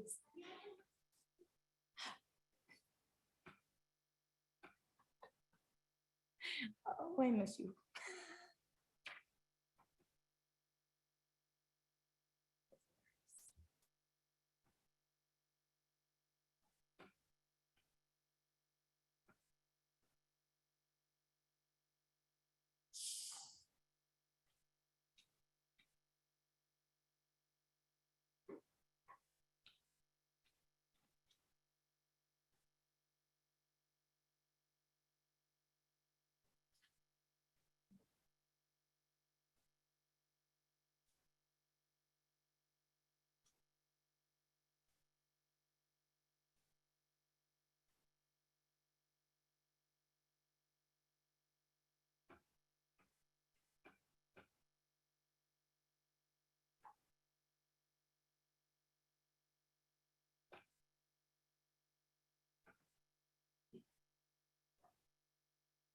For all of you looking for the key at the bottom, I didn't put it in there for you.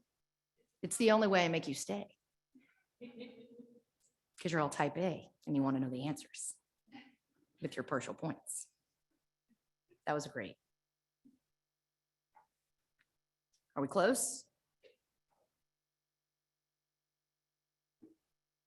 Like my friend who's a kindergarten teacher, she's like, everybody look up and shake your head yes twice. I'm like, does that work? And then I went to dinner at her house and she made her husband do it. And I was like, it works. Shake your head twice if you're done with dinner. I was like, can you train our dog? Our dog doesn't do anything. All right. Are you about ready? I'm looking at my front row. Okay. There's your key. So if you are -13 to 0, time management should be a priority and you should totally hang out with me for the next half hour. How many of you live there? Don't lie. Put your hands up. All right. -13 to 0. 0 to 4, you have some ideas about time management that would benefit. You can still hang out with me if you want. 5 to 9, you're already using lots of this. Stay and add some additional tips. And if you are at a 10, then I'm going to step down and you are going to come up here and finish this lecture. Did anybody have a 10? Are you not raising up your hand so you don't want to finish the lecture, or? Okay. Very few people are at 10. I was giving this lecture to our GME committee, so a bunch of physicians, and there were like 3 people with a 10, and I was like, sure. And I said to our DIO, I said, you had a 10, and he's ex-military, so I thought maybe, all right, he's probably pretty, on point.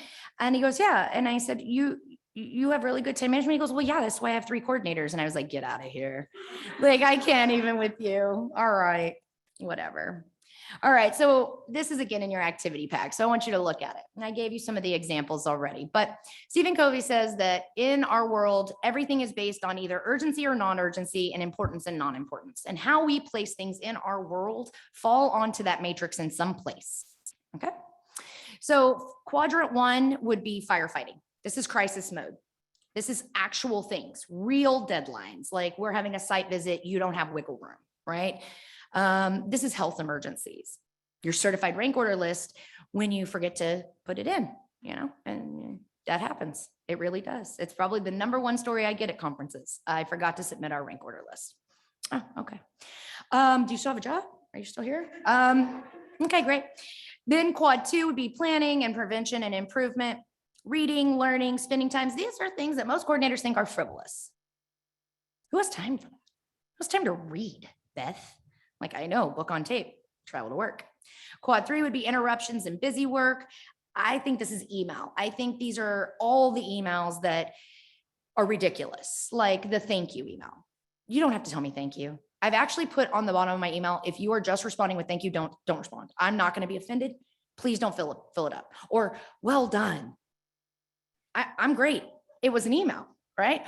Or a meeting that when you walked out of it, you were like, I'm never going to get that back. That could have been an email. That actually would have been a really good email because now I can reference what you said, right? And then quad 4, this is leading with dependence on others. And so this is trivial work. The ACGME gives us a lot of trivial work, and we've talked to Tom Nasca about it. And in fact, we sat in a meeting with Tom and he didn't know coordinators did web ads. And he goes, well, name one thing the ACGME does that's trivial. And I'm like, web ads. Straight out web ads. And he was like, well, why does that affect coordinators? And I'm like, who do you think does it? And the day you took our access away was the day I had to go to my program director to their computer and reset the password to get in so I could finish it. Stupefied, this man. I went, all right. Here's the thing though. This is true, but very rare in our job. Very rare do we push ourselves to deadlines like that. We normally have things done about 6-8 months in advance. You finished interview season, you've got graduation done the second week, and then you started interview season again, right? We spend a lot of time here and we make ourselves feel like this is important. And I'm gonna tell you something, emails don't equate to emergency. So if they had time to email me, nobody's dead.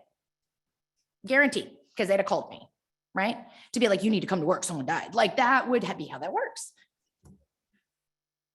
These are straight time wasters.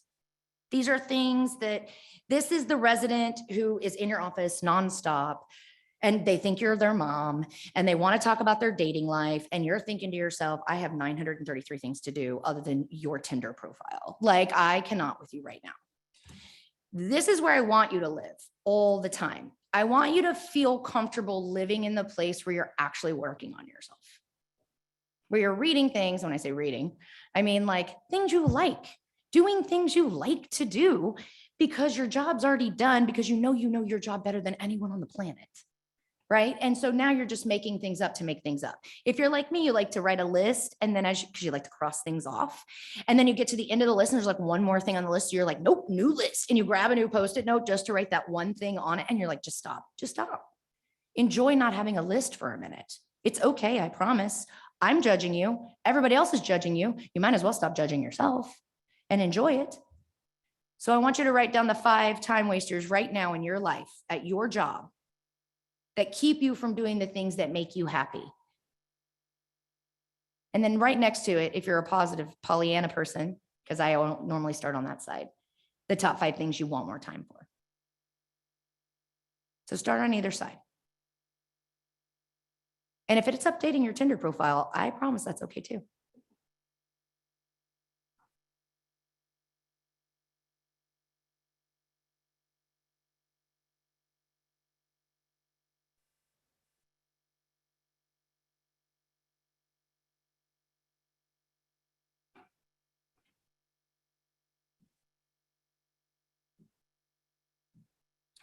All right, keep on writing. I'm going to just crank through so we don't run out of time, and I don't want to abuse your time. So ultimately, at the end of this, the key is not to prioritize what's on your schedule, but to schedule your priorities. So when you're thinking about the things that have to be done that actually impact who you are as a person, your day, others, whatever, that would go to the top, and so on and so forth, right? Instead of putting the easy on top, which we often do because we're like, oh, we'll just knock that out really quick. No, do not do that. If it's that easy, it doesn't go to the top. It's not a priority.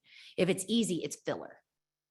Does that make sense? The things that you can crank. And here's another really interesting concept: delegating.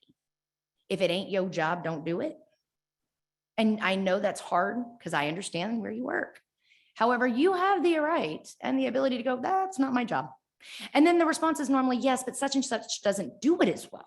And you go, well, then train such and such. I don't know what to tell you. Because who do they come to? The busiest person in the room. Because they know you're going to crank it out. You don't have to keep cranking it out to make other people feel better.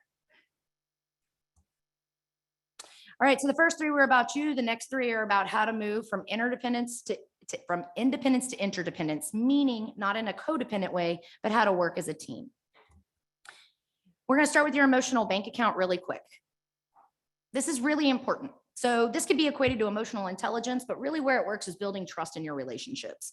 So whether this be relationships with coordinators or supervisors or the random guy that you're just trying to build a connection with to move something forward, doesn't matter. First is understanding the individual. So understanding they have values, they have paradigms, they come from the same or possibly a very different place than you. And just understanding that as you're having that conversation, right? We call it mutual respect. It seems to be lost in a lot of places these days, but it goes a long way when you see where somebody else is coming from. It also kind of negates maybe if, I don't know, maybe you've met somebody here like, wow, they're just really angry. Or, wow, why are they so happy all the time? Well, first of all, I think we know Xanax. And second, why are they angry? Well, we don't know what happened. We don't know what happened that morning, last night, during the day. We don't know where they're coming from. Just keep it in mind, okay?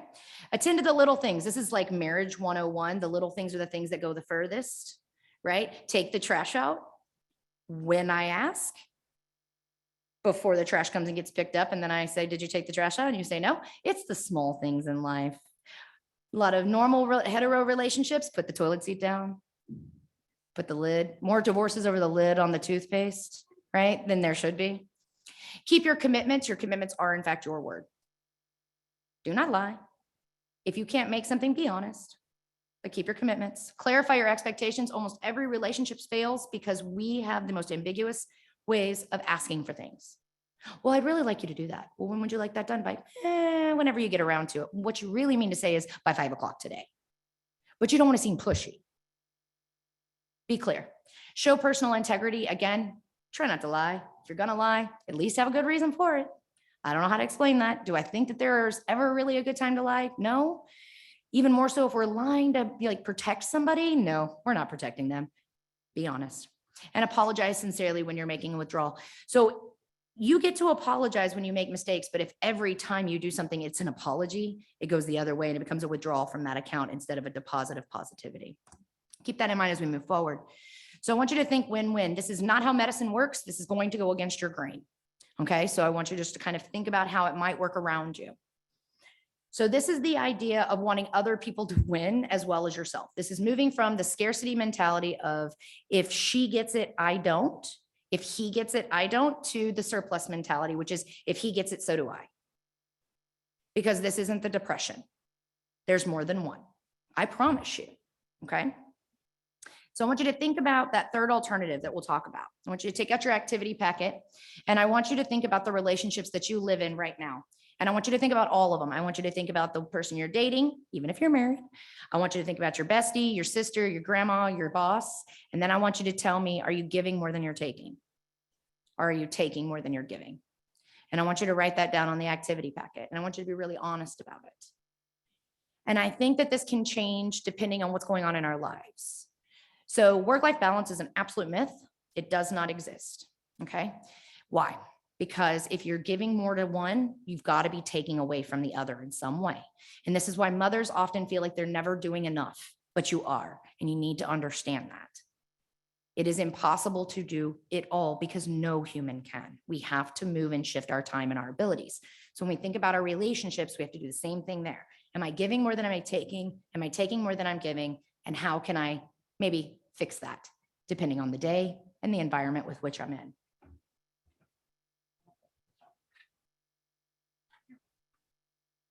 So when you're writing down, as we're talking, I want you to think about 5 ways that you could actually give more than you take. Again, remember, people have values, they have paradigms, they have things that are important to them that aren't important to you, and vice versa. But you know these people. What would allow them to feel like they're winning in the relationship with you? So Stephen Covey loves a good matrix, just like most of us like a good pyramid when we think about anything on the planet. So we think about the high courage, low courage, high consideration and low consideration, and everything kind of works there. And we have the win-win, the lose-win, the win-lose, the lose-lose. You're smart enough to figure out what all of those things mean. However, what we're actually looking for is what's called the third alternative. And that is, if I don't win and you don't win, nobody wins. But if I win and you win, we all win. And I know that sounds very millennial. God bless you, millennials. As a big old Gen Xer, we didn't get participation trophies and we're bitter.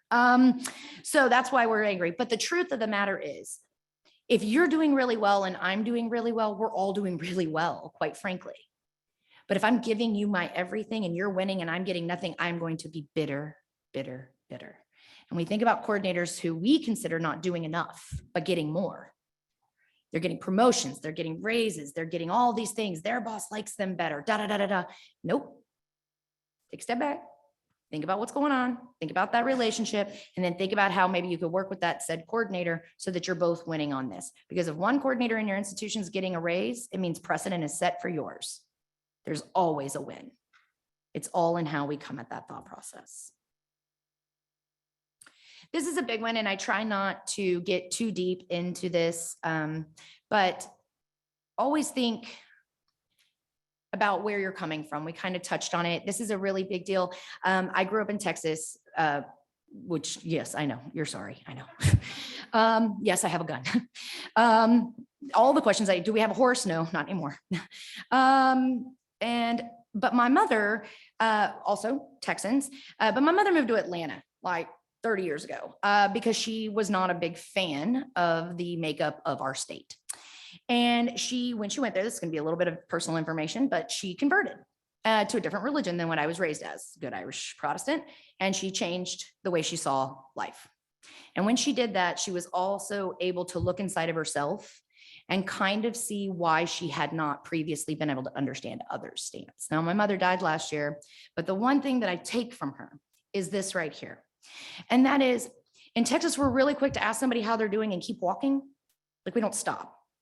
It's just a game, right? It's like, God bless your heart. When we're really trying to tell you, I can't stand you. Like, it's really one of those things.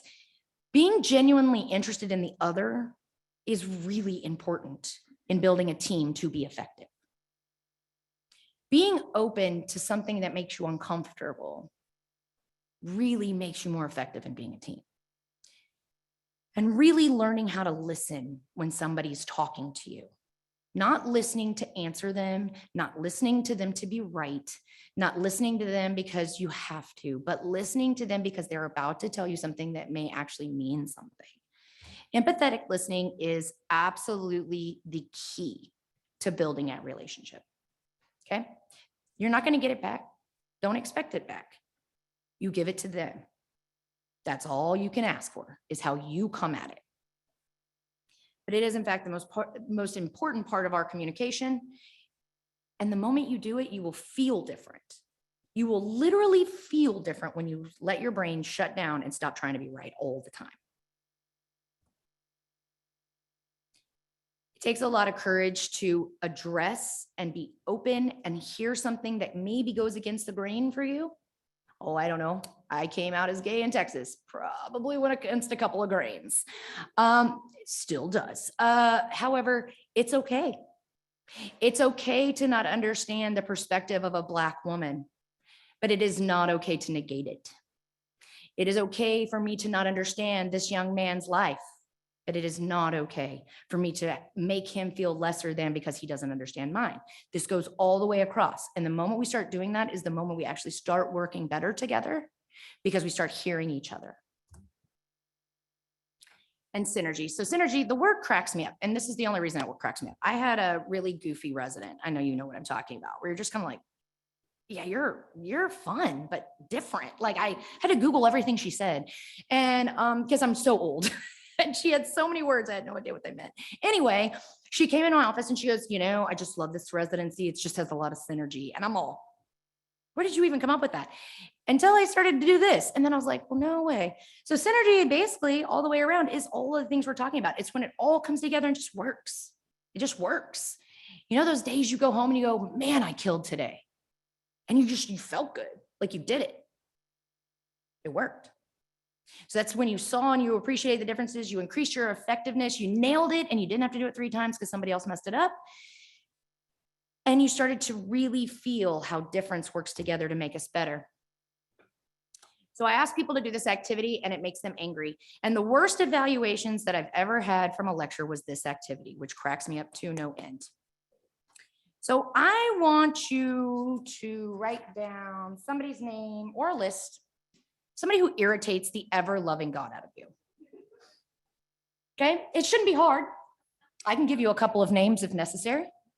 You won't know them, but you can trust me. And I want you to write it down. Why? And so the next statement I made, this woman literally stood up, 1,100 people in a room stood up and screamed at me, I ain't doing that. I want you to call that person and take them to dinner. I know. Okay, maybe coffee.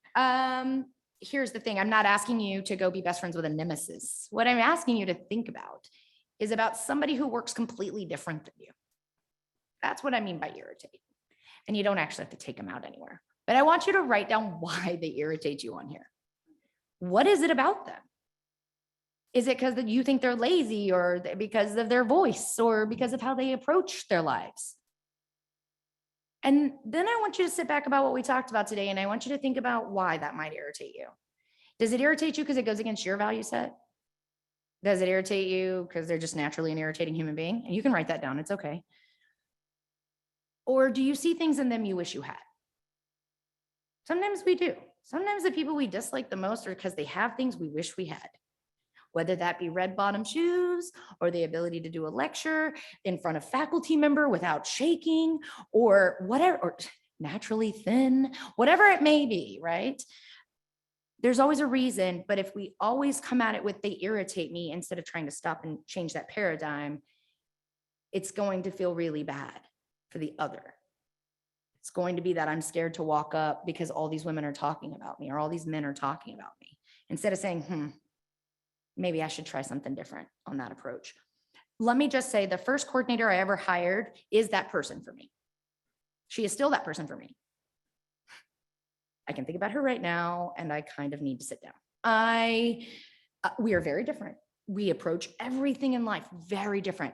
So when I gave this talk, I had to eat crow, and I had to go to the GME coordinator meeting and had to walk in and had to walk up to her. And I was like, hey, name. And she was like, hey, name, because she feels the same way. And I said, you irritate me. And okay, maybe I didn't say just like that, but I was thinking it. And she goes, ditto. And I said, I want to thank you. And then she started looking around for cameras. And I said, because you challenge me. You challenge me to keep my cool. You challenge me to want to work with you, to sit in a room, because we're naturally going to be put together in some way, shape, or form at some point. And you make me have to think about why I feel the way I feel. Do I want to go to dinner and hang out and go to Christmas? Nope. No, we're solid. But can we now sit in a room without me doodling horribly hard on a piece of paper? Yes, yes, we can. We've moved past that. So it's just about how we see things. And again, we don't all see the world the same way. You know, this is a hard platform to sit on sometimes, depending on where you're coming in life. And so, and even more so in the time of year we're in politically. However, it is still true. And the more that we're able to see other people, the more we're able to learn from ourselves as well, whether that be good or bad. Know thy enemy and know thy friend. And so either way, it is important to see the people who irritate us as much as the people we absolutely adore being around. And the last one is the easiest of them all, and that's you. So it's going to be the hardest for you to do and the easiest one to talk about. So this is bringing it all together. Okay. Sharpening the saw. So it was funny. Somebody said to my wife and I last night, I won't go into detail, don't worry, you don't have to go to the gym for a week. And I just literally almost fell on the ground laughing. And I thought, what's a gym? Because my wife and I are thick and we don't do gyms, but that's not always the physical dimension. Sometimes the physical dimension is walking away from your computer. I'm going to pick on you a little bit. Walking away from your computer when you're at a conference so that you get time for you. Sometimes the physical dimension is just walking away from your chair throughout the day to go to the bathroom normally, like a normal human being. Sometimes you're on the physical, you know, like runners, which I still don't understand. Like yesterday, this guy was running with like no clothes on. I was like, you know how cold it is out here? Like freezing. And he was like, it's good for your lymphatic system, whatever. Maybe you need to focus more on the spiritual side of things. And that doesn't necessarily mean going to church. Sometimes it means just having that conversation with yourself. Get it together, Beth. You're going to Boston. You got to get up in front of a bunch of people. It's going to be great. Sometimes it's the mental, it's the taking the step away and going, I swear I'm not going to let burnout take me today. I'm just not. Because at the end of interview season, every year, I don't know about y'all, I was just exhausted. Like I would come home and just sit on the couch and fall asleep. It was well, and we do different numbers, but even more so when I went to PEDS and we were doing anywhere between 200 and 300 interviews in 12 days. I mean, you are cranking and you were just like, and if anything went wrong, you absorbed it yourself, even though you're not responsible for like paying the electric bill. Like if the lights go out, it's not your fault, although you'll feel like it is. And then the last is the social emotional, and that's just staying connected. So I want you, last activity, to flip open your sharpen the saw, and it's another matrix because that's what we do.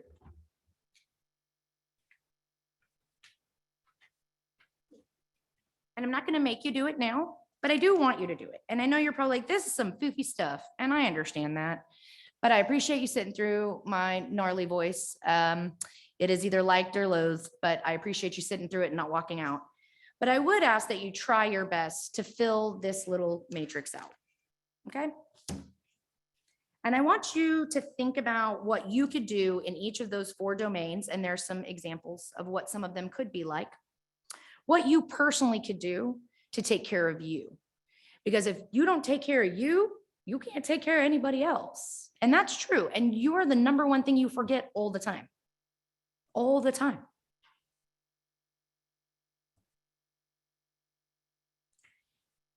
I think this could not probably be more accurate than it is with a coordinator. We as coordinators in life, and I will always be one no matter what my title is that we are very rarely thanked for anything. Or we're thanked for the most arbitrary thing we do all day long. Like, it's just like, well, okay, I'm glad I made your travel. Like, that was the easiest thing I did today. We're often unseen. We often have the credit taken from us when something goes really, really well. One of the things that really pushed me over the edge in my career was when I started to actually produce scholarship and my physician colleagues would take it and put their names on it and never put my name on it at all. Like they never, what? And that's a learning lesson. That's something they need to learn. And I have no qualms teaching it. But it's also something I had to learn as well, right? But you have so much potential sitting in this room, so much more than you already think you have. You're already good at your job. I want to see you be good humans and feel good about it at the end of the night. All right, we switched from a pyramid to a tree. So this is kind of what it looks like if it's building on each other. I think everything in life scaffolds. I'm a constructivist by nature, and I think we learn through our experiences. And so if you're starting with just you're in charge of your life, and then you're moving to the end, you have a plan, what's next? And then you put the next things first and you're managing your priorities. They're not managing you anymore. And then you're thinking win-win because everybody can actually win to some degree. And then to look to your team. So to listen to them and to hear them, truly hear them before you make an assumption or a judgment. And then to work together, bring all of it together as a synergy. And then finally, to make sure you feel okay at all times as you're balancing through all of that. When I left PEDS, I had a team of 17 coordinators, and I continued to work 70 hours a week. That's my own downfall in life. We all have them. However, I could go to sleep at night knowing things were done. I could take a vacation. First one in 10 years. I took a day off. I got married on match day. And I took my coordinators with me. And my program director was left in the office because I had threatened it for long enough. So I don't miss managing people per se, but I can tell you that working with those women and men and building them the way this talks about in different ways, this seems very Pollyanna in the real ways of life. They felt better. They could do more. They could branch out. They could be better. I could be better. And in the end, it wasn't this constant one-man army is no longer efficient.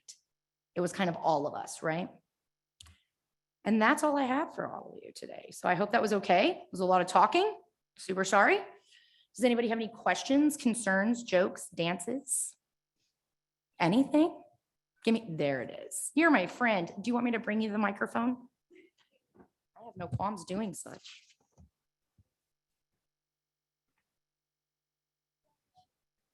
You're doing it. I just want to thank you for the great talk. This is a great, emotional. Good. But Good. But it touches me. I hope it touches, everybody here. But we do so much, and hearing this talk is really. Oh, thank I you. want to hug you, but COVID. But then again, I was already on a plane. You do a lot, and you don't get told that ever. So you either have to tell it to yourself, or you have to find somebody, a ride or die of some sort, that will tell it to you. This job will break you.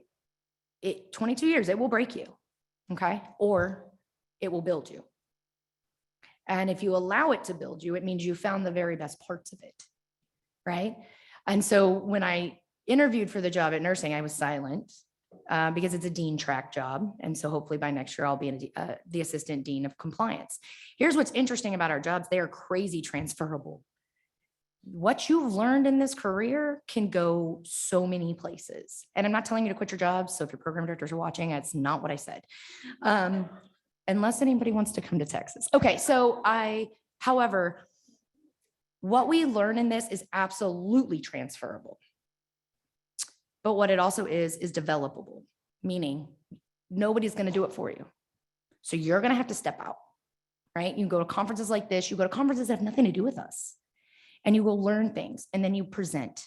And every time you're scared, you present a poster because those are easier. You just stand in front of it and take a picture and answer questions, right? And then you move up, and then you move up, and then you move up, and you go to the ACG. I mean, you meet people, and you do these things because those are the people who appreciate you. Does that make sense? And you'll find a doctor eventually who knows what's going on. I promise. Maybe one. Probably one that you were their coordinator, quite frankly. Any other questions, concerns, worries? Anybody want to boo me? I only see 2 people yawning, so I didn't do so bad. Yes, ma'am. And I swear, and I don't want to put you on spot, but I keep looking over. I'm like, Jamie Lee Curtis is here. You are beautiful. I'm like, oh my gosh. And then I'm like, that's not Jamie Lee Curtis. Okay. So my question is, I know how to, balance my work life and my home life, but I also find myself saying, oh, no, we can't go on vacation during that time because that's interview season. And no, I can't go on vacation this time because I have to get ready for graduation or new people coming in. So as you were saying that you got married on match day, I'm thinking, oh my gosh, if she was my friend, would I be able to go to the wedding? And I'm thinking, well, but I'm thinking, oh my gosh, I would really have to think twice. Absolutely. And that shouldn't happen. That's right. That's right. You know the answer. You're right. Do we allow the year in the life calendar to be our home life, or do we allow it to be our work life? The other thing we have to really kind of figure out, because I notice we actually sink ourselves, is when we make ourselves more important than we actually are. So because our program directors don't do their jobs, we do their jobs. Am I lying? Okay. And if you have a super really good program director, God bless you. Okay. And I mean that in the nice way, not the Texas way. So we do their jobs. So what if match day wasn't our job? It's not. And what if web ads wasn't our job? Because it's not. Right. And what if our mentality became, I need to be there for my job. Okay, I did it. I ran interview season. I even interviewed. I helped with the rank committee. I gave my insights. Match came out. What are you're not sending the letter. It's already pre-done and you're just hitting send. So send the letter. And you know what? My program director didn't die. But did you die? She did not die. And she was at our wedding that night. So she did her job. And so a lot of that took time though. I can't lie. As a new coordinator, I could have never done that. 12 years in, I could look at Michelle and say, you need to do your job. And I'll do my job. And no, my life will never, ever be dictated by a year in the life calendar again, ever. It will only be dictated by my dissertation at this point. And she's going, I think there was a comment in the chat too. oh, yes, ma'am. I cannot see it. Oh, yes, I can. I lied to you. Y'all can all see it. Oh, amazing talk. Oh, no booing. Oh, I like you too, Kim Blackmore. Do you present elsewhere that we could attend or follow you? So no. And I just learned what a podcast was. For real. Do you know there's a little button on your phone that says podcast? Oh, y'all did know that. Okay. So no, I presented for you. I still have coordinators reaching out. I'll be presenting at the Medical College of Wisconsin next year. I do come with tricks and favors. And I'm kind of cheap in a lot of ways. And so, no, I come when I'm asked. I now focus most of my time on training doctors, training all of your bosses to learn their jobs and to learn soft skills, like saying thank you. Yes, ma'am. I was not invited for that, but I should have been, eh? Yeah, I can, or they're down the street, right? They're right down the road. I could just walk in there and be like, I got a quick talk, ladies and gents. And then have all the coordinators in the front row just going like this. Like, that's all you see from the back. Did you have a question, Stephanie? I assume your name is Stephanie because I was looking at your laptop. When it's on screen mode, it says Stephanie. I'm not in the meeting. I'm on to you. Oh, gotcha.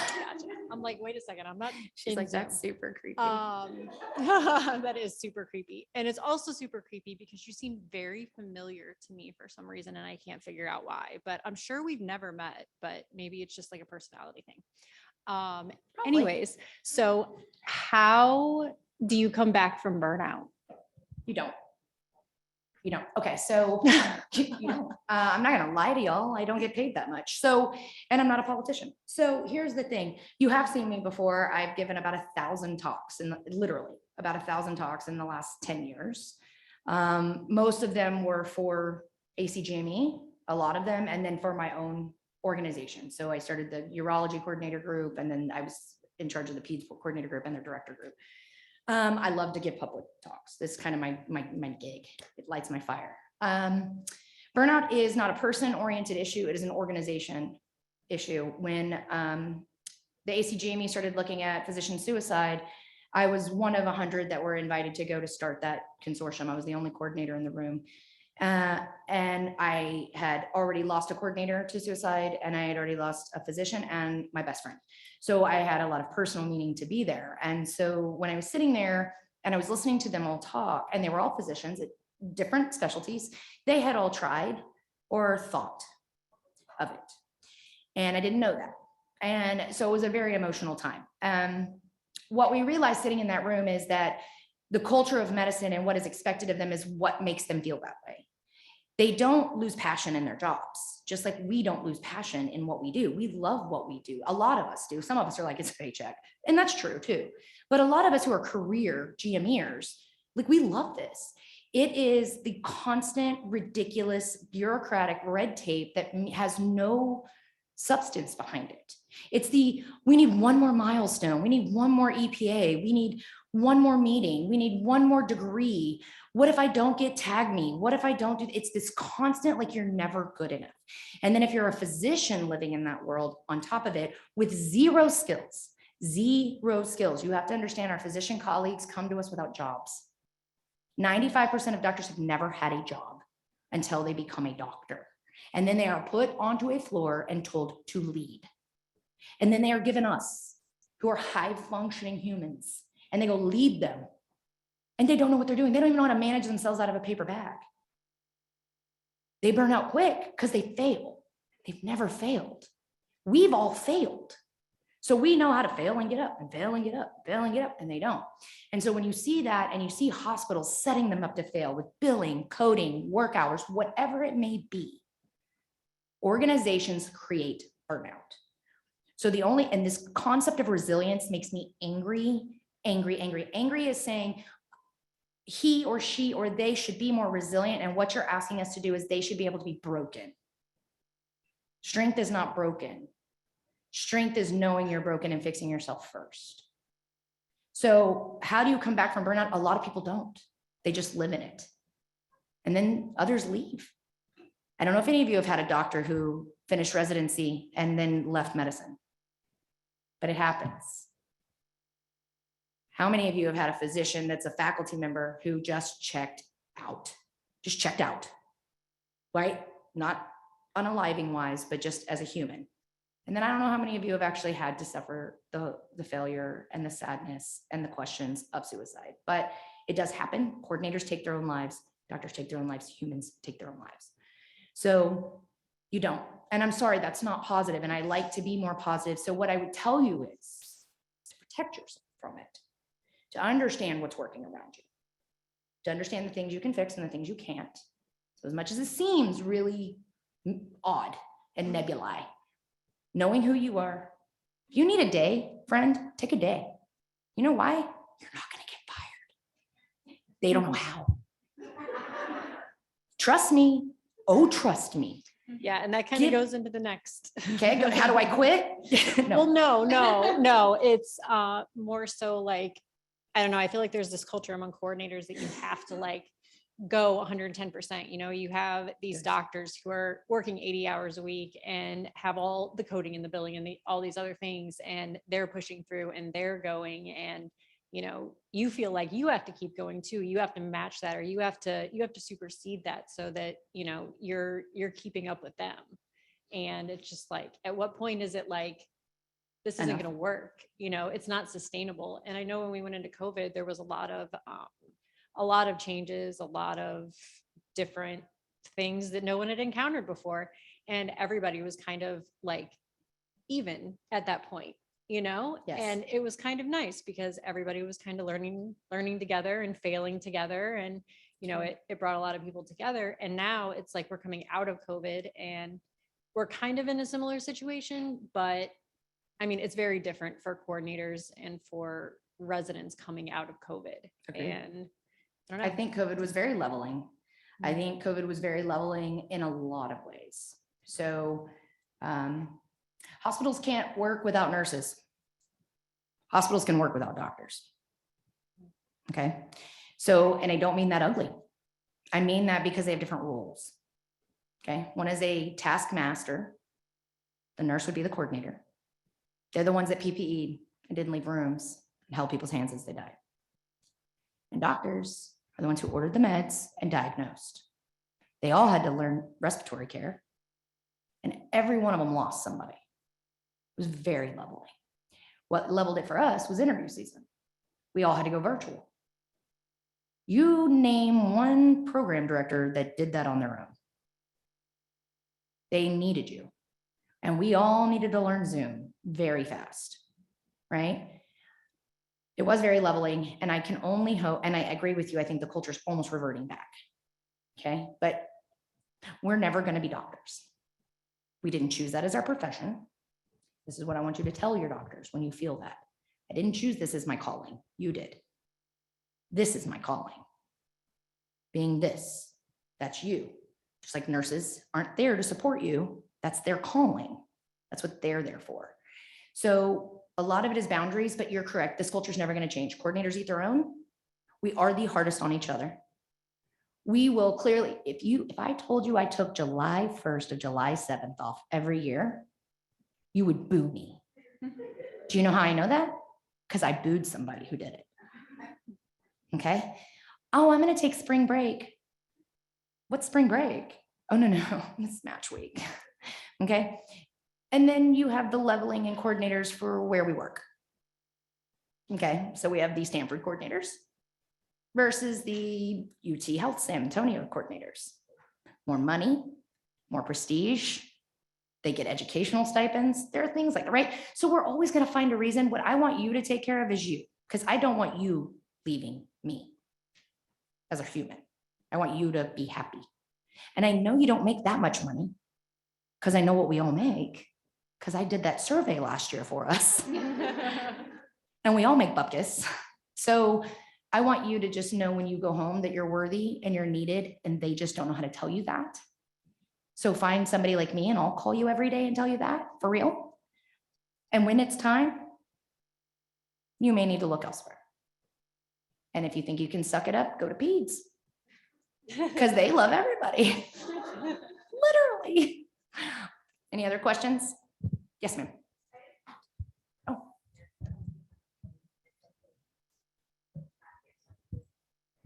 So you forget to do that. 2 weeks ago, I told my PD, he gave me these dates for our interviews. And I'm like, I'm sorry, I can't do it that day. It's my daughter's birthday. I worked 2 years already in a row on her birthday, and I'm not going to do it again. Sorry.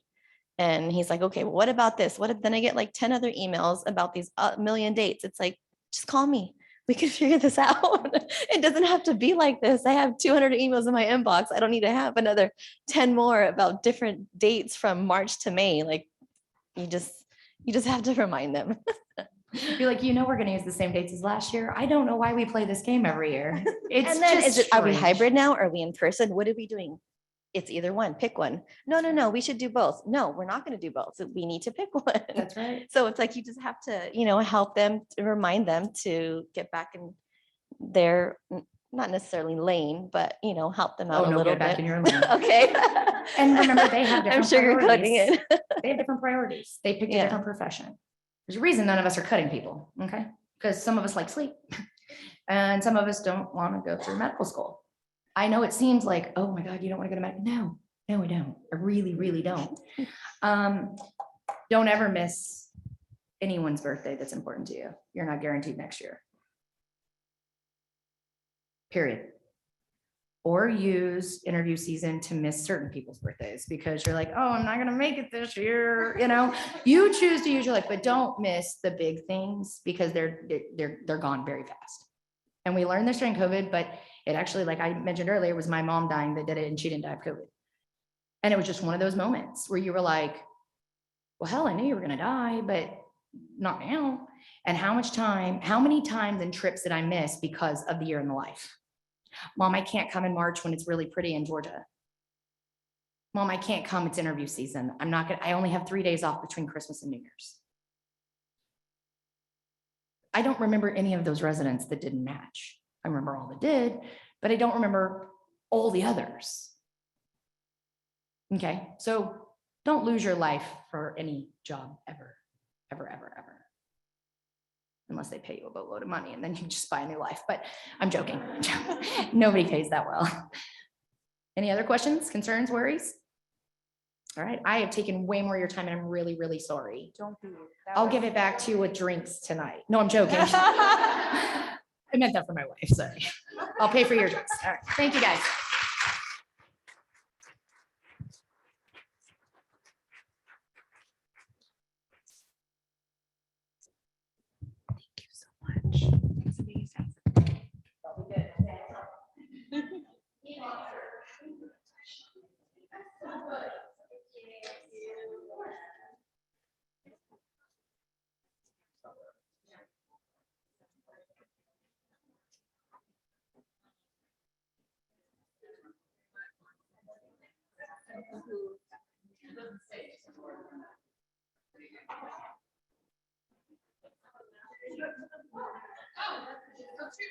Oh, no.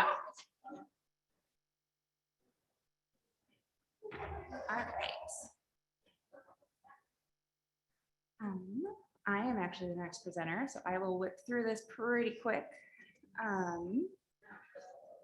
Went over virtual interview tips and tricks. Got it.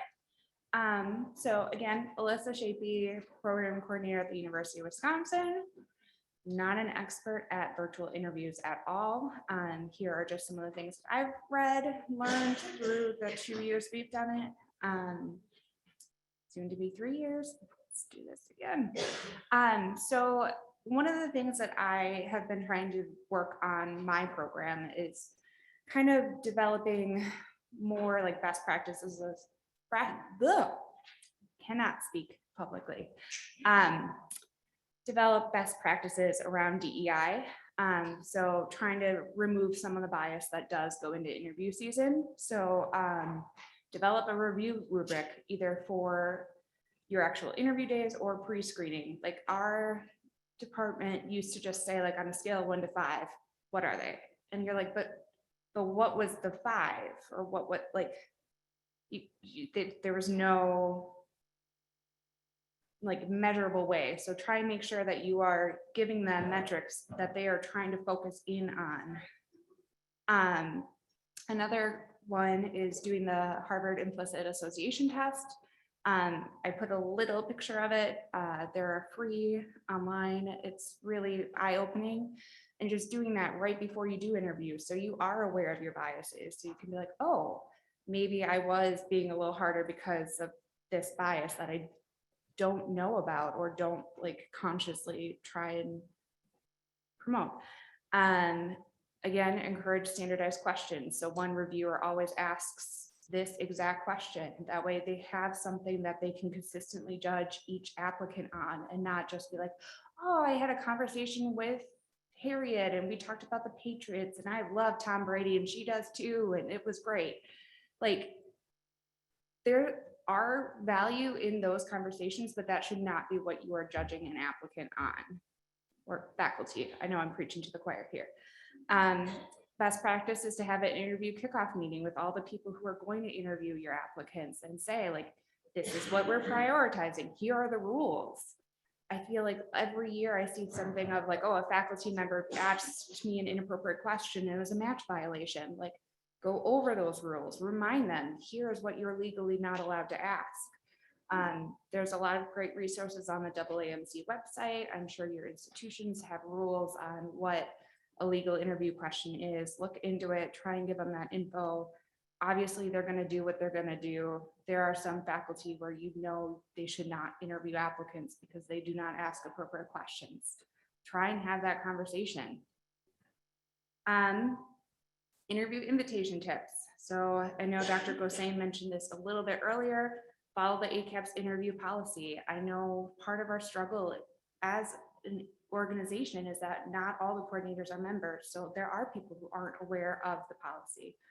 So try and get involved, learn the policy. So this year, we send them out Thursday, November 10th, which is a variation. Normally it's a Friday, but due to the 11th being Veterans Day, they moved it up to Friday or Thursday. And then they originally just left it as a nebulous. They need to respond by Sunday at 9 p.m. We, as a coordinator group, talked about it. We said we wanted them to wait at least until Friday.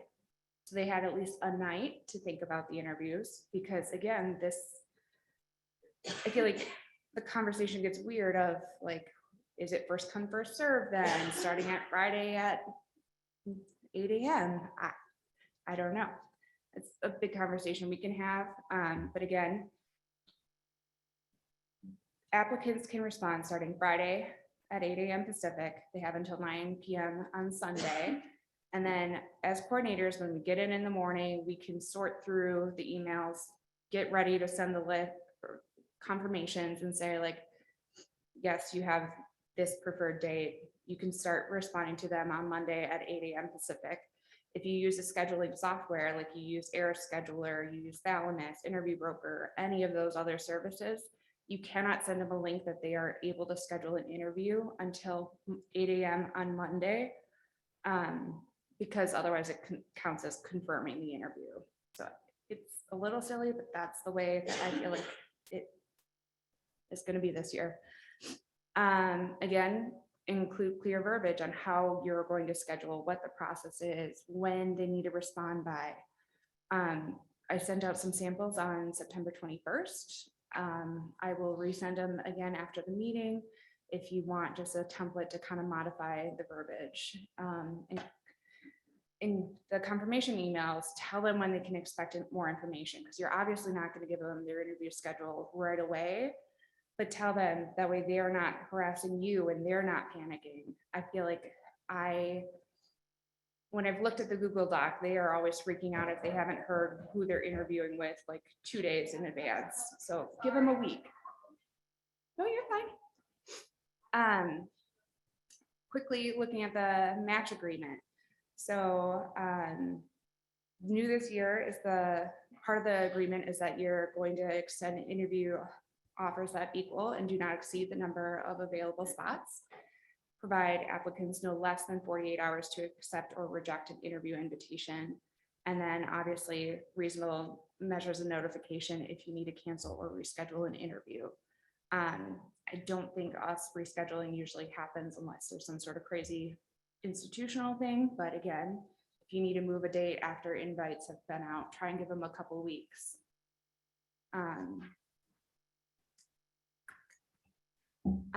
These are older rules, but just as a quick reminder for everybody.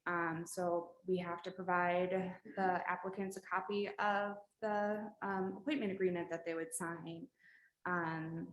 Rules around what background checks you might have, any sort of pre-employment requirements. Again, these are in the institution or the match agreement, but it's just always a good reminder of we have to actually give them information other than just here's our program website. I put this slide in, it's a lot of text. I know we're not supposed to, but just the general rules kind of as a reminder for what questions program directors can and can't ask. So we can't ask them to reveal which programs they might or have applied at, can't ask them preference signals, any of those. And then, so for pre-interview communication, I, again, send applicants a schedule roughly a week before the interview. It helps them, it helps you. Obviously, things might change, people might drop out, move things. Make sure you specify the time zone. So if your interviews start at 8 a.m. Central, tell them it's Central so they aren't trying to guess if it's 8 a.m. Pacific and you changed it for them. Just big panic. I don't know. And again, include any policies or information the applicant might need. Keep your interview days compact. So I did a bunch of reading studies trying to prepare this to give like best tips. So there was a study in plastics and they said that applicants preferred having back-to-back interviews and avoiding long breaks in the day. There was a study that suggested, I think around 4 hours was the time where people started to feel like they were familiar enough with the program. Anything over that, they felt more familiar, but not necessarily like it was needed. If it's 3 hours or shorter, they usually didn't feel like they had a good feel of the program. They liked interview length around 15 minutes. So if you're going to do a longer one, try and keep it 20 minutes max. If you do have a break, allow the applicants to have time to go run and use the bathroom in between Zooms, have a snack, and then again, try and be mindful of applicants in different time zones, especially for people who have kids and might be interviewing at home. Try and not start your interview day at 6 a.m. Eastern. That obviously we are only in so much control, but it's one thing to keep in mind with virtual is that they can't necessarily leave and find a coffee shop at that hour and get to an ideal location for the interview day. So in one of the other studies, it talked about things that the applicants really valued. They liked having FaceTime with the residents. Try and make sure that residents are involved. Try and give them social time with the residents. They really valued the pre-interview socials, having smaller themed breakout rooms based on like what your activities were, or even if it was based on like specialty of like, here's the craniofacial faculty, and they wanted to keep them to a roughly an hour. Anything over that, they started to feel like it had less benefit to them. Quick pros and cons of virtual interviews, we're all aware. Cost savings, time, travel. there's debate on if it's increased equity or not, based on people, there's no interview caps. That's a whole other, could be hour-long talk. Applicants felt it was harder to assess the culture of a program. So they struggled because they saw less resident to resident interactions. They saw less of the resident to faculty interactions, and they felt it was harder to judge the fit of a city or what a city is actually like. So some suggestions to help overcome those: add in a virtual tour of the hospital, if you can, or like an interactive, like pictures. Add in an interactive tour of the city, or send highlights of places where residents like to go. That way they can kind of picture themselves in the city a little bit more. Another thing that was really suggested was adding commute info. So one of the things that people could find out when they were actually traveling, they could see like, okay, it took me this long to get from this hotel, or roughly where a resident would live, to get into town with traffic. So try and tell them like what they're realistically looking at between their house, work, to and from sites, if they have to go to several different places throughout a day. My program is try to have residents interview with faculty members. So if there's like 2 residents and 1 faculty member, so they can kind of see a resident to faculty interaction. And we also clear all of our ORs and faculty schedules and pull all of our residents for interviews. We have all of our residents, all of our faculty participate in each interview. It's a bit of a logistical nightmare at times, but I do think it's really helped us feel like we knew the applicants, and the applicants feel like they knew us. And then another quick reminder on the ACAPS post-interview communication policy. So they're still forbidding second look interviews. There's supposed to be no communication between faculty and applicants after the interview. The only exception would be is if the faculty member was an advisor to that applicant.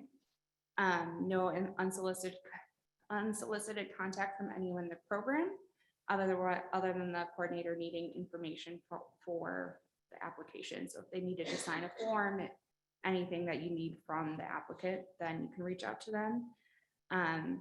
They do say that the program or the applicant can now reach out to the program coordinator or residents with questions about the program, but it can be not like, they can't be like, oh, do you know how I'm ranked, or what's my chance of matching? It has to be strictly about the program or city. And then we more than likely aren't going to do, if an applicant comes and visits your city, there can't be contacting the resident, faculty, or you to meet with you while you are there. They can't do a hospital tour. There's supposed to be no contact with the program. So, any questions? Hey, Alyssa. Not a lot of exciting information, but just quick reminders. Alyssa, it's Beth Giacolano from University of Rochester. Can you hear me? All right. I just have a quick question. Rhonda?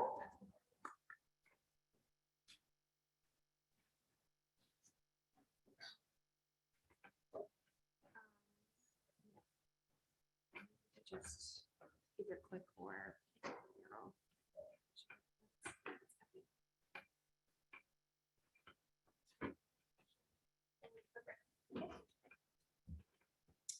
Hi, I'm Rhonda Girding from Indiana University, and I'm going to talk about ARIS tips and tricks that have made my life easier, and I hope that you'll find that they make your life easier too. I have no financial disclosures, although it would be kind of cool to say that eventually. So the tips and tricks that we're going to discuss today are how to set up customized statuses, having fun with filters, and how to send bulk messages through ARIS. So let's start off with customizing statuses for more defined filters. Why is it helpful to set up customized statuses? I find it helpful because as a program, we can divide the applicants into more specific groups. We can customize up to 10 status lines. The statuses are displayed on the dashboard / homepage of the ARIS screen, and it helps with sending bulk emails. So how do you create a customized status? So from your ARIS homepage, you'll want to go to the dashboard and you want to click on that little setup tool or setup screen from the toolbar. And then from the left side, you want to hit statuses. And then you want to click on that little green box that says add, and you'll want to give your status a name. So some of the preferred statuses that are customized that I have set up are, I have one that says invite 11/10/22, and I'm going to highlight this because that's the day that we have to send out interviews. I have both of our program interview dates listed as customized statuses. I have two of them that are called invited but declined and scheduled but canceled, because somewhere in the next year, somebody's going to ask you, how many people did you invite, but they said no? And how many people did you schedule that canceled? So this would be a really easy way to have that information. And I also have one that's called wait list. It's important to note that ARIS also has preset filters for those on hold and inactive. So once you set up your customized status, and you can see on the screen here that I have the one called 11/10/22. I have both of our interview dates. I have the wait list, invited but declined, and scheduled but canceled. And then I have 7, 8, 9, and 10, because that's just, you can have up to 10. So you use the green boxes to move them up and down. And just a helpful tip, once you enter them, I would not remove them until next season. I think that would just probably screw up your reporting. So once you enter your customized statuses, you're going to see them on the home page for each applicant. And again, if they're not in the order that you'd like, you can go back to your setup and move them. And that's what I just said. And so now we're going to have some fun with filters. And so ARIS has it set up in different categories. So your favorites, of course, are your most used filters. The SOAP defined, honestly, I'm thankful I've never ever had to use these, but they are there if you need them. User defined are the filters that you create. And then system defined are the filters that ARIS creates, and that just kind of saves you some time from having to do them yourself. And once you create them as your custom filter, as your user defined filter, or whether or not ARIS defines them, they are all alphabetically, and they'll start with numbers, of course. So if you want to move it up to a favorite filter, that's something that you'll use often. Just color in the little star that's next to it, and that's going to move it right up to your favorites. It's pretty cool. So one of the filters that I always use is I inactivate applicants. There's several reasons why you would inactivate an applicant. Some schools don't have DO applicants. Some schools don't allow foreign medical school graduates. Some people don't, or some institutions don't allow anyone that needs a visa, or anyone that's been out of medical school for more than 3 years, or anybody that's had a misdemeanor or a felony, or anybody that has low USMLE scores. And I'm sure the list just goes on and on and on. So if you apply a filter, it can help you weed out those applicants and inactivate them right away, so that you don't have to keep constantly looking at them. And if you do inactivate them, the key to keep in mind is then when you start doing your future searches, you want to use active applicants instead of all applicants, because all applicants would include those people you just made inactive. So it kind of defeats the purpose. So there are tiered filters in ARIS, which allows you to score to filter by more than one thing. So for the example I'm going to give you, we want to check out an applicant who has a step 1 score of pass and a step 2 score that's lower than 220. So you'll just first go to your add a filter and click on that. And then you click on your add criteria.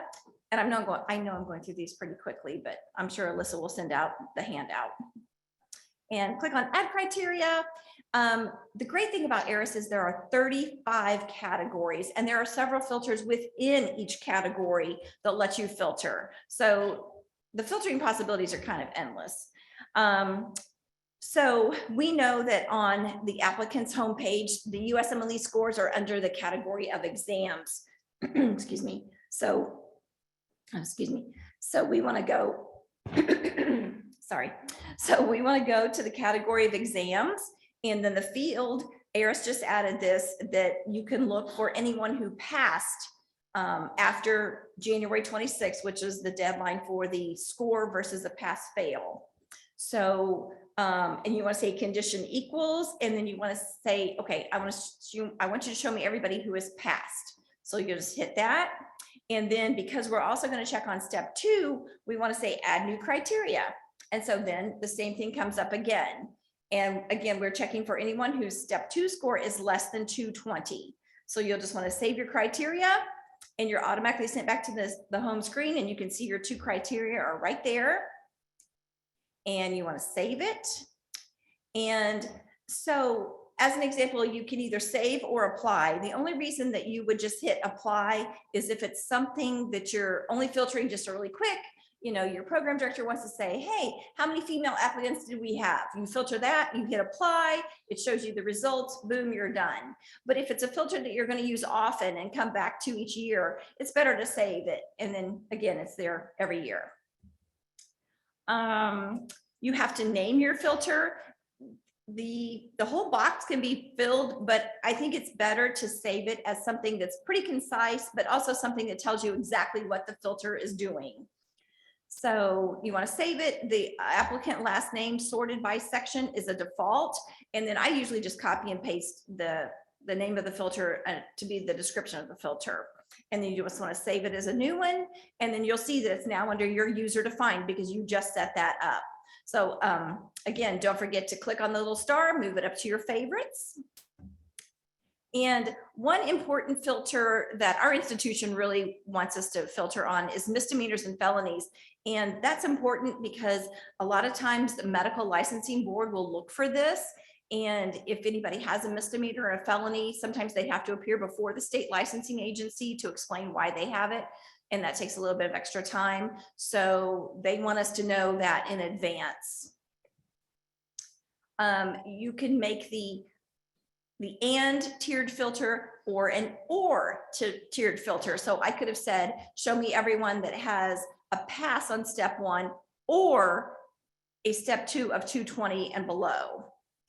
And to do that, you'll just want to follow the same process, but then you want to have add a group.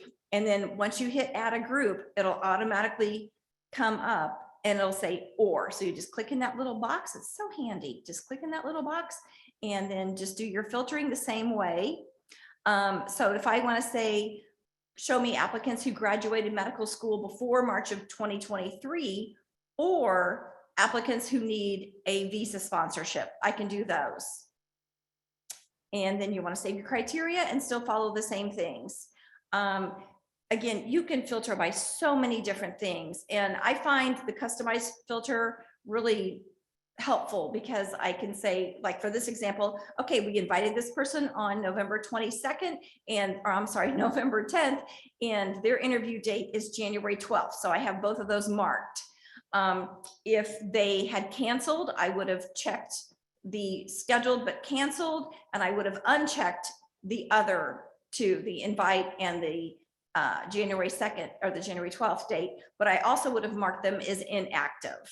So they would still show up if I ran reports for scheduled but canceled or inactive. And also what's really helpful is if you're going to select someone for ranking, go ahead and check that box, because when your program director enters the rank list, and I say that with a wink, wink, when your program director does that, you can run a report because you'll have to have their NRMP ID number. And so this just kind of gives you a report with their name and their number, really handy. Sending bulk messages is another awesome feature that they have. The reason to do bulk messaging is because you get one message to one group at one time. Everybody sees the same thing. Everybody is shown the same information. So bulk messages are great. Again, for your customized filter of November 10th, you'll send out one bulk message to everybody that you're going to invite, as long as they're in ARIS. And again, they're all going to get the same message at the same time. Yeah, and the great thing about this too is you can just click on where it says applicant name, and it's going to check everybody in that particular filter. So to do your bulk message, you'll just want to go down to the bottom and click on the bulk message option under the action to perform. And click message, go, and now it's just like an inbox. You can compose, you can see who you're sending it to, you can add a template, you can add a message, and then you just hit send. And just like a regular inbox, you can see who you've sent mail to, you can check your trash, you can check your inbox. And another really helpful thing, that as soon as you log into ARIS every day, you can see the program messages across the top. And if anyone has responded to any message that you sent, you can see that clearly. For this example, it shows 0 in the parentheses, but if there is a message, it'll show 1, 2, 3, 4, whatever. So that's it. Thank you.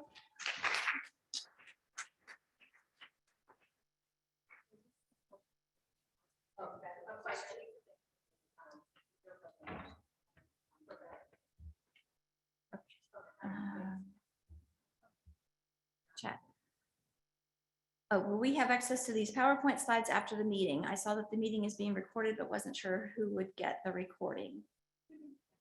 Yes, Alyssa said that they will be sent out.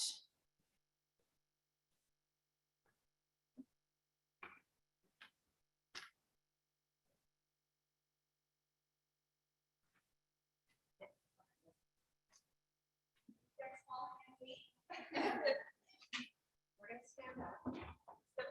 So I hope, I guess, most of the lectures are more, hopefully we're helping the new coordinators, learn something from the senior coordinators. And so, and who, if you guys want to participate, you can participate. We don't have a slide for this. We're just gonna talk it out. So Elena, you want to? Yes. Hi, I'm Elena. I am the program coordinator at the residency program at UC Irvine. I've been there for 6 years and I have 19 residents. And you hopefully know me. I'm Christine, and I'm from Stanford with 28 residents, been there for 16 years as a coordinator. So we were asked to speak about the topic, a year in the life of a coordinator. And we both agreed to make this open discussion because we learned from each other's experiences. Our role as a coordinator is unique, as all of you guys know, and we handle many difficult responsibilities and experiences. And there is a timeline that we follow based on the ACGME, the RRC, the ACAPS, and HE&E. And there are no specific guidelines on what happened for each year. But we want to share what we experienced this past year. So we both agreed that everyone's year is pretty much similar. Again, like you said, we all follow the same, the year timeline, but our experiences, you have to be prepared to expect the unexpected. I think in our situation combined, we each had, I had 2, she had 1 site visit for. Surprise. Yes, a surprise site visit on this date. And we wanted to share with you, outside of the regular year, what unexpected obstacles that you may face, that hopefully our experiences will help you and you can share your experiences with us. And these are all based on, for example, the ACGME web ads, right? So whatever you fill in, the surveys that your residents fill in, those are all based on this, the site visit, based on all that.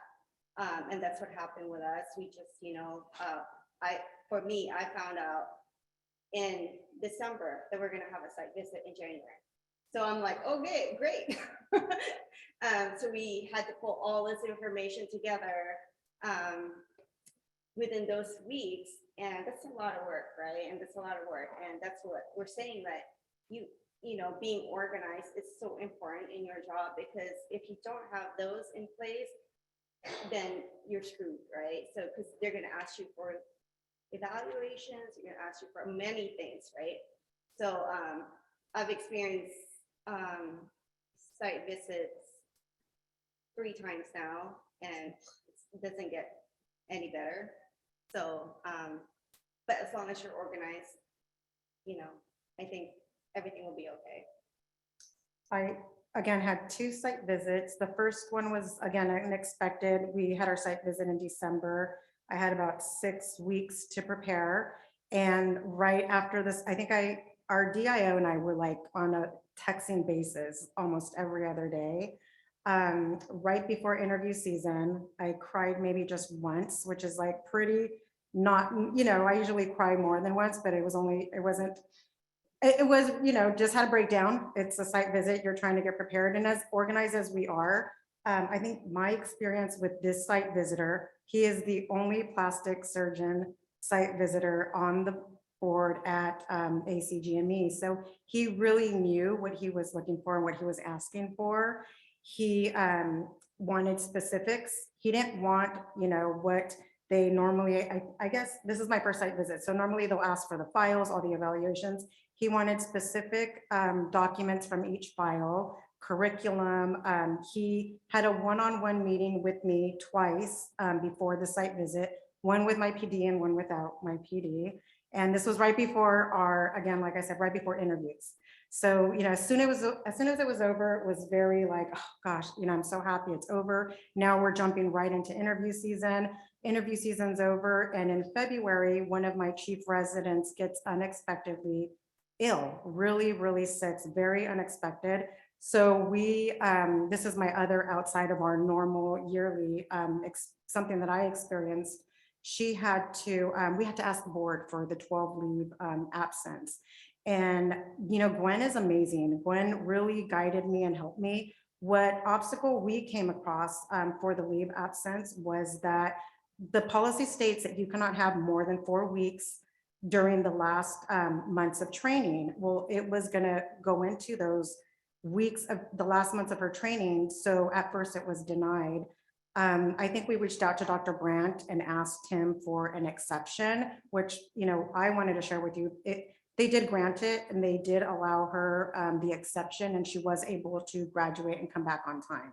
So that, played out, but again, very stressful. Now I'm trying to document days. One day she was sick, one day she wasn't, one day she could make it. And it was just very, a new experience, that I had been through.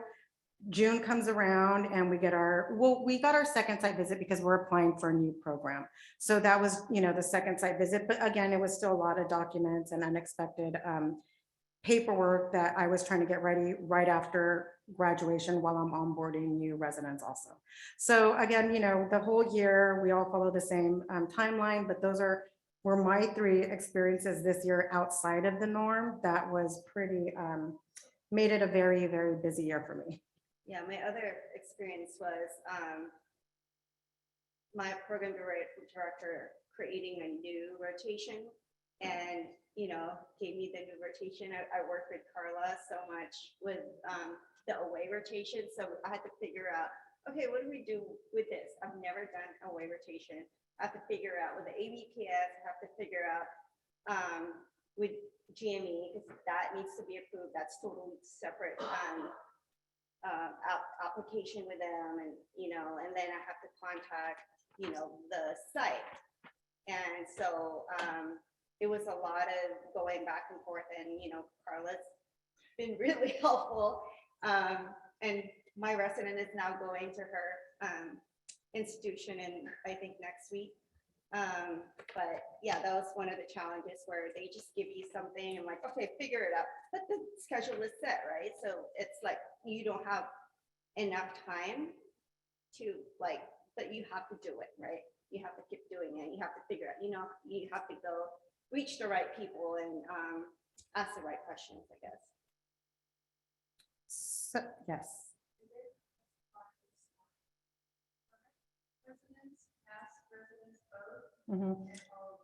I think it was the last 3-year graduate files that they wanted also. Yeah. So yes, our curriculum, core curriculum schedule, they wanted detailed, he wanted a detailed schedule. Trying to think, I can't just think off top of my head what else, but I think what really helped is again, being organized and having everything. We did have we had everything, and it was just a matter of, compiling it together and sending it over to him. And then being ready that day for all the, you know, drilling questions You and, have to make sure you know what you're talking about. Because they will ask you the question like, questions that you won't expect. Like, just be ready. yeah. And our DIO did the best and she prepared us for the site visit. But there was questions, some of the questions, you know, he didn't even ask us that we were prepared to answer. And he kind of like went off, you know, school. We had a script. I mean, we literally had like a script on our laptop. That's the great thing about Zoom now is that you can read off the screen and, you know, those questions weren't even asked and we had to kind of, it was like candid, like, okay, you know, I don't have an answer for that, but I'm going to answer my best because I know what it is that we do with that. But again, it being organized really helped. Yes. Yes. Yeah, yeah.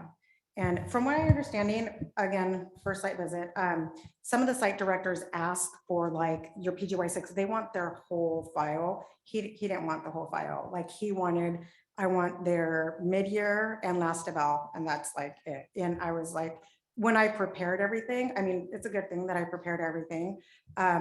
When I sent him everything, he like immediately said, stop emailing me all this. Like literally, I think that's when I cried because I was like, what did I do? Yeah. And don't be afraid to ask the questions. I asked my site visitor, okay, just to be clear, you know, is this what you need? And, you know, just be specific and don't be afraid to reach out to them. And I gave them the option, would you like me to put this on the box, our box? And then so what he said, no, put it, you know, I'll send you a box to upload all the documents. And so I think they appreciate the questions because, you know, they don't want to go back and like, I don't need this, you know, I don't want to have to deal with all this. So don't be afraid to ask questions. Yeah, our DIO instructed me like our PLAs. So the PLA, she's like, send the PLA, you're gonna include the goals and objectives for that rotation and the supervision policy.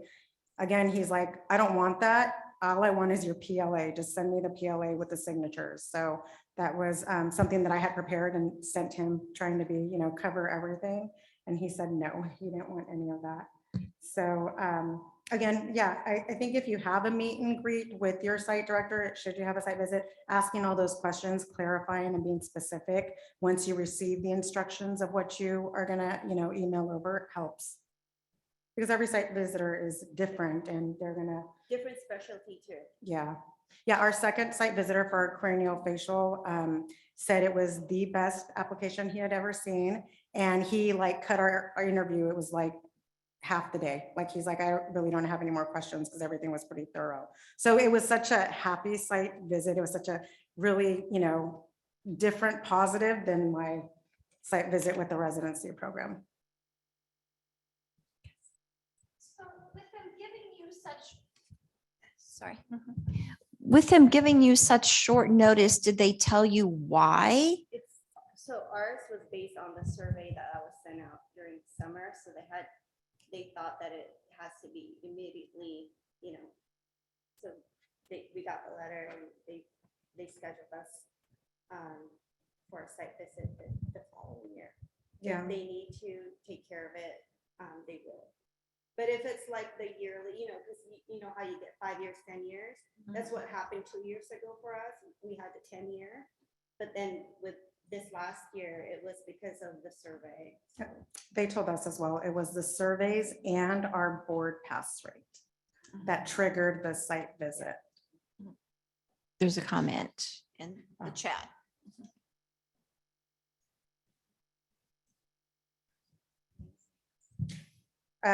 Yeah, Bill's or said his is still postponed. Have they started back scheduling? I've been, my understanding is they're like 2 or 3 years behind. So we were scheduled, I think we were scheduled 2 years ago and I thought we wouldn't have our site visit until like maybe 5 years because they're so behind. But again, what triggered ours was the survey. So if you're scheduled, as long as I think everything else is in order, they're behind.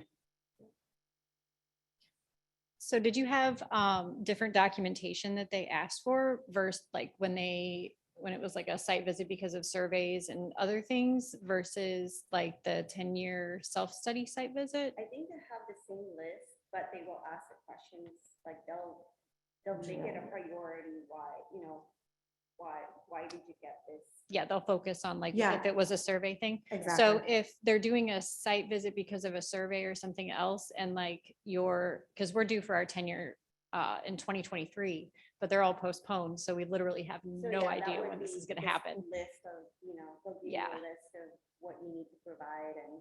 But would they do another, like, say we had a site visit right now because of a survey or because of other things, like, would they come back and If do it's a that 10-year? problematic, yes, they will. Oh, even if it's that close, they'll still come back and do the 10-year, like, even if it's only like a couple months later? I'm sorry, I didn't. So if you have a site visit because of a, non-compliant or deficient area, but your 10-year self-study date is like super close, will they combine that into one or will they That I come don't back? know. Not sure.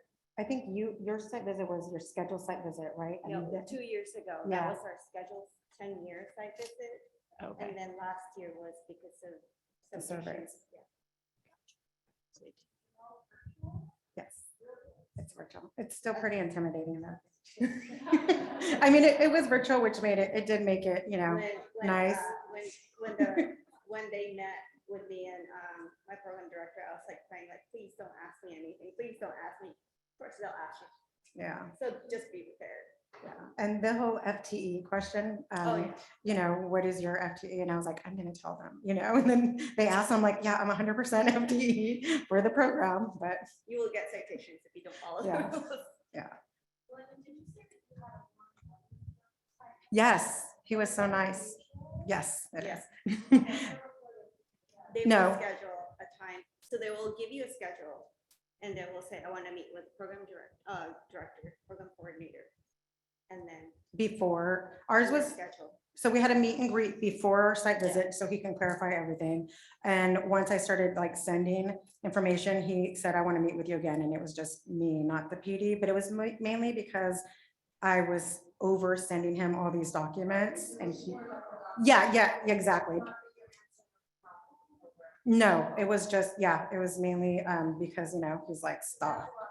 So It what- is a lot of pressure. So what I did learn is that only send what they ask for, because you never know what can trigger. Yeah. And clarify, if you have Yeah, any questions, I've emailed clarify. him with a list of, like, I compiled everything and emailed him one email. Don't keep emailing them, but just, compile all the questions. They'll appreciate it. Do you have any experience or any obstacles that you guys had this last year that you want to share that could help us? No one? No. Come on. Come on, guys.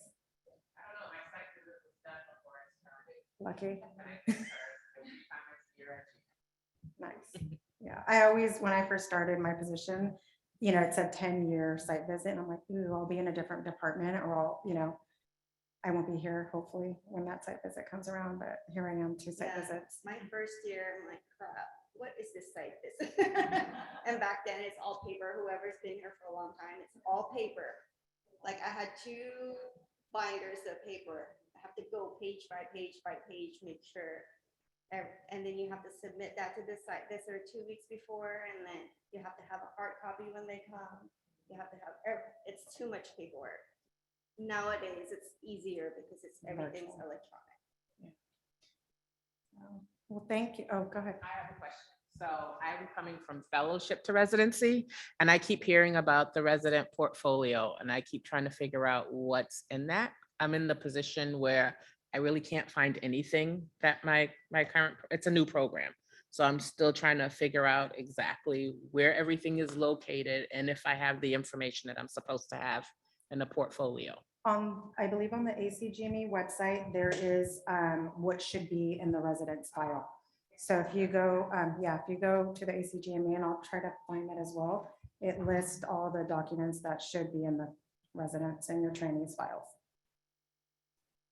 And some, I know Gen Surge and Gen Surge, they start putting all their paperwork on MedHub. So everything's electronic. But I think they still keep files, but I think everything's uploaded on that access to make sure. Our residents, my residents have, and they've pretty much told us they will not fill out any evaluations that are in New Innovations. So I've had to create, which I understand and we've respected that. So our evaluations are on Google Docs.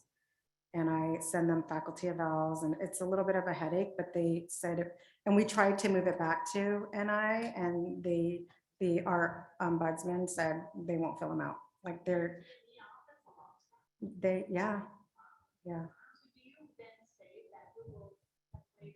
Yeah, I download it as an Excel and I do the, summary and give that to, save it as a document and, but they've, flat out just said, no, we won't do it. And they're not obligated to, it's But not the mandatory. difference is that her program is, Feedback. Oh, what? no, your residents are. Union? Union. Our residents are union, yes. Ours too, just recently they became unionized, so it's a lot, kind of a lot. Yes. No. Oh, I use Qualtrics because I also do our Grand Round CME. So I do Qualtrics for surveys for our CME. My residents, I give it maybe 3 more years and they'll be okay to start doing NI, but the seniors right now are really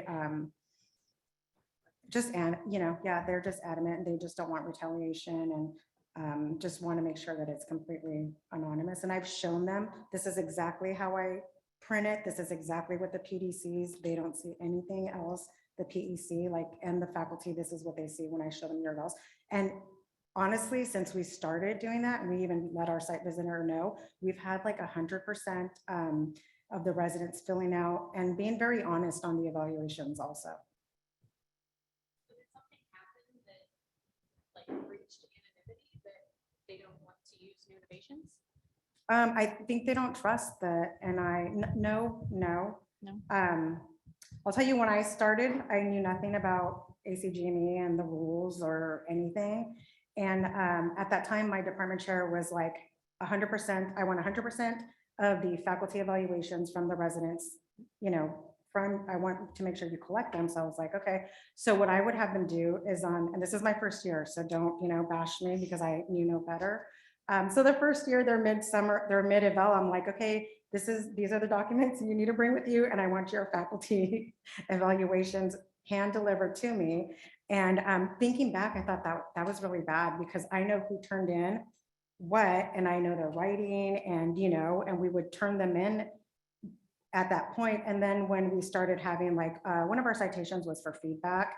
When we started doing the feedback and wanting the residents to give us more information on what they were wanting, we just thought, what, they suggested going to a more anonymous platform. And we said, okay, we'll do Google Docs. And this is our 3rd year on Google Docs. And I wish I could do it on NI because it's obviously easier to generate that report, for the faculty. But, if they're going to feel safer and be honest on the Google Docs, then that's kind of what we're still doing.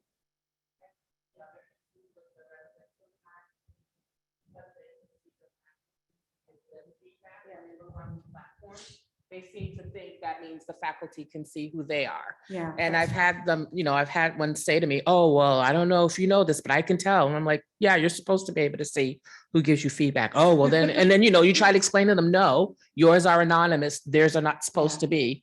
And they just don't trust it. Yeah.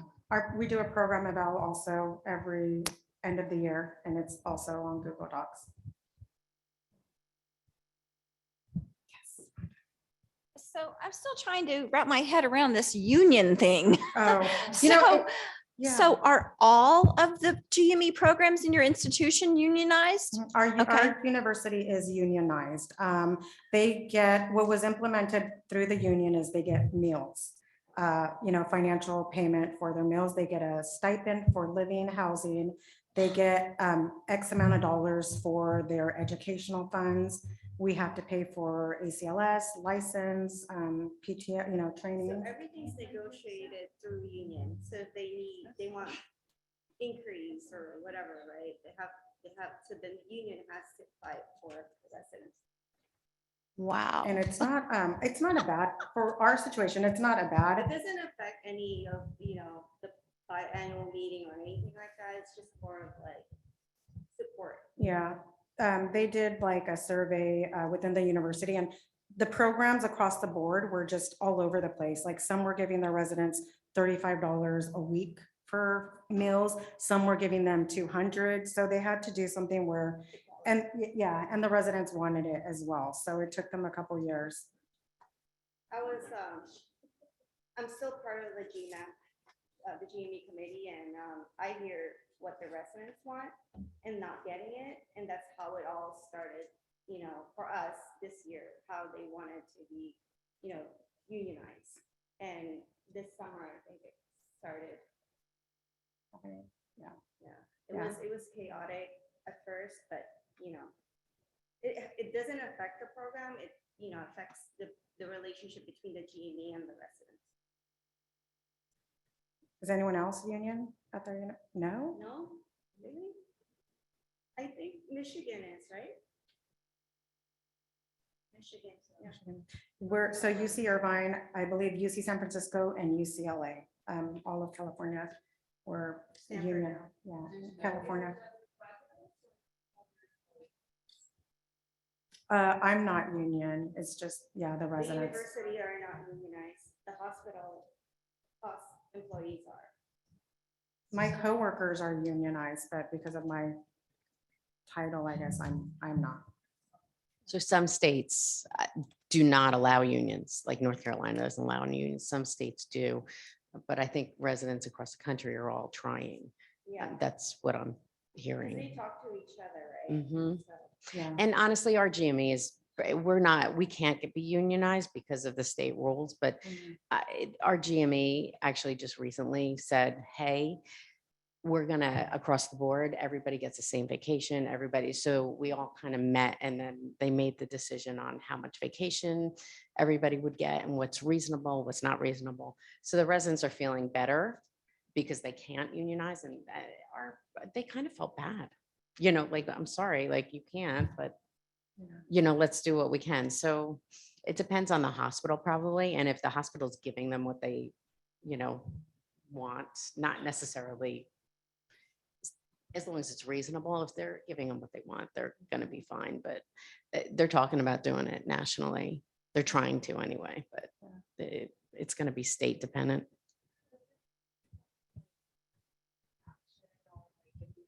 Do any disciplinary, if you had to do any disciplinary action towards any resident, does that have any bearing? No, Having a it's union? their money, like they're, that's what I always go back to. If they want to buy scrubs, if they want to buy a laptop or a camera, it's their money that is due to them that they can spend how they want.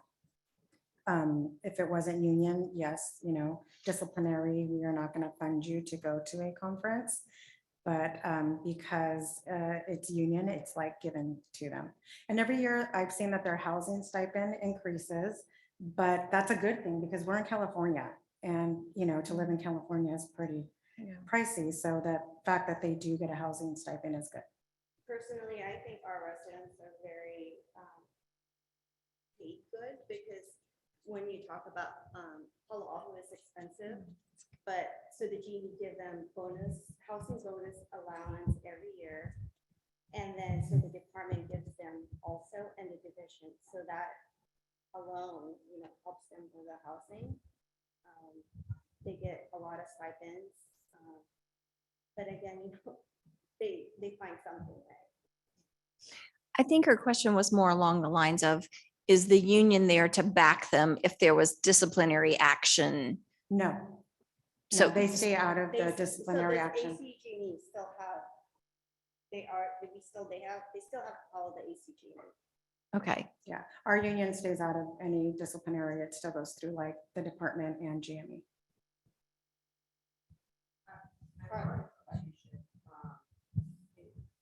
Some of our residents are on unions based on their salary line, who pays for it. So we have NYU salary lines, and then we have Bellevue salary lines, which is a city hospital.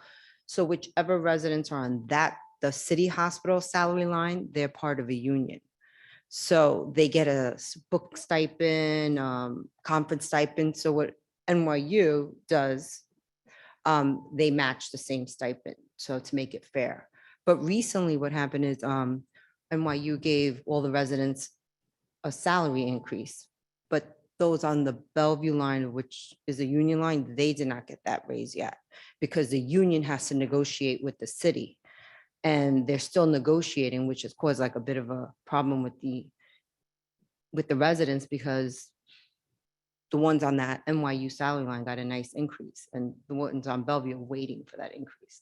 And there is just like a big turmoil going on between that right now. So that's how it works at our institution. Any more questions? So when you're all collecting your web ads information for your scholarly activity, how are you gathering the information? Are you guys using the Excel or have you guys created your own Qualtrics or survey? How are you gathering that information? Because I had a faculty member and said, hey, can you just put this in a survey? I think it'd be easier just to go click on a button and complete that. So I'm trying to get some feedback and figure out what other programs do. There's other ideas that we can use that'll help us all. For your scholarly activity, Mhm. it helps when you have a site visit because you have to have everything. Well, when you don't have that. You were saying that, yeah, the benefit of having a site visit is that you have everything ready. So by the time ads comes around, you just submit because you've already, because that's another part is when you're having a site visit, you have to have your ads submitted. You have to Your- complete all these questions on ads. So we got to complete it twice also, yeah. But for scholarly activity, we do a spreadsheet. And I don't collect it. I have our assistants in the office like work directly with the faculty and they kind of gather the information and then they give it to me and I just kind of data entry.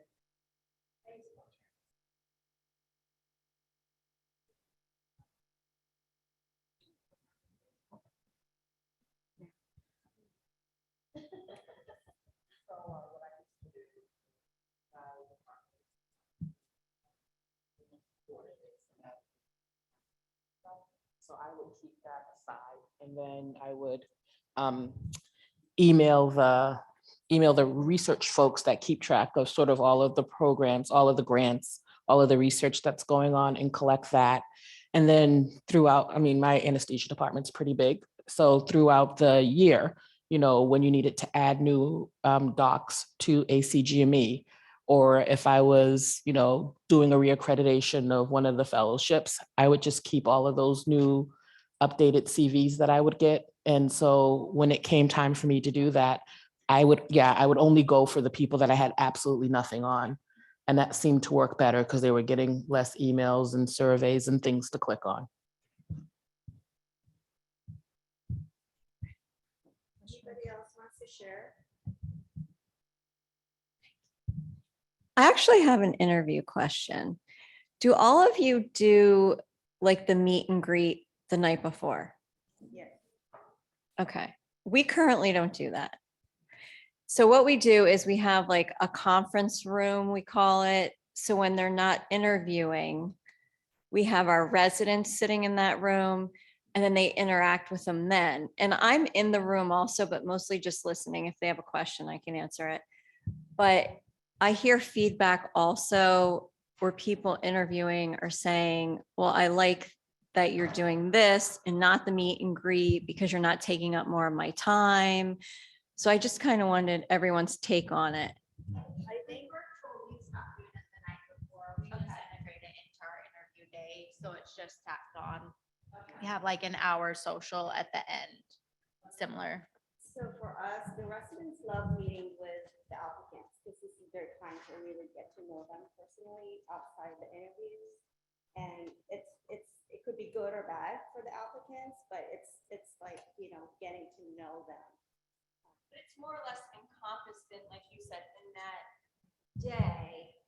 And then when they're in that conference room, there's no like attendings in it or, so I still feel like it So could it's be. just residents and the applicants the night before.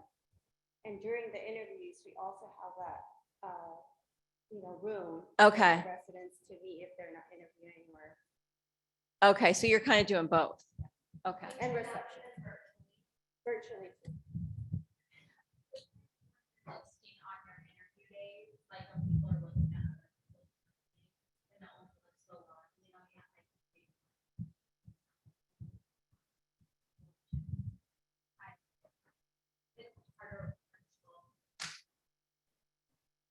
We kind of work out, if it's like for the night before, we would send them like a gift card, a DoorDash gift card, both residents and the applicants, and they get to eat while they're talking.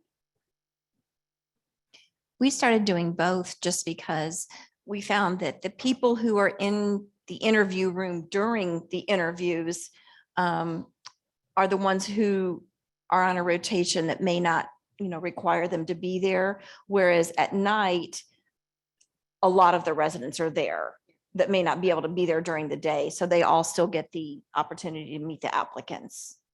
And do most of you give, like, she said, like gift cards and that, so they can eat while they're in there? No, we do No. not. No. Thank you. Any more questions? No. Thank you, everybody. Thank you.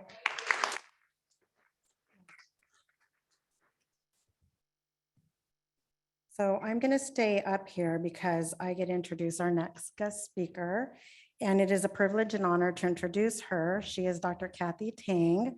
Dr. Tang completed her plastic surgery residency at UCLA. She then completed a fellowship in hand and upper extremities at Johns Hopkins University. She currently is an assistant clinical professor and the director of medical students at the University of California, Irvine. She plays a very vital role in our residency program.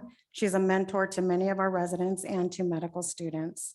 Dr. Tang handles our social media account.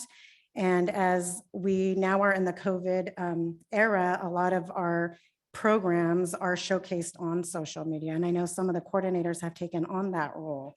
So we asked Dr. Tang to come speak to us today. And without further ado, I'd like to welcome and thank Dr. Tang for taking time out of her day to speak to our group.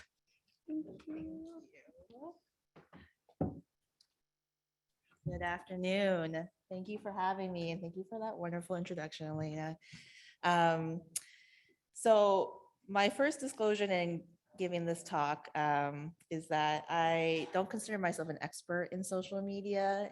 I do post for our residency page, but I know plenty of influencers, content creators who have mastered it a lot more than I have, but I do run it. And so I thought I'd at least share with you some of the tips and tricks I've learned along the way. So my outline is mostly, the who, the what, the when, the where, the why, the how. First is, is it worth it? Social media and plastic surgery, is it worth it to have a page? How much should you be investing in it? And especially over the COVID pandemic, I feel that more and more residencies are starting to make a presence on social media because, as Elena had mentioned, especially over the pandemic, that is a way to reach students, that is a way to recruit, that is a way to showcase people what your residency is all about. And then, there are a lot of articles out there that have shown that it is a very useful method, that people do respond positively to it, especially in plastic surgery. Even just the field itself, I think we make use of social media more so than any other field, and more so, and as that also goes with training programs as well. So among the plastic surgery residency programs, there has been just a exponential growth in programs with social media pages, from 21% in 2018 to now to this year was about 85% of us have social media pages. So what are the goals of social media? First and foremost is just to highlight the culture and academic achievement of the program, for people to get to know what you're about, who your residents are, emphasize sort of the training there, the research, travel opportunities, what is your education like, but also to build a brand. You are also representing your institution, and so it's about just showcasing that your institution in general is a good place. But mostly, and I think this is the largest part of it, is resident recruitment, is to outreach to medical students, pre-meds, who are interested in plastic surgery and to get them interested in your program. So how to start?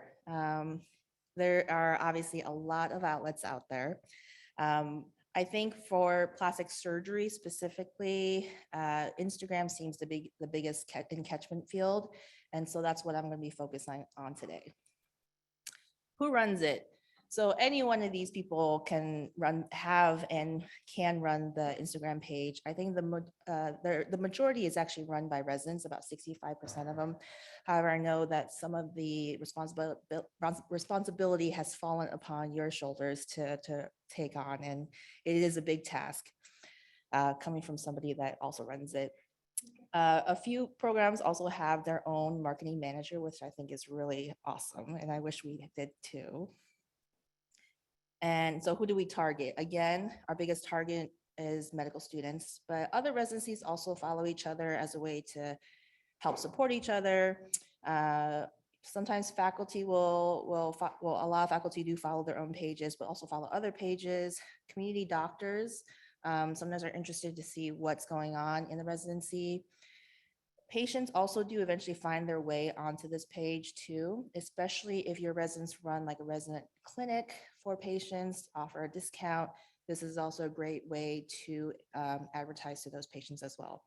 And then just a general community, if you become popular enough, you will start showing up on just general community Instagram feeds. So then how do we get people to come and see our page? And so Instagram does have an algorithm. I have yet to figure out what that perfect sweet spot is. And even though I have some tips to it, I don't do it all the time because I just don't have the time to consistently do it. But a lot of it is centered about relationship, relevancy, and interest to whoever's viewing it. So how do you get your posts to get more likes? Because I think that's ultimately how you reach more and more people, a larger audience. First is to, respect the community guidelines of Instagram, of whatever social media platform that you're posting on. Second is to schedule your posts at the right time for maximum reach, which I'll show in my next slide. 3 is to post consistently. And by consistently, I would say at least once a week has been sort of the algorithm. But if you can post more, then you're more likely to show up on people's feeds. And the other way to do it is just to respond to comments and, any messages. Because if you respond to comments, even if it's just with a smiley face or a thank you, that helps to trigger the algorithm to bring you higher up on people's feeds. In terms of best times to post, there are a whole bunch of algorithms online that you can find, but I think in general, sometime in the late afternoon is actually a great time to be posting because that's also the time when most people are on their feed or on Instagram. Some people do say there's sort of like a bit of a bimodal distribution where some people will log on earlier in the morning and then some people will log on a little bit later in the afternoon. But I think in general, sometime in the middle of the day is a great time to post. How else can you get more likes? There's the use of hashtags. This is also something I have problems with too. But I think there are a lot of, sometimes you have hashtags that tend to trend a lot. I think when you do start typing in a hashtag, they'll list, how many posts are listed after that hashtag and how many times that has popped up. And so using more popular hashtags sometimes will get you higher up on the algorithm. Getting creative with reels. These are the short little videos that you can create on Instagram. And it does take a little bit more work, but I think nowadays when people are going through Instagram, they're more likely to stop at a video as opposed to just a static picture. And then lastly, you can sort of track to see how your Instagram is doing by converting it into a business page.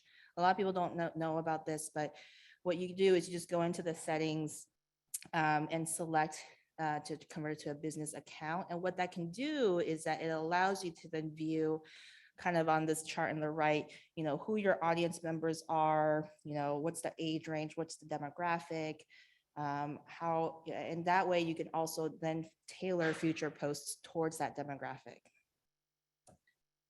How to lose likes. So this is what Instagram, this is how you lose likes on Instagram. So one is poor image or video quality. And so make sure if your residents are sending you content that they're sending it to you at the highest resolution that they can. Originality, you avoid trying to repost things that have already been shared on Instagram. Obviously, don't copy images that have watermarks on them. That looks a little tacky. And then anything that violates the Instagram community guidelines or anything that might end up being reported. In terms of social media in plastic surgery, there was a paper written by actually one of my colleagues from Hopkins talking about potential social media violations, and they categorized it into 4 different categories. The first one being legal violations. So obviously nothing that violates HIPAA. And you have to look really closely at your photos. In this photo, if you look closely, I blurred out, there's an X-ray on the back, and that has specific patient information on it. Depending on the resolution, people could potentially zoom in high enough to find out what that information is. So you just have to look a little closely in the background, make sure that there's no patient lists in the background, no patient images, nothing that can be traced back to the patient. Even with the patient, if you have, especially like an OR shot, if any part of the patient's body is in the photo, you should blur it out as a way to both respect the patient and also essentially respect HIPAA as well. Other legal violations are breach of consent, breach of local laws, Federal Trade Commission rules violations. So relatively straightforward things. Professional violations. So these are things to also consider. You don't want to just post anything that might show unprofessional behavior. Alcohol consumption is a little bit of a gray zone because, obviously a lot of our events, people are served alcohol. I guess this is just more of a up to your own subjective interpretation, because if you think about, there may be people in the audience that think that doctors are perfect and shouldn't drink alcohol at any point. So that's just something to kind of think about when you're posting. Breach of hospital duties or policies. Yes, question.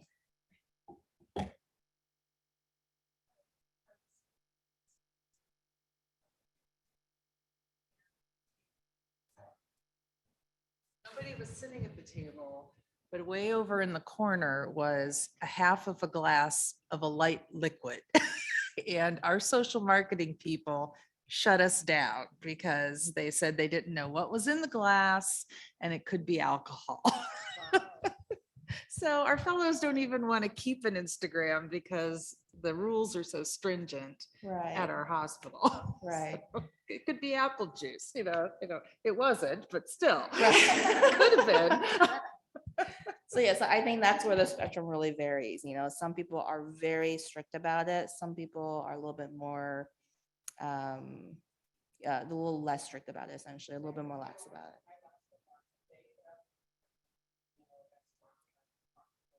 Right. I think it's also something to think about, in terms of the audience that you're marketing to. It's hard because nowadays in the society we live in, I think, it tends to be very PC, and sometimes you just never know if you're going to strike a wrong chord with potential patient that's viewing the site. And so these are all kind of things to think about. Breach of hospital duties or policies. So this is another thing that is a little tricky because obviously you want people to think that we are working at all times. And so when you are posting videos about doing things in their free time, or actually, I guess this is more so when you're posting stories or whatnot, because people often think that's happening real time. And so if you're posting a story about them, playing around and it's during the middle of workday, may not look very favorable on their part. Personally offensive material, that's also up to subjective interpretation. I'll get a little bit more into that later. And then training situations with poor outcomes. I think that's a little straightforward. Now, ethical violations, this is also a little tricky. So this photo made it into it was a journal in India. So this was a picture of them just posing for a photo in the OR. But it underwent a lot of heat because they were basically taking time out of taking care of the patient to pose for a picture. So even though it was a quick 2 seconds, it was looked upon very poorly. And so these are things to consider. So you don't want pose photos in the OR at the expense of the patient. You don't want anything where they're thinking that you are prolonging anesthesia time for social media. This is also, if it's a photo of only trainees around the patient, people might interpret that as inappropriate level of supervision. And so that's also something to think about as well. So ethics in social media, there's even a specific line in the Milestone projects for interpersonal and communication skills for residents that addresses social media. And so it states, the resident uses multiple forms of communication ethically, which includes social media in the parentheses, ethically and with respect for patient privacy. And so they've actually already incorporated social media in with the resident milestone. So that's also something to be aware of because residents a lot of times have their own social media page as well. And so their personal professional accounts are held under the same scrutiny and something that you should also remind them of. It's a little bit of a gray area for residents to post patient photos as well. And I usually tend to discourage that for 2 reasons. One is oftentimes when the photo consent is signed, it's signed under the attending's name and not so much the resident's name. And so unless the resident got specific consent by the patient to post on their own Instagram, they shouldn't.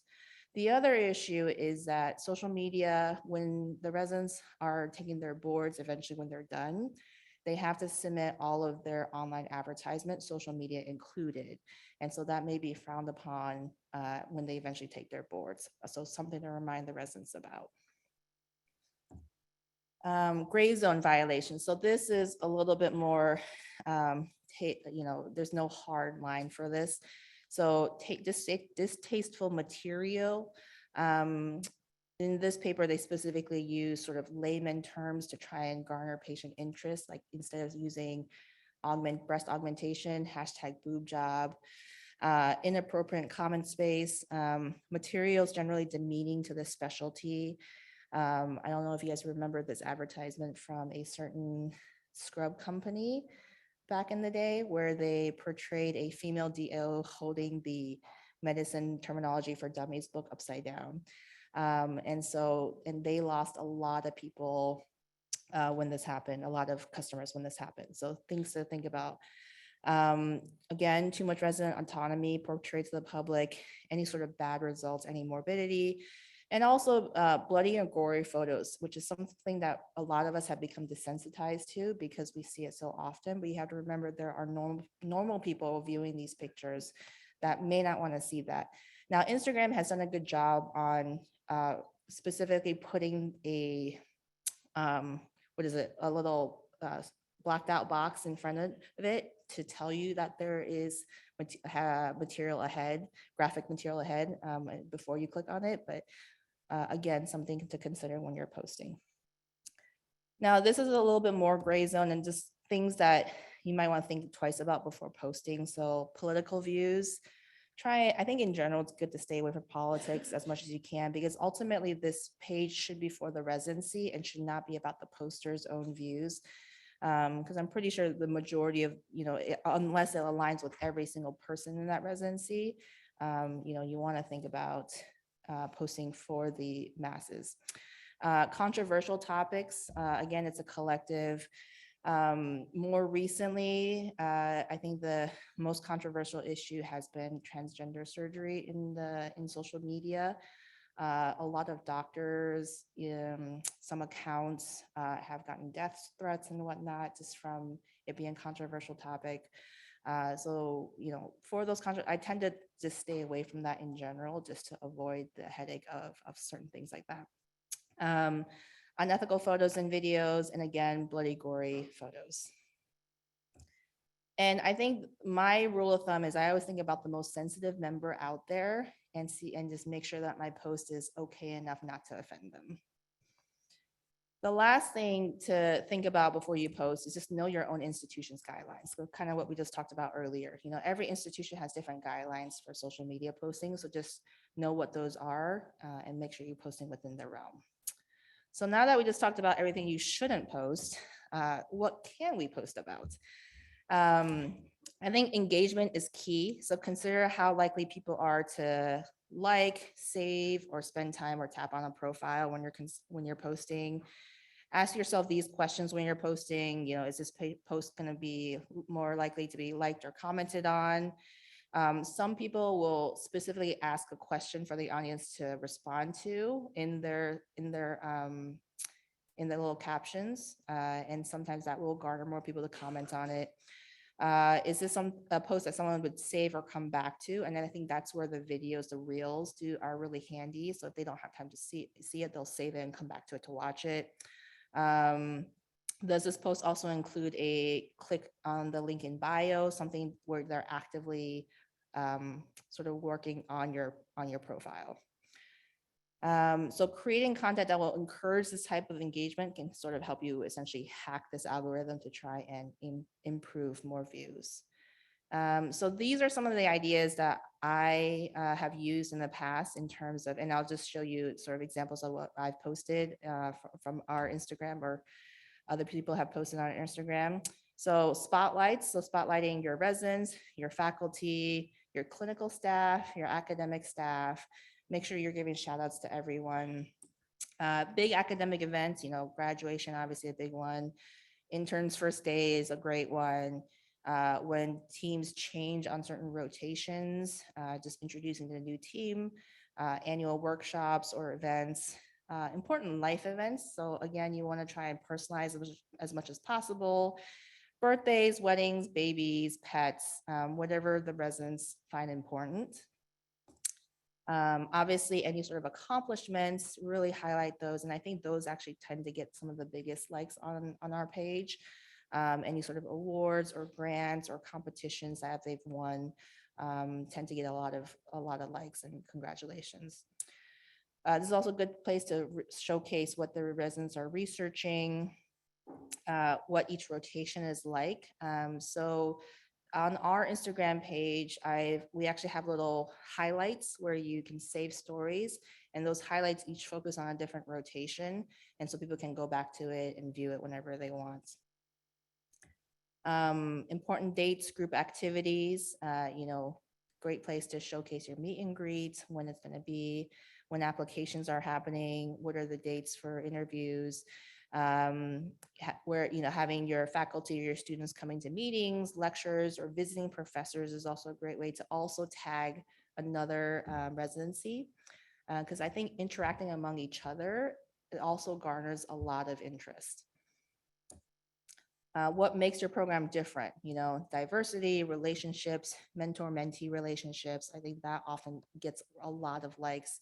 Just posts where faculty help out the residents, residents help out each other.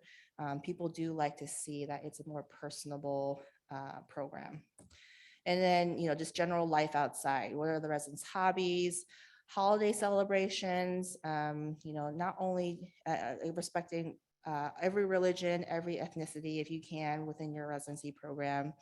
Hobbies, food, sports, food is a big one in our residency program. And so we tend to focus a lot on that.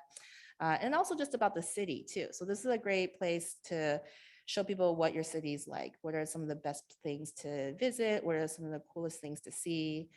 And then just for fun, is UCSD here? No? Okay, I was gonna say, so they have a killer Instagram page, and I think that's mostly resident run. And so they make a lot of really cool reels. You see this one of their visiting professor, Paul Soderna. It was a little spoof off of Chuck Norris. And that got a lot of likes too. But just, you know, fun, lighthearted posts also tend to get a lot of likes.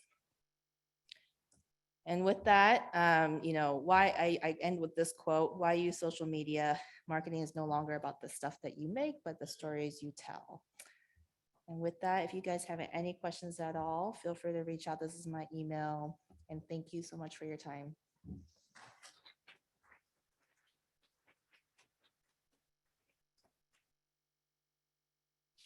Yes.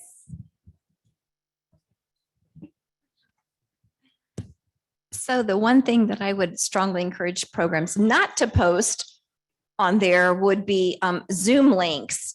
We had one of our divisions, the program director said, "Hey, chief residents, I want you to post this Zoom link for our visiting professor. Post it on Instagram, post it on Facebook, whatever."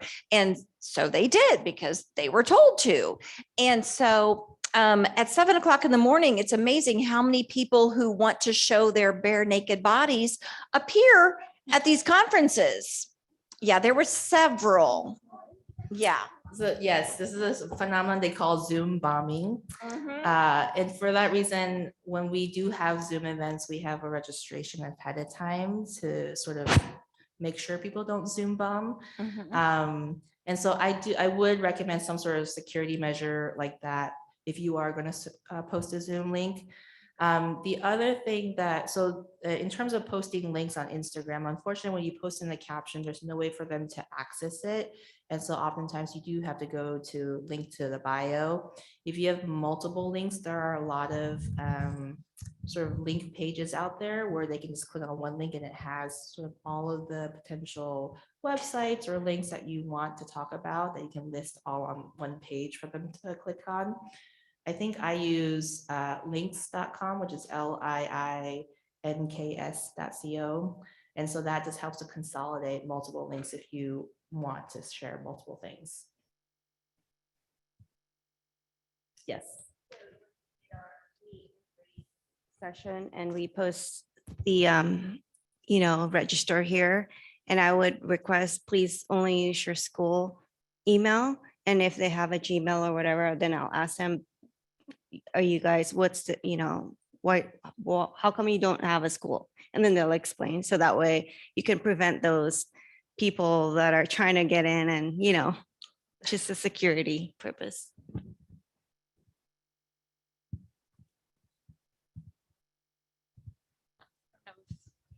You or if anyone else in the room, we're actually trying to figure out how to engage our residents more in social media. We have a resident Instagram account. We just started a division Instagram account, and then we haven't had a Twitter, so they started a Twitter.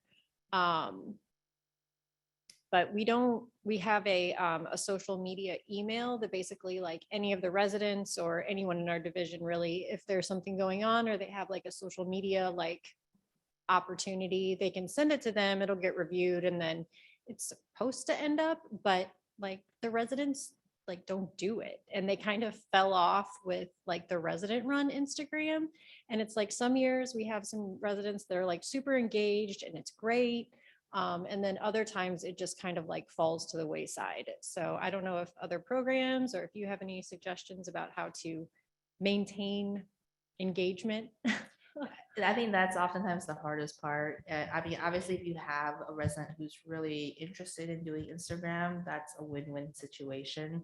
For me, I come upon the same issue where, residents don't necessarily send me stuff if I passively ask for it. So it does require a little bit more assertiveness from whoever is doing the posting to directly contact a resident, or whenever you're at an event like this, I'm always texting him saying, hey, get a picture of this, send me a picture of that. So yes, it does require a little bit more legwork on the poster. And so I think finding whoever the poster is, whether that's a coordinator, whether there's a resident, whether it's the program director, it does, and that person does unfortunately have a larger role in pushing everyone else to give you content. And I think with that though, once I became a little bit more assertive, now I do have some residents who are a little bit better about it, because I think a lot of time it's just kind of overcoming that momentum. And then now they do send me things more regularly. Yeah, I think it just falls, the brunt work just falls on somebody to have to push the other people to do it. And so if nobody takes on that role, then yes, it does sort of fall by the wayside. Exactly.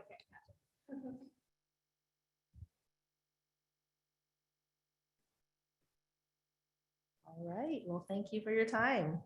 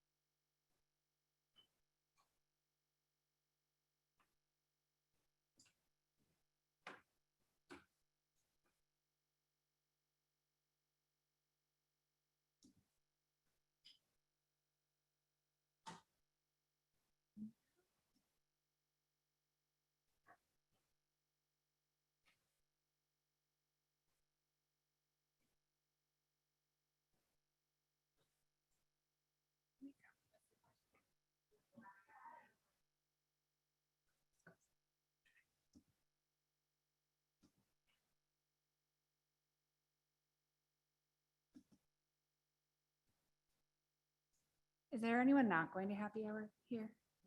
Okay.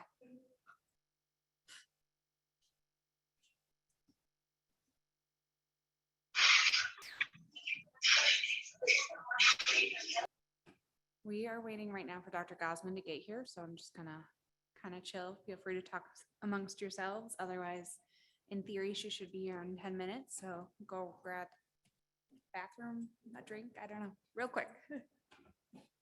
Then I guess before everyone leaves for the day, I just want to do like a quick group photo. So don't leave for the day yet.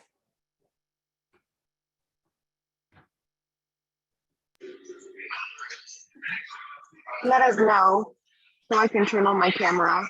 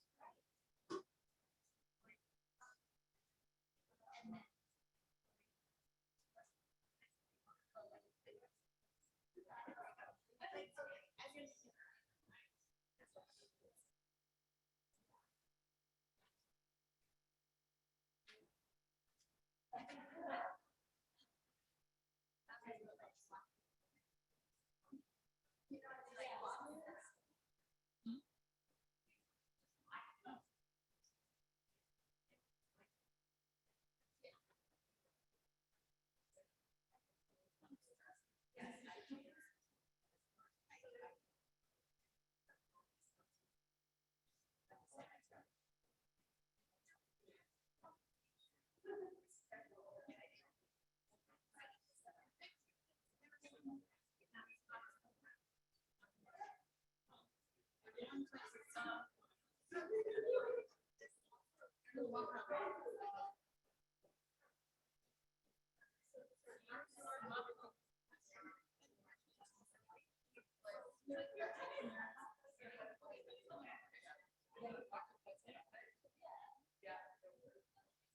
place that one was already warmed up.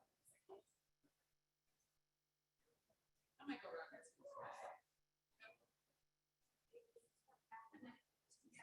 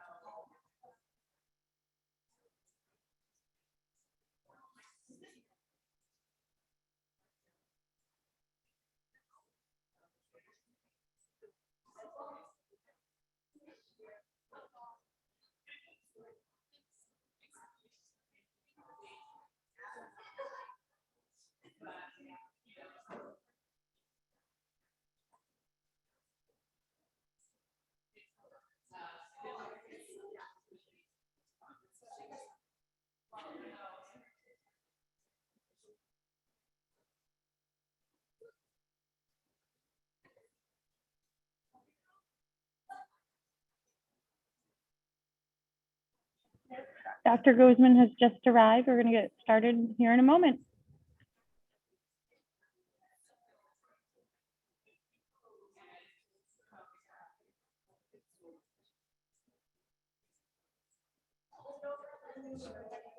Just click it with the. All right, sorry to be a few minutes late. It's always further than you hope. So I was asked to talk a little bit about diversity and specifically focusing on things that we can do to mitigate some of the bias that we all experience, but especially during interview season and resident selection. So they're all kind of bundled together, and I know you're probably all feeling the pain of interview season right now. And I'm sorry for all of the pain with all of the different application formats. It is definitely challenging. So I think, you know, the kind of key factor to try to get your office, your faculty, your residents, and everyone that's involved is to just like acknowledge that we all have bias. It's just a fact. We all have our own bias. And that diversity is just a means for excellence in every single way you look at it, whether it's in business, whether it's in healthcare and education, all of that. And it can be challenging, you know, there's been a lot of fatigue, especially since our like predominantly white male leadership in plastic surgery. We hear these are a lot of live comments and some that came out of a stream on the ASPS chat. I don't know if any of you hopefully didn't have to witness that, but it's pretty painful. So it's sometimes hard to try to change people's minds, and you're probably not going to do that. But I think just understanding that, you know, there is going to always be a different perspective. And like a lot of these comments here aren't really, you know, valid when you really think about what we're talking about. And in trying to reduce our bias, we're also, you know, really trying to address some of the key goals of our specialty, which is to create healthcare providers that take better care of patients. And that really involves looking at how we can diversify our workforce, namely your residents and ideally ultimately your faculty, how to achieve equity because not everybody's coming in with the same standing, and then how to be inclusive of differences. So a lot of the talk that people, you know, provide in terms of, oh, go to a residency that has a good fit is like sometimes is really like a little off, because what does that mean? Like you look like me, we like have the same hobbies, and there's different ways to go about that. So why should we care? As I mentioned, you know, really there's an incredible amount of data about healthcare disparities, and really having concordance between providers. Plastic surgery patients are predominantly women. And and our providers are predominantly male. And so that's one low hanging fruit. And then when we talk about, you know, other underrepresented groups in medicine, you know, it's really, we're much further behind than we are in terms of gender. So what we really, the goal of this and in trying to address this is really has a much higher aim. So these are just some of the articles that talk about concordance between race, ethnicity and gender and providers. It's all relates to better outcomes. So what groups are most affected? So there's groups that have barriers, and that may have not had the same opportunities. And these are kind of some of the traditionally defined underrepresented in medicine groups. And there's definitely intersectionality there. As I mentioned, gender, there is just a growing body of evidence that women are better surgeons, women are better healthcare providers, you know, and my bias is that I, you know, definitely have a bias against a white male. So I'm just going to put that out there. But I think this is true. No offense. I know it feels a little uncomfortable, right? Like when I sit in a room and have been like the token female on ACAPS for the last decade, you know, I'm in the back of the room counting how many are there, like how many, what's our demographic? What's our racial demographic? This is where we are. And so sadly, when we think about these things, we really want to think about the traits that we are trying to choose in these future surgeons, because ultimately, although our residency may look close to 50-50 now, none of these people are staying in academia. Nobody wants to deal with this. And, they just leave. And in plastic surgery, you can go have a private practice and have a really meaningful life, and control a lot of the components of your environment that you can't in an academic center. And we just don't have any leadership that's staying in the game. When we talk about race, we're just really, really far behind when we look at, populations that are in plastic surgery residency and then academic faculty. So haven't made anywhere near the strides that we have in gender. So just acknowledging this, everyone has bias, and that, this thing that when you meet someone, you have a good gut instinct, that's actually usually wrong. It usually means there's something familiar about them or something you can relate to. It doesn't necessarily mean they're going to fit the qualifications of what you're looking for. So you have to kind of just check your bias a little bit and try not to make assumptions. One of the things that I force all my residents and faculty to do is implicit bias testing frequently. And I give them first the option to take a test. Has anyone done any of these tests?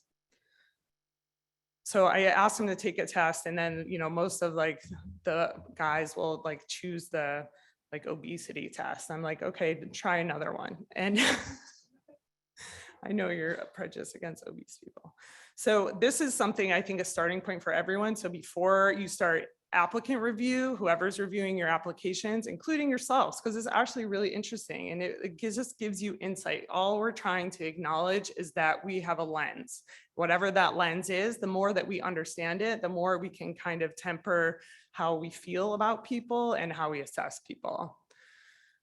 When we think about how to improve diversity in our specialty, there are a lot of barriers, and especially as we've made some improvements in some of our diversity efforts, there's a really huge difference in the preparedness just based on early exposure, not having role models. I never had a female faculty in any of my surgical training. I think now my training program maybe has one female faculty. I'm not sure she's even clinical. And, in terms of access to this ridiculous arms race that we're going through in terms of the applications, where they have to have all these peer-reviewed publications, they're doing an unpaid research here. That's we're getting into 6 figures of debt just to get into your specialty. And the thing that's really absurd about it is that we are evaluating them to be these really highly academic applicants, and we think they're going to stay in academia. Well, only 10% are going to stay in academia. So we're selecting them for traits that actually have nothing to do with how they're going to practice. So that's something we're trying to do with our revolution and the winter retreat. So please feel free to come to that as we start that process. But other things that are really important, and I'll go through a little bit of the detail, letters of recommendation, where you're able to do a sub internship, without the scholarships. I mean, you're paying, easily $5,000 to go live in another city, rent a car, rent a house, have a flight, pay for food. And it's just the price tag just keeps going up and up, not to mention when you're traveling, for interviews. So the first, kind of thing that does level the playing field a little bit is having virtual interviews and allowing that accessibility, although obviously people are very polarized about that. This is one of the comments from this unfortunate stream on the chat, but it keeps coming up in this presentation. It was part of another presentation that we gave on this. But when you think about it, again, I rely very heavily on my coordinator to vet everybody for every single communication. So really invest yourself in this process. How people act with me is probably the least important thing, because I'm going to have a quick touch point. They're going to be on their best behavior for the 15 minutes of the interview. How they react to the staff, how they react to the coordinator. Are they responsive? Are they annoying? Are you going to be able to deal with this person for 6 years? And I know it sounds really rudimentary, but the hardest thing to train is a sociopath. So professionalism is definitely the most important thing. Being able to play nice in the sandbox, work on a team is absolutely critical. And all of this other stuff, how many peer-reviewed publications, your board scores, really pretty irrelevant when you look at ultimately what people end up doing. So I think that, trying to figure out ways to incorporate holistic review, and I know the applications are all already under review, but a lot of these components of the application, which is why I'm going through it, really influence how you look at your interviews. So everything that you're looking at in the application influences how you interact with those people. So it's something to consider if you really want to try to go to the next level and make it as holistic as possible. In terms of what predicts success, none of these really predict success in practice. So everyone's trying to make the connection. Does in-service mean you're going to pass your board? Does that mean you're going to be a good surgeon? Does that mean you're going to be a good resident? And there's just like a lot of weak associations. This is one article that like tried to kind of correlate these things, and basically nobody knows. So, you're just going not with your gut, but hopefully with an approach where you understand what your bias may be, and that you help your team to understand what their bias may be, and try to look at it a little bit differently.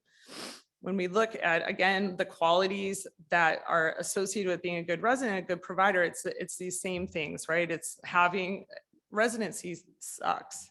You're tired, you're overworked, you're miserable. So you have to be able to demonstrate that you can overcome adversity. You have to be able to take feedback, which is apparently very difficult in this generation.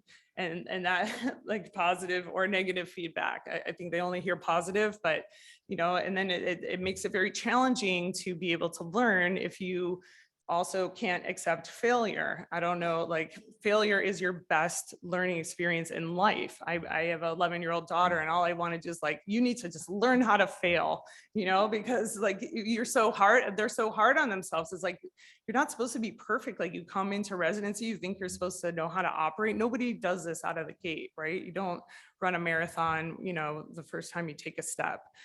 I think, really having empathy and knowing that you're going to care about your patients, being committed to what you're doing, and ultimately like having some flicker of passion about this, because if you're going to be a surgical trainee and ultimately probably your practice as a surgeon is going to be even harder than your residency, you have to love it, or love some aspect of it that you can kind of fan the flames of that passion.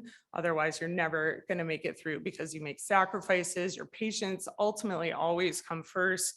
If something, you're having a horrible complication, it's always going to pull you away from your family or other things that you want to do. Communication is usually the number one issue when there's professionalism problems. Being able to communicate effectively, being responsive, and not just texting, but being able to communicate both orally and responding to emails is great. Holistic review, I'm just going to touch on that. I know we're a little bit past that game, but again, this has some really good points for also how to approach it when you're in person for your interviews. So this is one of the earlier studies that looked at how to do holistic review.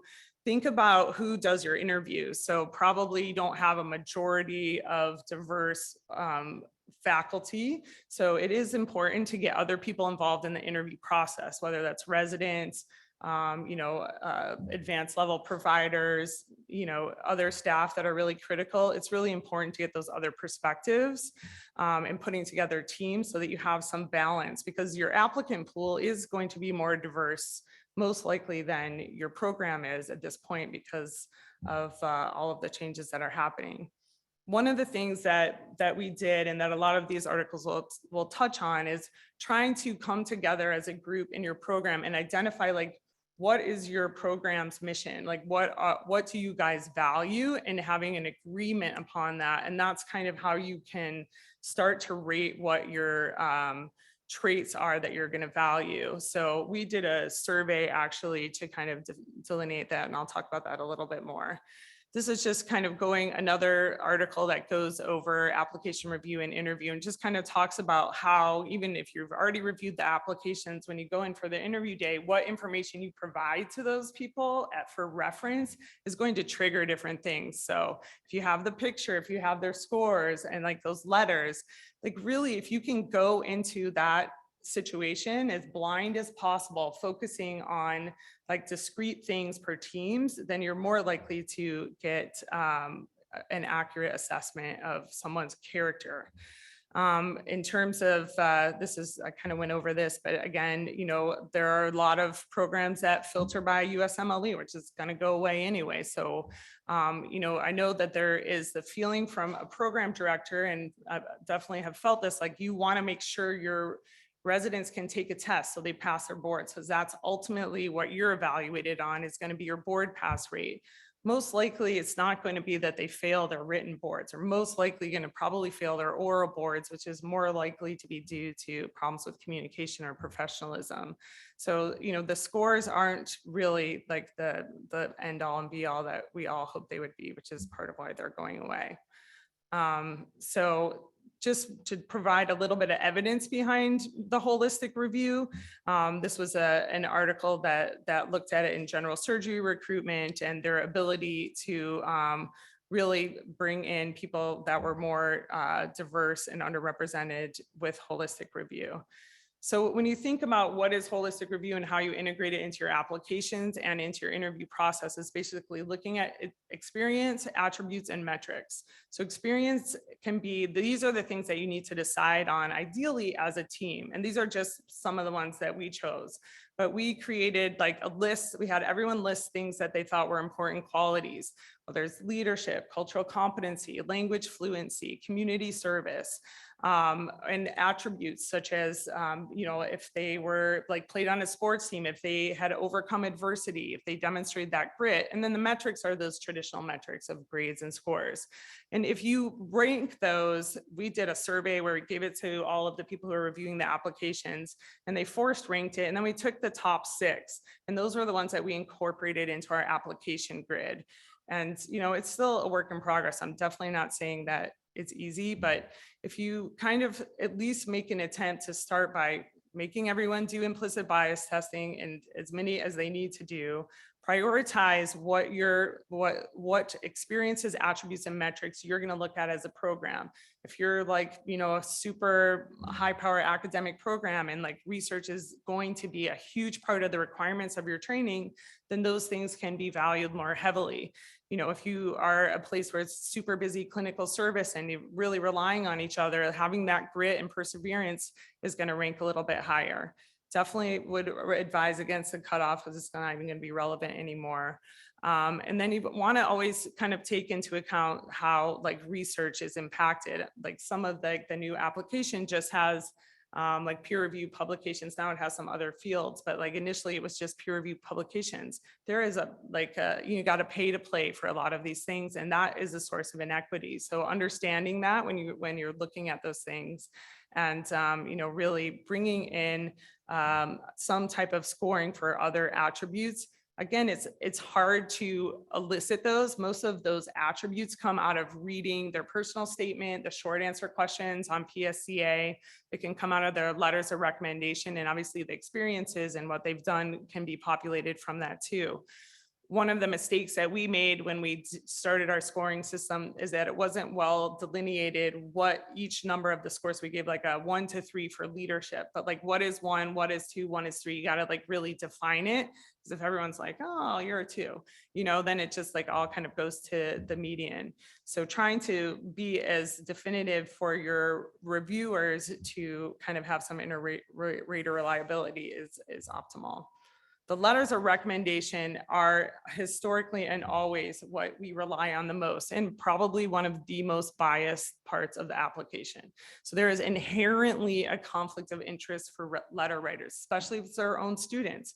We want our students to match, right? And so it's very hard, you know, it took me years to like find the magic decoder ring between I recommend, I strongly recommend, I very strongly recommend, I passionately recommend. Like, what does that mean?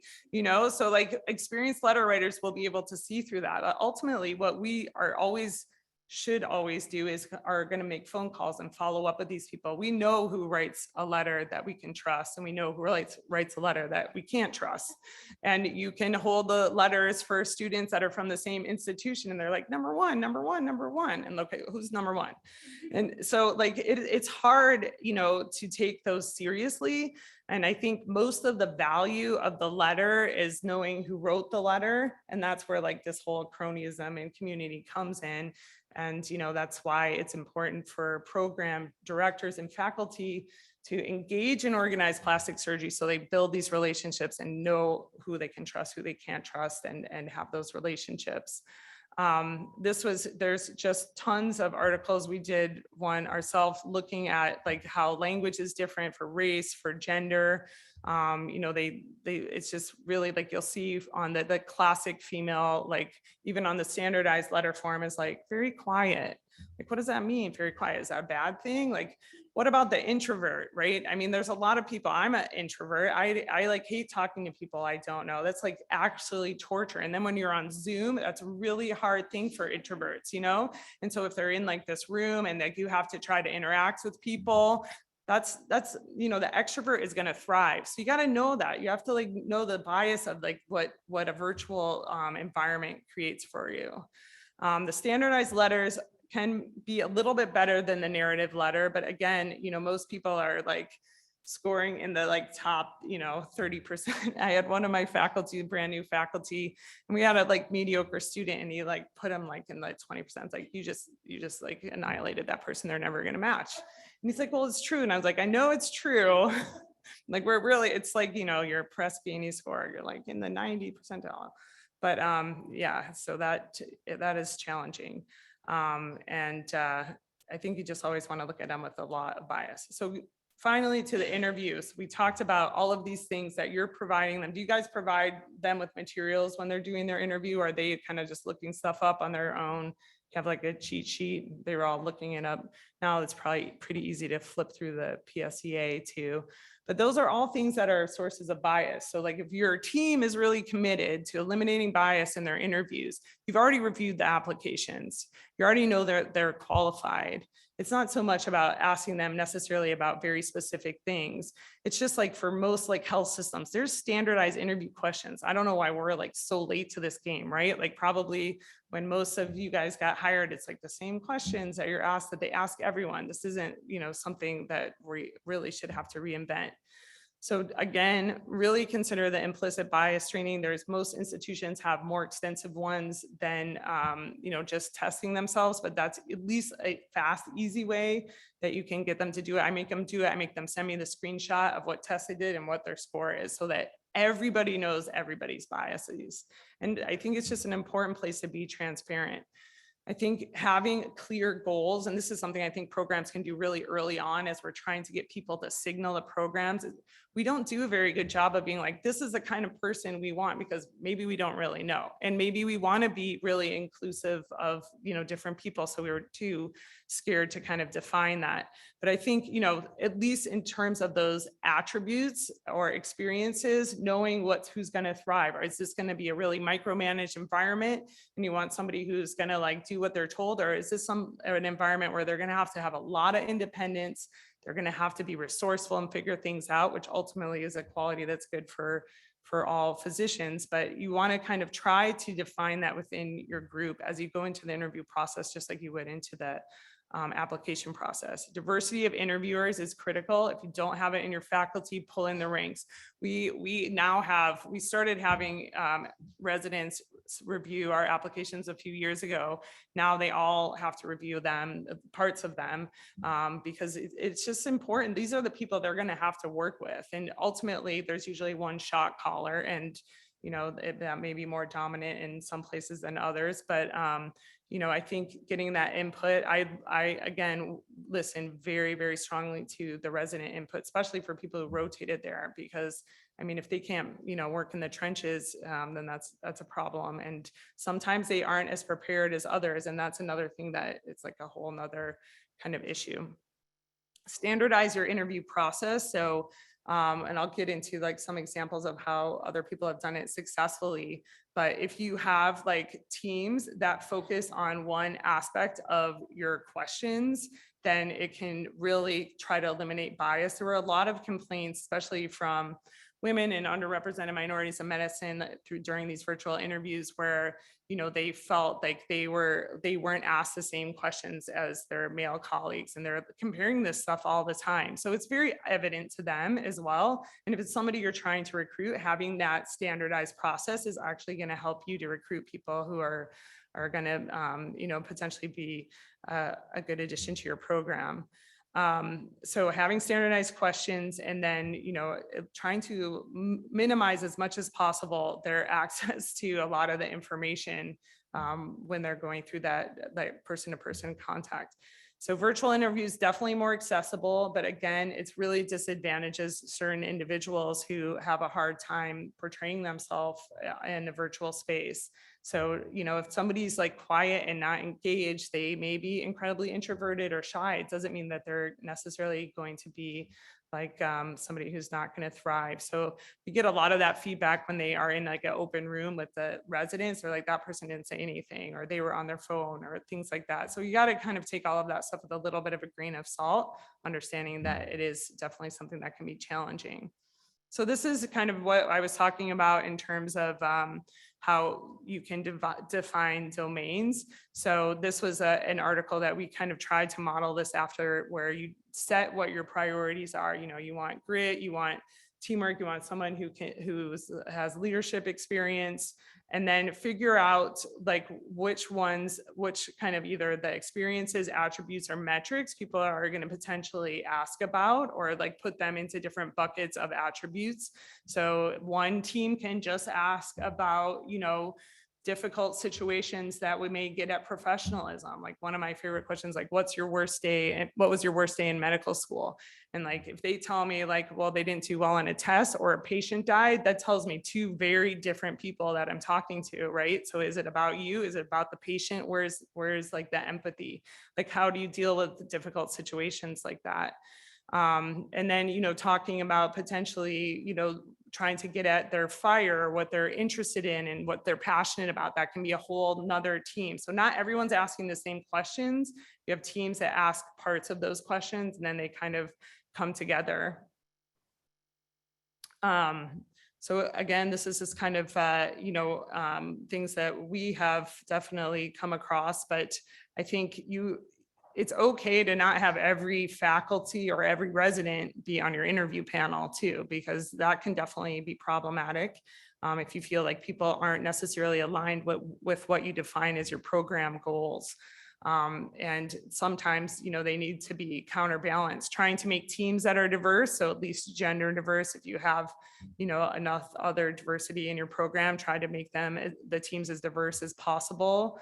And really trying to define in advance what you're looking for. Use the structured interview questions and try to be as blinded as possible to their application. And then definitely solicit feedback. So, you know, some of the things that we have done have, as I mentioned, set our program goals.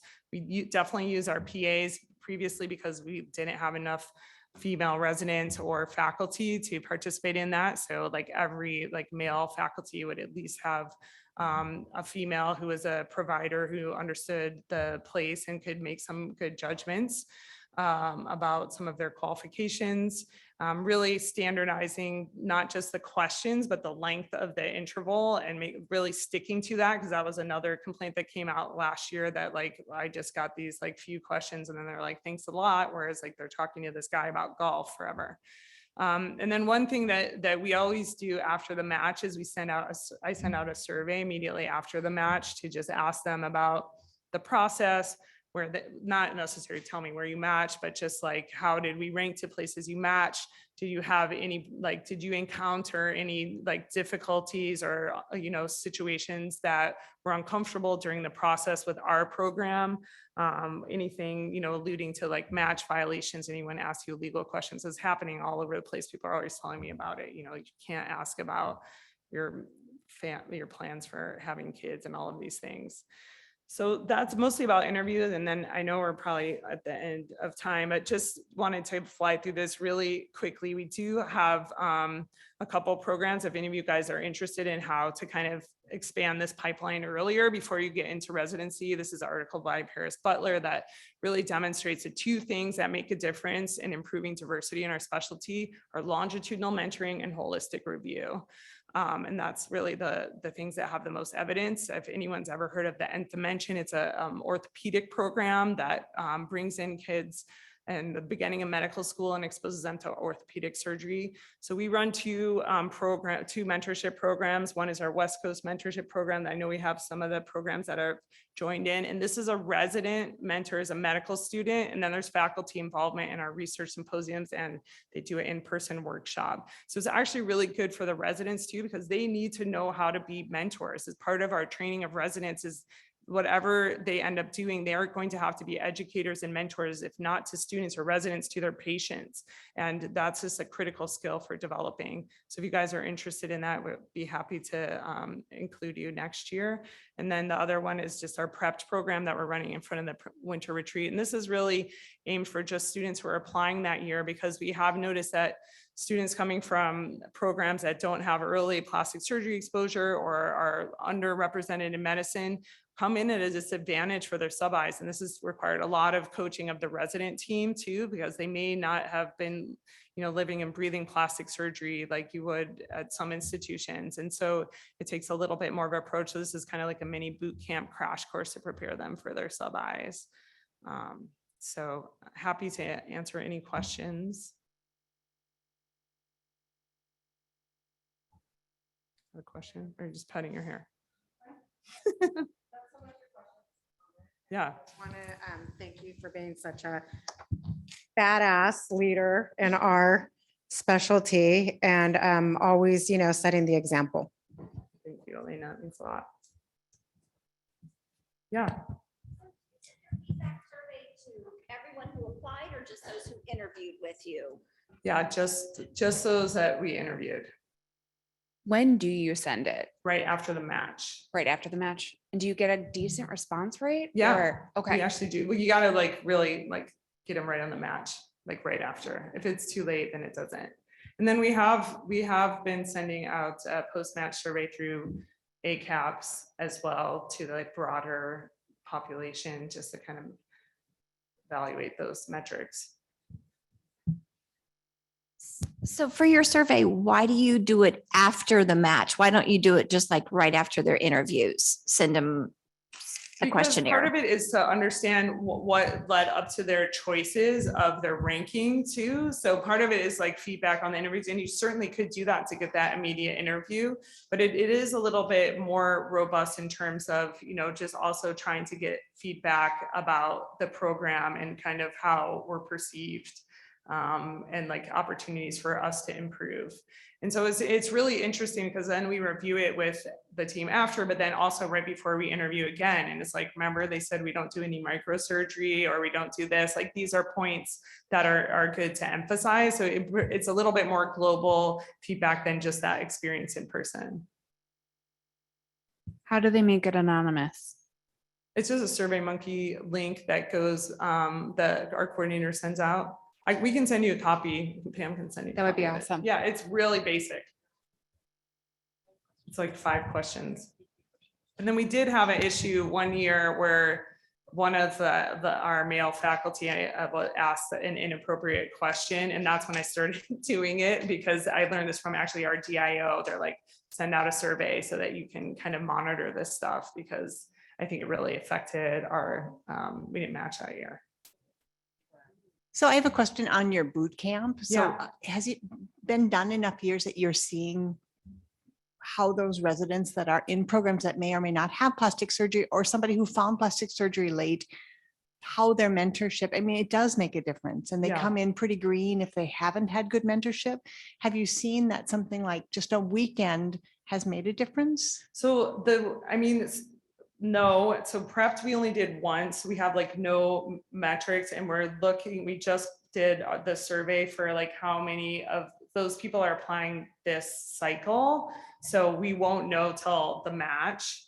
And I'll tell you, like, there are a lot of people that I don't think are gonna match. Right. And some people that won't even go through. And we counseled them on that too, because they've had no exposure. I mean, it's really sad. Like you get like FMGs that come in, they're like, I'm gonna do plastic surgeries. Like, you have a 1% chance. And that's if you have 50 publications and you've been in somebody's lab for 3 years.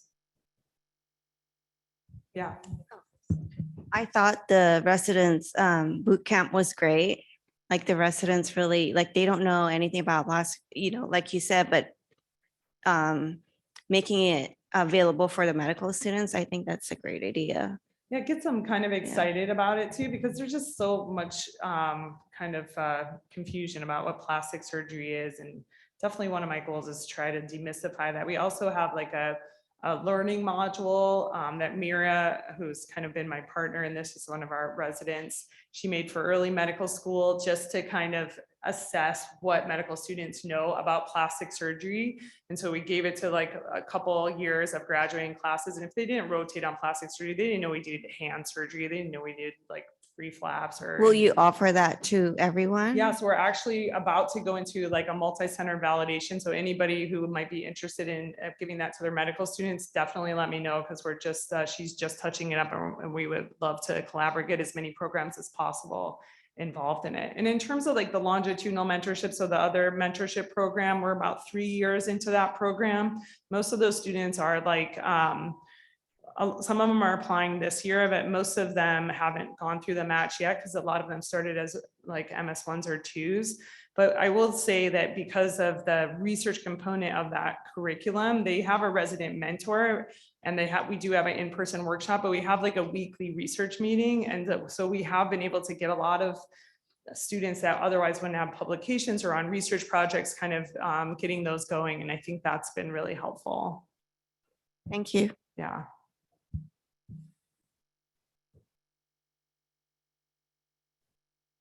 All right. Anything else? Well, thank you guys so much for your time. And I gotta say, I am in the deepest gratitude for all the work you do. I mean, literally, I would lay down my life for my coordinator, and I, don't even know how she does it and maintains compassion for the residents who can be very challenging at times. And so you guys are really have an important role in the surgical workforce, which you may or may not recognize entirely. So you're absolutely a critical member of the team. And if there's ever anything that I can do to help support you or any questions, I'm always here for you. But I'm like your #1 fan for sure.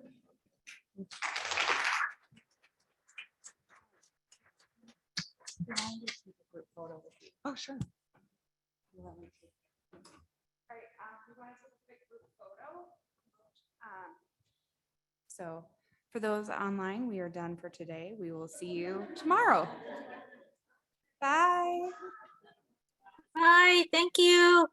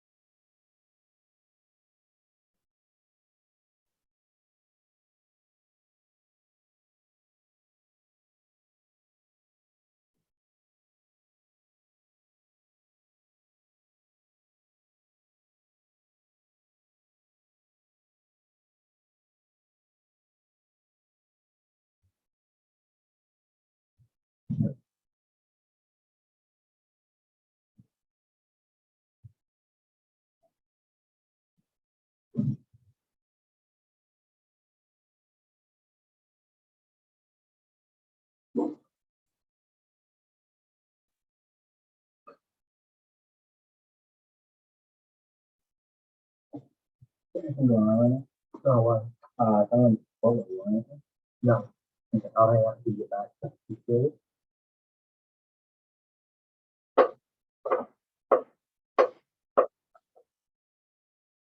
How far away is the boat right?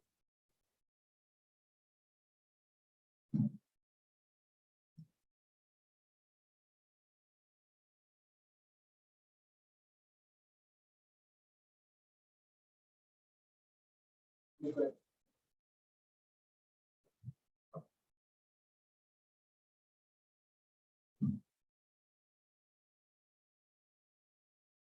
Cool.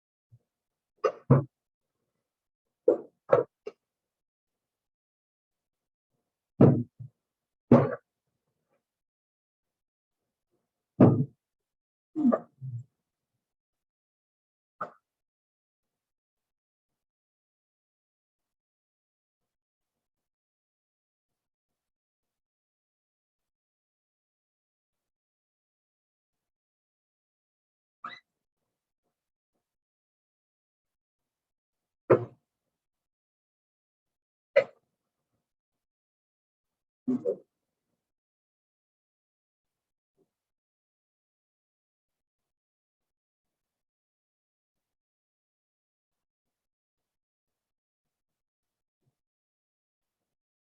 Halloween.